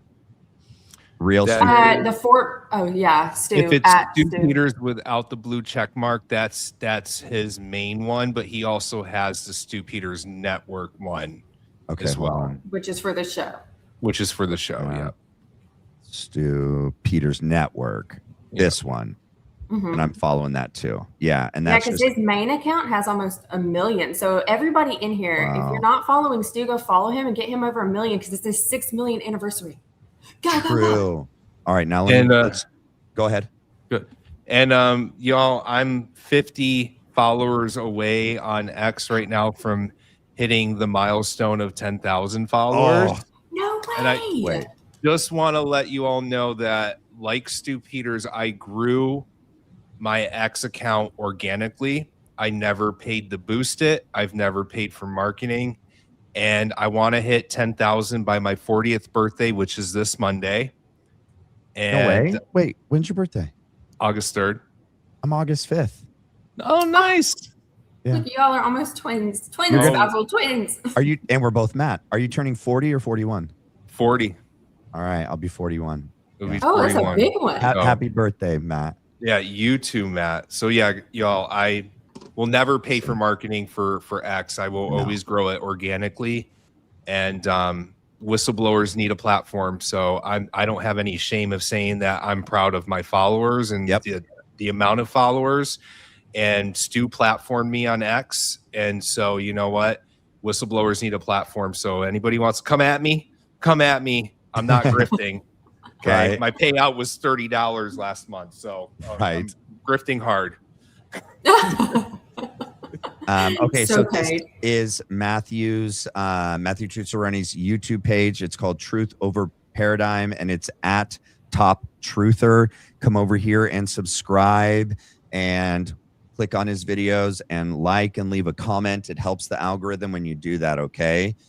And then what is yours, Ash, on YouTube? It may just be Honest Ash It's either on everything of mine is either Honest Ash or Real Honest Ash. I actually got my start on TikTok, and then when Palantir bought the app, they were just shutting everything I was trying to do over there down. So then I moved over to X, and I love it a lot more. Yeah, so I've only got a few videos. My first video was actually interviewing Amy, Mitch's, I mean, she might as well be his wife. But yeah, I need to do better. But it's okay. If I have followers, maybe I will. Yes. So come over and give her a subscribe on YouTube. And then for Stu, we have the Stu Peters Network on Rumble. The boss dog. And then he had another one, right? Because watch, he has. I think he's. Yes, Stu Peters Network or Rumble. Stu Peters Shorts, or is this one a different one? Right here. It's gotta be. I never know. There's so many. He's mainly, he'll go here and then live on X because I think he's been booted from YouTube. I think he's been booted from everything.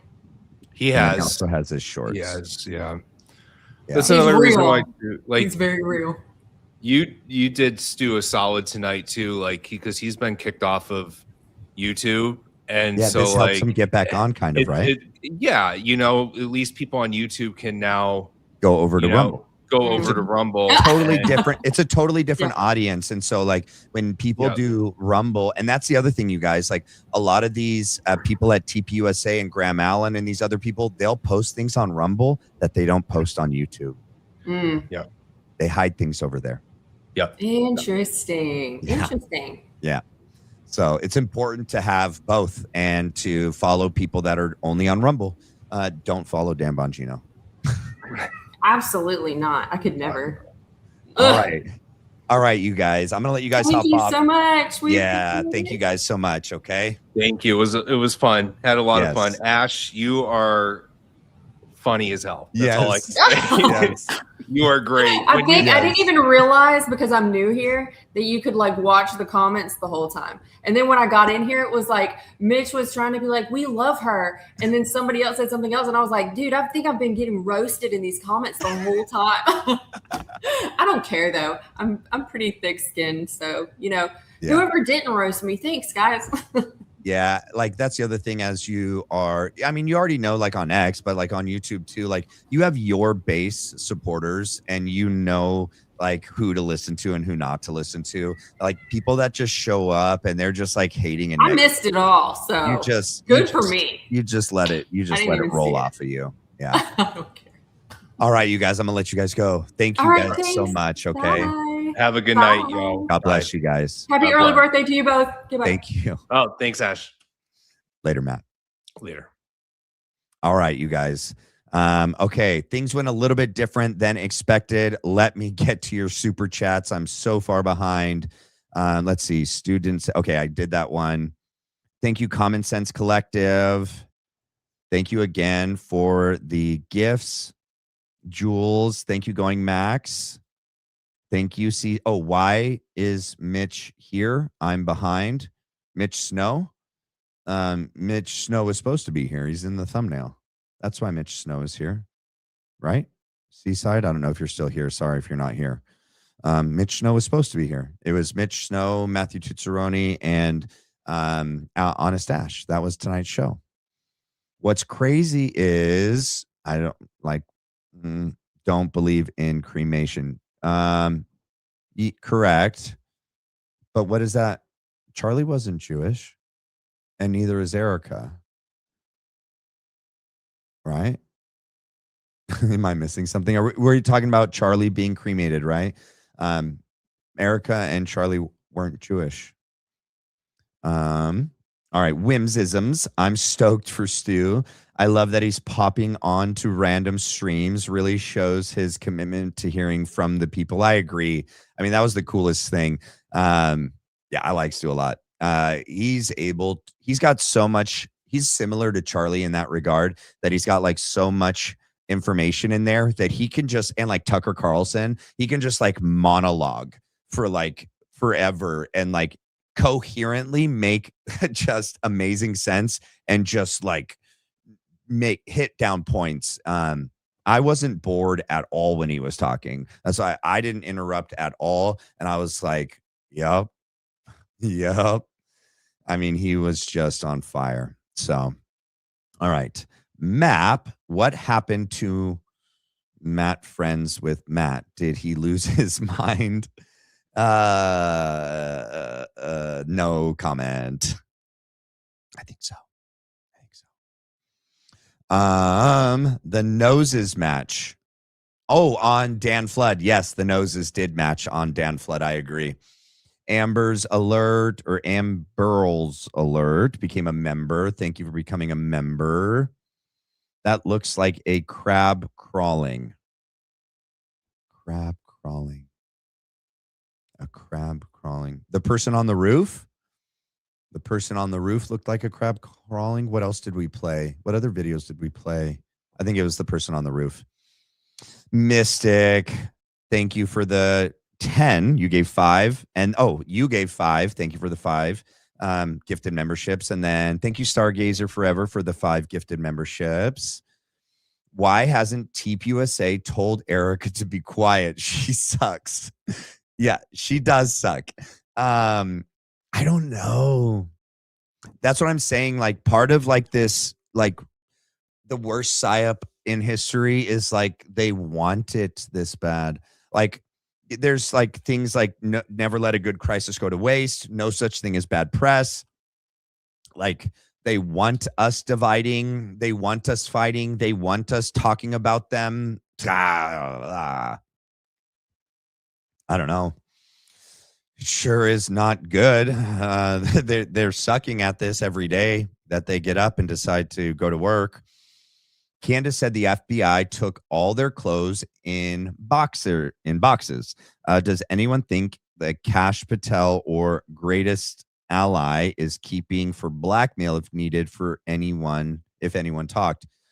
Interesting. Or they disposed of it. They got it from everyone because all the people that would have touched Charlie would have that explosive residue from the road mic on their clothes, and they had to dispose of them before any other agency showed up and put them into evidence. My opinion. Beth Scott Network, thank you for becoming a member tonight. Alpha Female, we got some are speculating that the call came from Charlie Kirk's phone as an iOS setting to call 911 after an accident. Why? Oh, the phone call in the car. Interesting. No one in the car called 911. Charlie's phone called 911, and they heard people in the background saying, "Get that off of him." That's interesting. That's interesting, especially if, I mean, I'm pretty sure. So one of them was on the phone with Ben Shapiro. That only leaves like one other person with a hands free to call anyone. And I don't see Dan Flood calling, or Frank Turk never said he called 911. So yeah, I think it could have been Charlie's phone. That's a good point. Joe Filicetti, I still want to know how Frank was on a Zoom call the whole time after putting the phone in his back pocket, but then had scrubs on and also called Butch Hibbs' brother shit. Yeah, he's a shady MFer. I think the point is that none of it makes sense. None of it makes sense. And I don't think that when they told their initial stories, they thought all of this was going to be heavily scrutinized, that all of these different social media individuals were going to be breaking down every moment of their speech or their appearance and putting it back together with what actually happened on that day or what was supposedly happening on that day in the car. I don't think they accounted for how much we were going to care about everything and how much time we were all willing to put into this. Most people, when crises happen, they pay attention for a little bit, and then the next crisis comes and people move on. And I think they were counting on that. So thank you for the 1,000 joules, Lindsay Meredith. Thank you for becoming a member, Beth Scott Network. And then we have Pete's Stronach. Pete Stronach. I don't know. I'm so bad at this. Your crew, you crew seen Project Constitution Slater show dropped this morning with a guest. Very, very interesting. Check it out. Guest's name is Ollie. Okay, I'll check it out. I did not see it. I was working all day. Ocean Unknown Mysteries. Thank you for the clapping seal. Joe Filicetti, Mitch, if you get a new job and they offer you a company pager run, I'll tell them you said that. That's hilarious. 10 Jules, thank you for our Ocean Unknown Mysteries. Thank you for the gold coin. Okay, to anyone of the 5, if it goes to trial, are there limits to what the defense can subpoena? Footage from glasses, all SDs on this, Lance on the stand, mic recordings, AES contract Department of Navy and Department of Navy crane. So I don't think, because Lance was brought up in the prelim, if the prosecution doesn't call him in the trial, I don't know that the defense. I mean, Utah's got a lot of weird laws. I can't copy. Wait, can I copy and paste this? Let's see. No, I can't copy and paste this. Let's see if I can. Nope. I was going to copy and paste it into chat and see what it said. Joe Filicetti, I want to know why the person on the roof didn't run a straight line to where he got into the prone position. He ran off to the right side and then did that military maneuver to the left like he knew he would be trained. Yes, I agree. Yeah. I mean, there also is, let's see. Let me take some of these off of here. If I go here, where was it? It was on Muppet Masher. Let me scroll down. All right, let me share here. Make sure it's on. Boom. Actually, let me make it bigger. Oh, let me take this off the screen. Add to screen.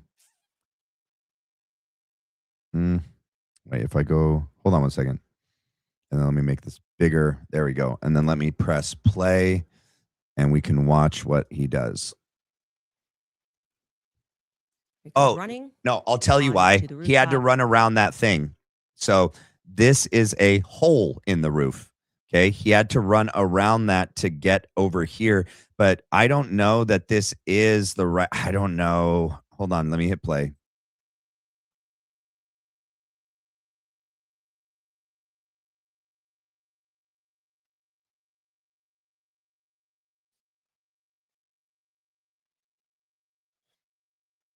So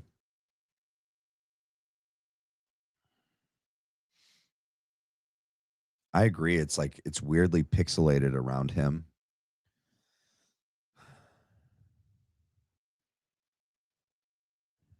It can't be perspective. That building is not there in the real. Like, let me pull up real quick again. Google Earth. Let me just show you why he had to run around that.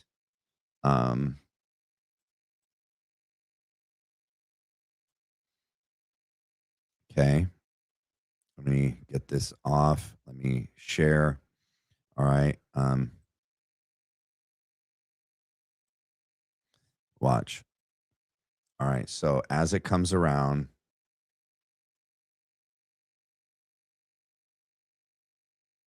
Okay, first of all, there is no building that matches that building.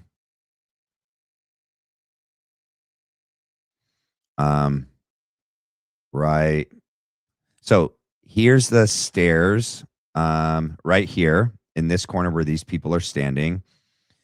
Stairs comes over here. There's a railing. Can you see my little pink? It's so tiny. That sucks. On my thing, it's so much bigger. Climbs over this. Okay. When he gets to here, he has to run around these empty spaces right here. Okay. This is empty. He'd fall through. So he has to run around that over to here. But what's really telling is that none of these buildings over here match the windows that we see. I don't know how it could be perspective at all, because the camera is right here on this corner of this building, on this side of the parking lot. Let's see if you can see my little. You can kind of see it if I go big circle. Here it is. All right, that's the camera. And so they zoom in, and it's not this building because this has these slits on these like little grated things on top. That's not it. Because like, let me go back. So just to show you what it looks like. I don't know what building that would be. Wait, it could be. Oh, it could be this building. It could be this building right over here, way off in the distance. But that's really weird how it could make it. Let me hit this again. 1 second. Boom, boom. Hold on. Oh, sorry. It let me turn it last time. It's not letting me turn it this time. Sorry, I'm not trying to jerk you guys around on here. It could be this building out here. That's what these windows are. It doesn't have anything on top of it. But that's so weird that it's not like it's showing it as if it's like right here to the left of it's showing it like it's right there. And like this looks like a shadow being cast from this building, because this is just one of the holes of the triangular holes, right? Right here, there's one. Okay, maybe it wasn't a shadow. There's 1, 2, 3 triangular holes right there. Like if I go up right here, see 1, 2, 3. These are just holes, and it goes down into the ground. Okay, and that he would have to. So here's the staircase. He comes up here, climbs over. He's running out here. He's got to, well, actually, he could have just ran straight and then over. It does look like he runs this way and then cuts across, which is strange. Oh my gosh, I wasn't showing it to you at all. Oh my gosh, so sorry, guys. It's late. It's like a 4-hour stream. I'm so sorry. I didn't show any of the things I was trying to show you guys. That's a bummer. Bad form. These are the holes. Okay, so sorry, guys. This is the stairs. Okay, he could have ran straight over to the position there, but he ran at an angle and then cuts across. So, yeah, I'm so sorry I left that on the big screen the whole time. Hopefully you guys aren't too mad at me. All righty. Let me go to the next super because I got to catch up. I'm so far behind. It's not like I have to wake up and go to work tomorrow. What a day. Yeah. You know, God, like where one door closes, God opens another. And, you know, this is obviously something that we had been praying about as a family and talking about like when the right time to do it would be. And we were thinking like 3 more months. But I don't think it's good for anyone to stay at a job where they don't value you and trust you. And, you know, yeah, I don't want to say too much. So, yeah.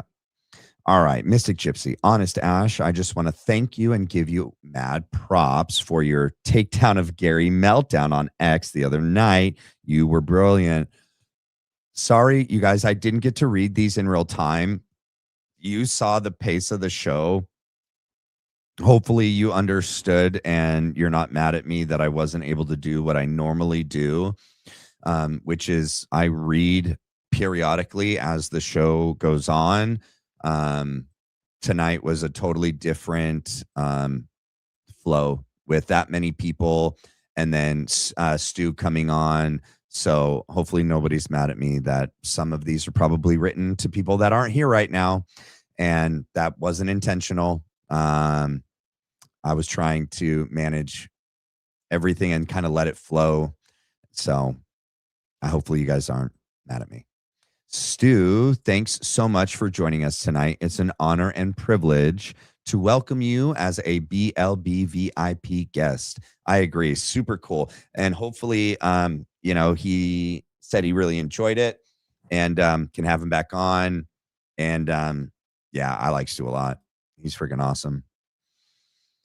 We got Mystic Gypsy again. Tootsie, thanks for joining us and making tonight happen. You're a fan fave for obvious reasons, aka you're the best.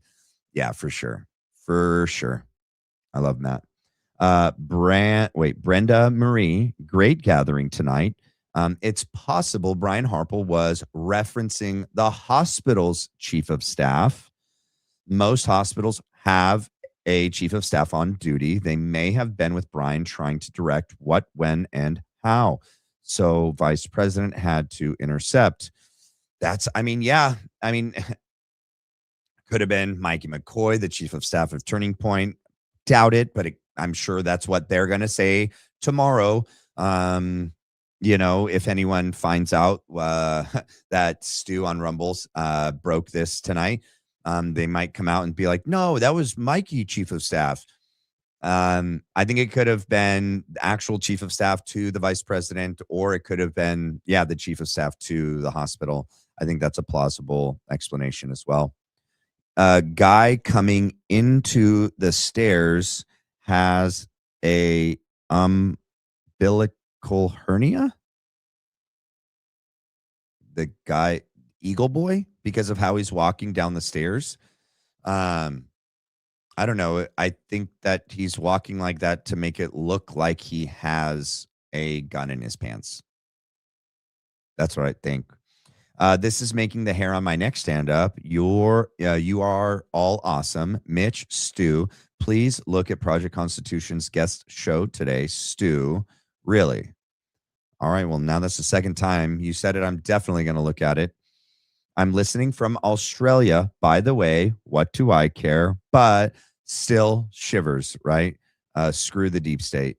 No, I think that what's happening here is happening in all like Western democratic countries. The same agendas and legislation and tactics that they have been doing here, they're doing in Ireland, they're doing in England, they're doing in Germany, France, in Australia, in Canada. They're doing it everywhere because they're trying to destroy the West. And I think that obviously the United States represents Rome to Bibi. He said that much.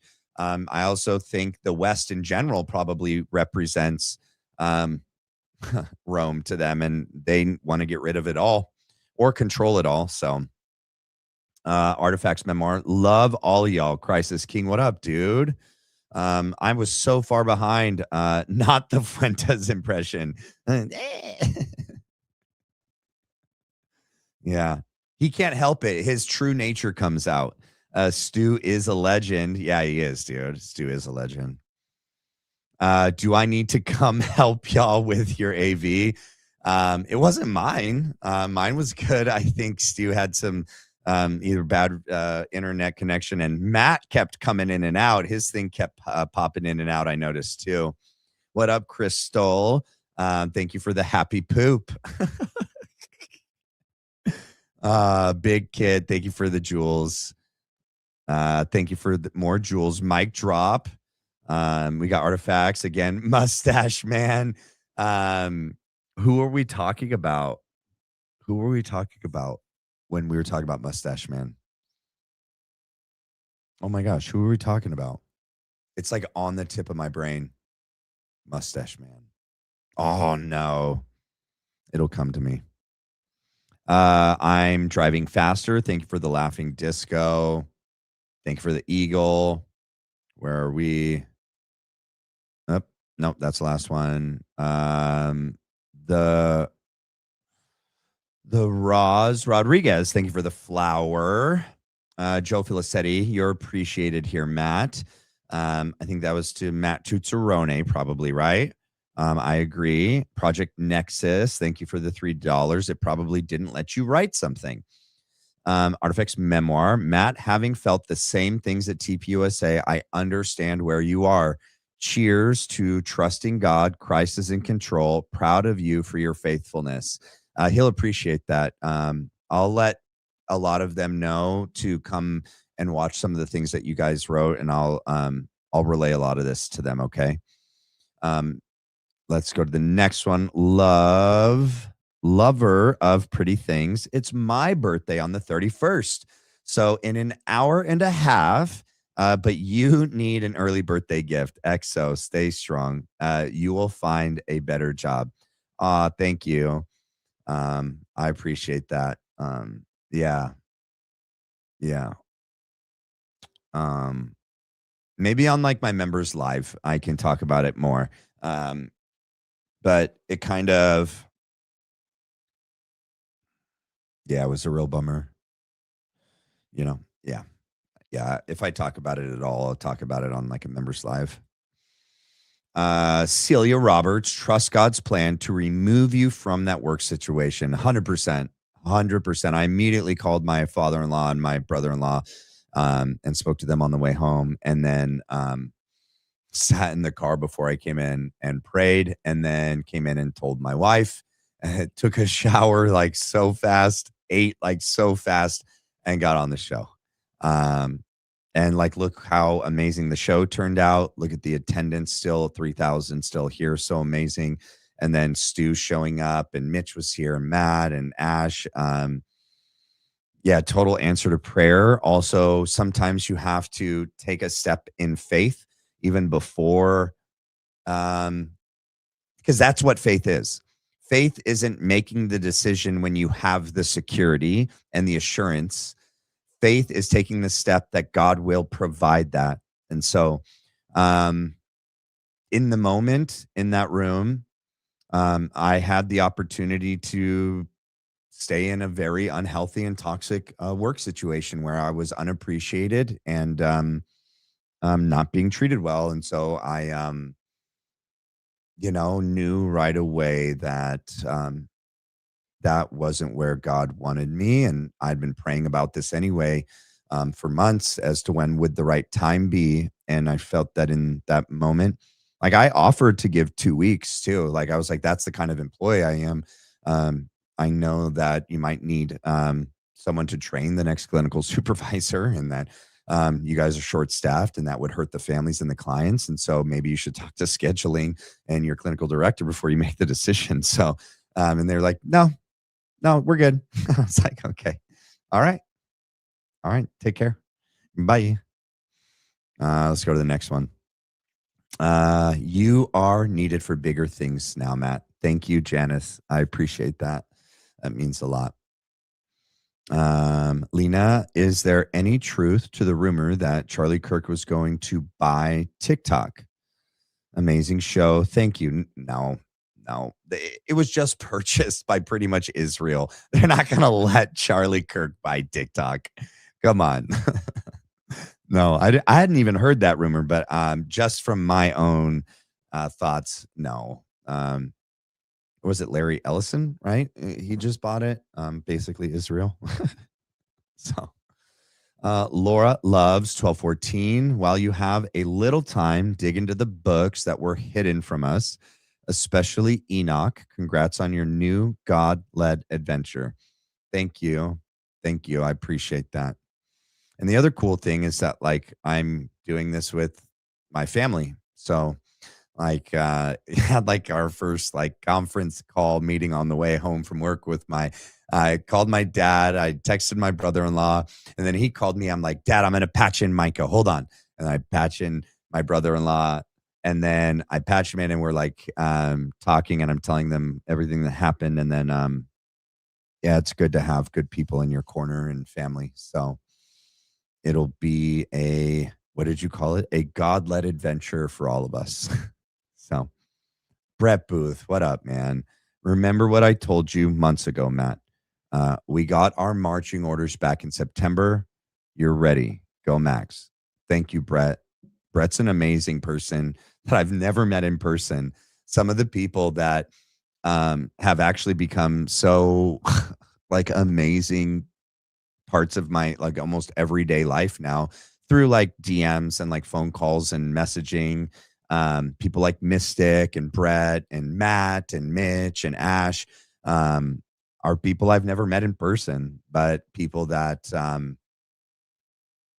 you know, I don't know that I could be doing this without the support collectively. And then Renita, Dulcinea, Crystal Smolin, Bree Baby X, even though she hasn't been here in a while. We had Glenn Coco, MRK Perspective, and then all of like there's so many members too that aren't mods, but they like email me, and their emails like mean so much to me. Comments that you guys leave.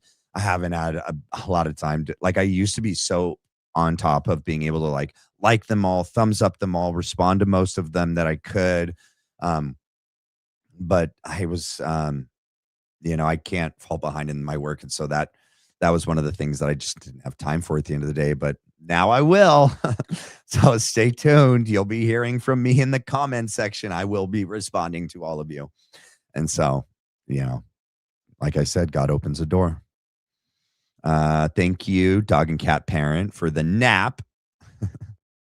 Whimsism, little behind, just heard about your job. Thank you. God always has your back when you are working in his name. God bless. Thank you, Whimsisms. I appreciate that. I agree. Nicole Page, thank you for the high five. Honey Butter, thank you for the sparkles. Shirley T, thank you for the 6-7. Joanne Simon, thank you for the high five. Zamet, what is up? If Tyler Robinson had been Oswalded, no emergency pavers, no Candace, no nothing, etc., like JFK. 1,000,000%. 1,000,000%. That's how you know it was like that was the goal. That was the plan in the beginning, like 100%. I'm so glad you're here, Zamet. Good to see you. It's good to see familiar faces. Ocean, Known Mysteries, thank you for the thumbs up. And we got Just Jessica, high five. What comes from the heart will provide. High five. Thank you so much, Jessica. And here we go. Joe Filicetti. That was to you saying that your job you quit didn't appreciate you. I was saying we all appreciate you. Oh, that was to me. Thank you. Thank you. I never want to assume that something's about like me. Especially we had another very important person on the show, and his name was Matt. So thank you, Joe Filicetti. That's really nice. Let me finish reading what you're saying. I was saying we all appreciate you and what you do here. Thank you, man. Thank you. Here we go. Ocean Unknown. Thank you for the party hat. Thank you for the chili. Thank you for the silver star. And thank you for the floating heart. And we are all caught up, ladies and gentlemen. Thank you guys so much. Vasiliki, what's up?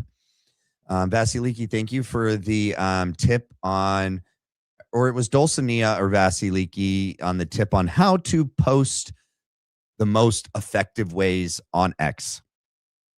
We are implementing your guys' suggestions and comments. Make it to me, and I appreciate it. And take your advice. So, all right, you guys, if I haven't even done this once tonight, if you guys haven't done so already, can you please do me a favor and hit the like and the subscribe? I really appreciate it. It's one of the best ways to help support a channel. Also, you can like write a comment in the video after it posts.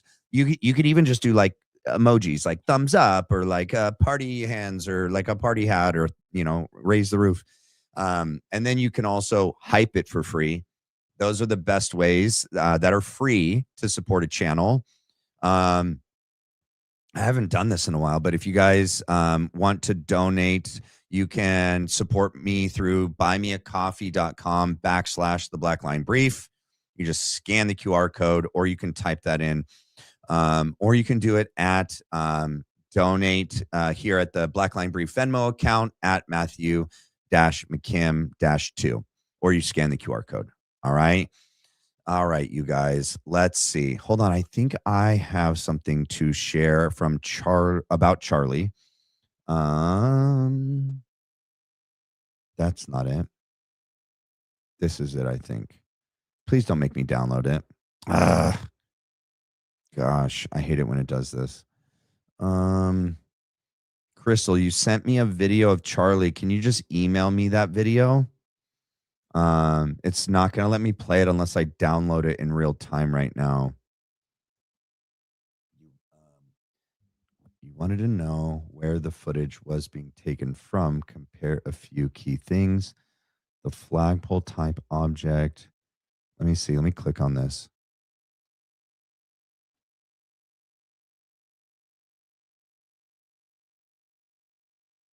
Okay.